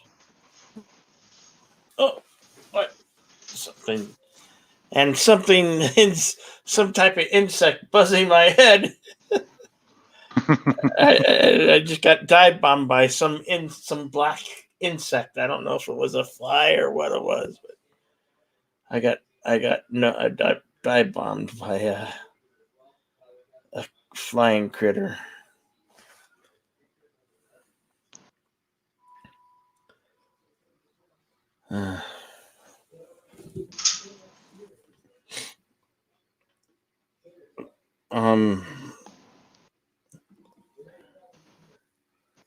I was going to report on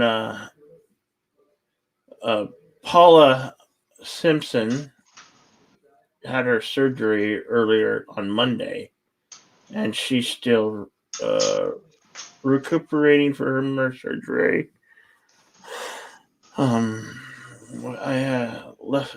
was talking to her on Facebook yesterday evening, and she's still going through some pain.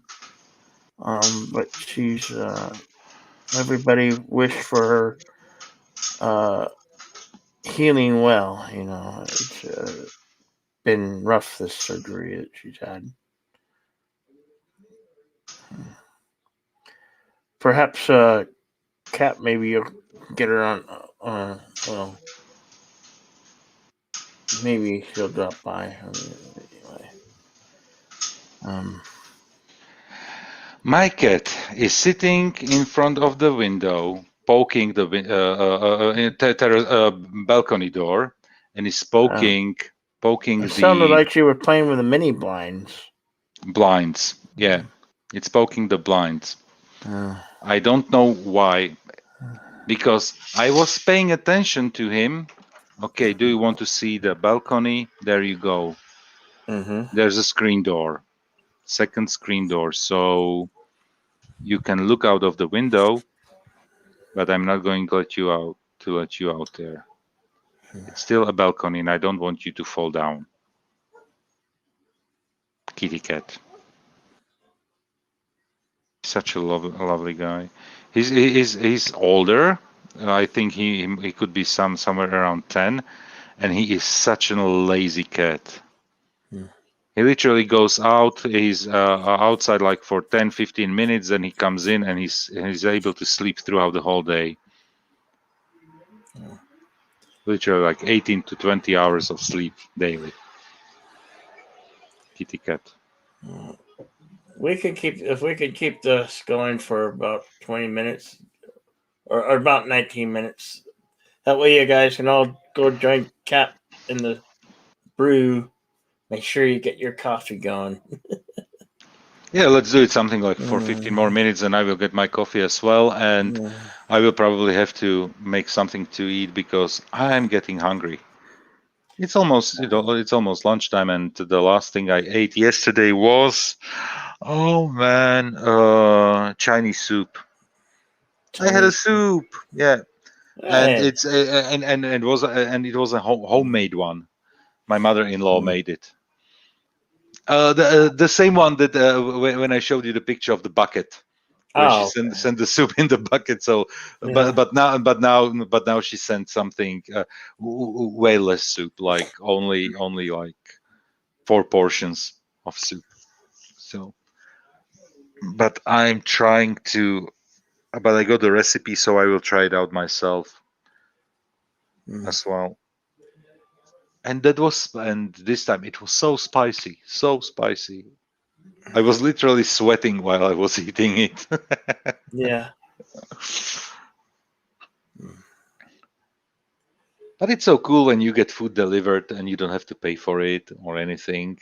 Oh, yeah, but here if they charge you up the wazoo for these delivery fees. It's ridiculous. You pay like $7 for delivery. My mother-in-law made it. My father-in-law brought it over. So literally, I can only imagine Bert and his family are ordering takeout almost every other day or every day. It seems like, yeah.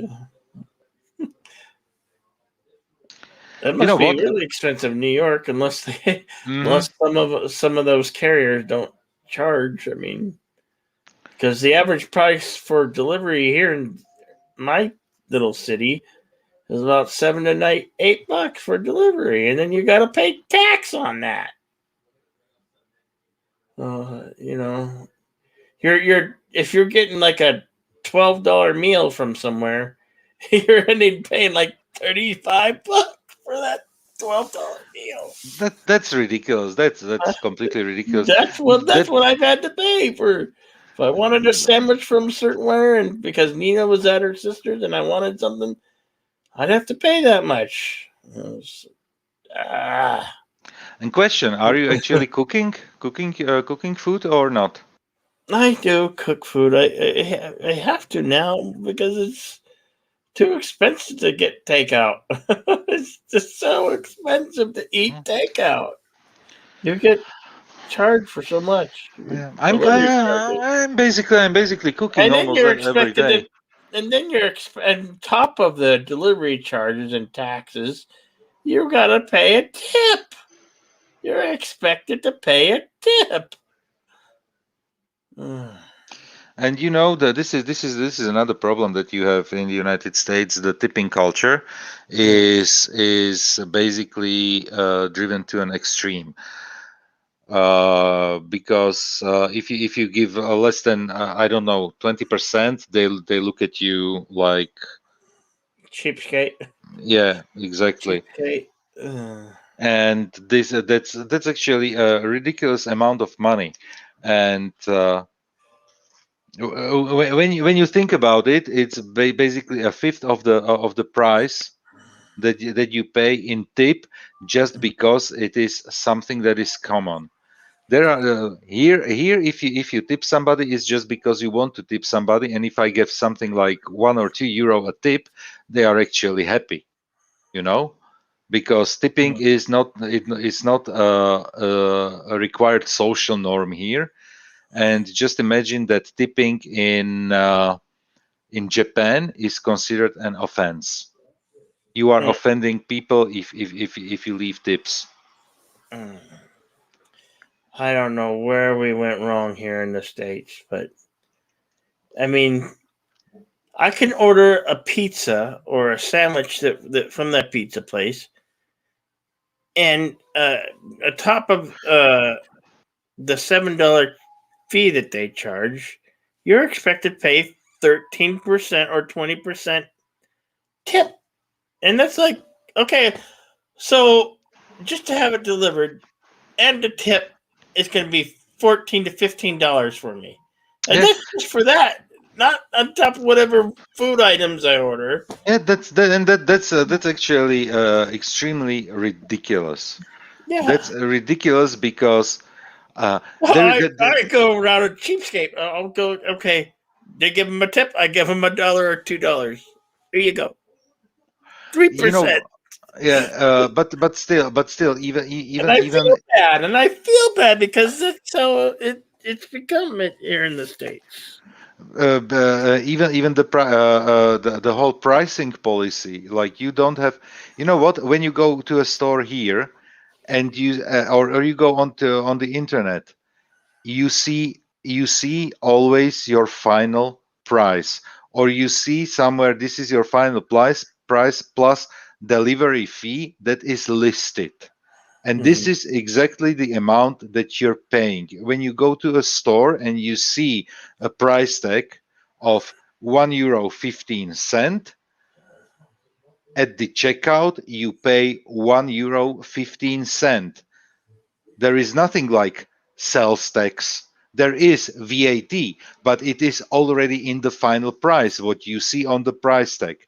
It is not allowed to have hidden costs in the EU or in generally in Europe, and especially in the EU.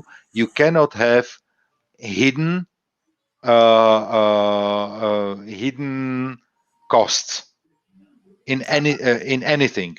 So literally, if something says this is $1, €1.15, I pay €1.15. Not like then there is something like 6% sales tax, or there is something or whatever the sales tax is. I don't know. You know, it's what you see is what you pay, and if they charge you more, then the price tag says you can either return it, or you can go to customer services, show them the price tag that's on the shelf, show them what you paid, and they have to pay you the difference. And if they refuse you to pay you out the difference, you can return it immediately.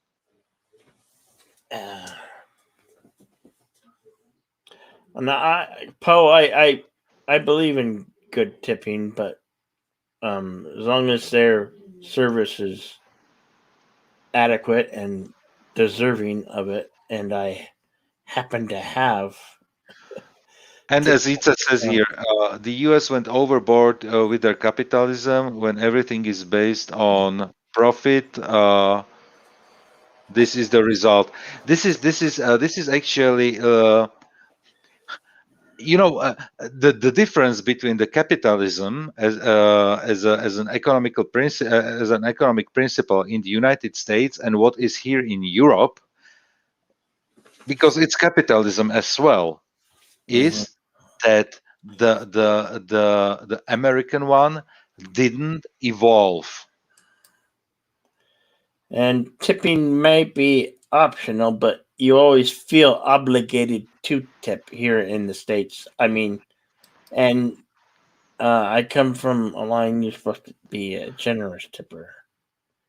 Well, that's kind of hard to do when you don't got a lot of resources. You know what? Literally, the tipping. If I get if I'm in a cafe and I'm getting and I just order a coffee and something, and they bring me the bill, and the bill says I don't know, 550. I say, I go like, okay, 6. I round it up. You go to a But cafe and order coffee, the waitresses smear at you like with anger, like, how dare you just order a coffee? Sometimes all you want is a coffee. it's pretty much normal that you go to a cafe and you order a coffee. Mm-hmm. And maybe a small cake or something, Mm-hmm. but definitely no. It's the cultures are so vastly different. They differ in each from European country to European country, but compared to the United States, is so vastly different that you wouldn't believe it. You wouldn't believe it.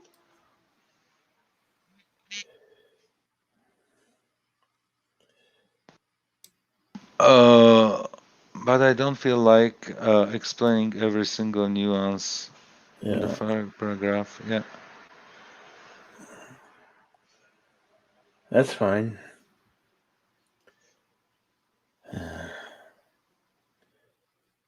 So it is literally everything. The culture, the economic system, the whole setup is way different.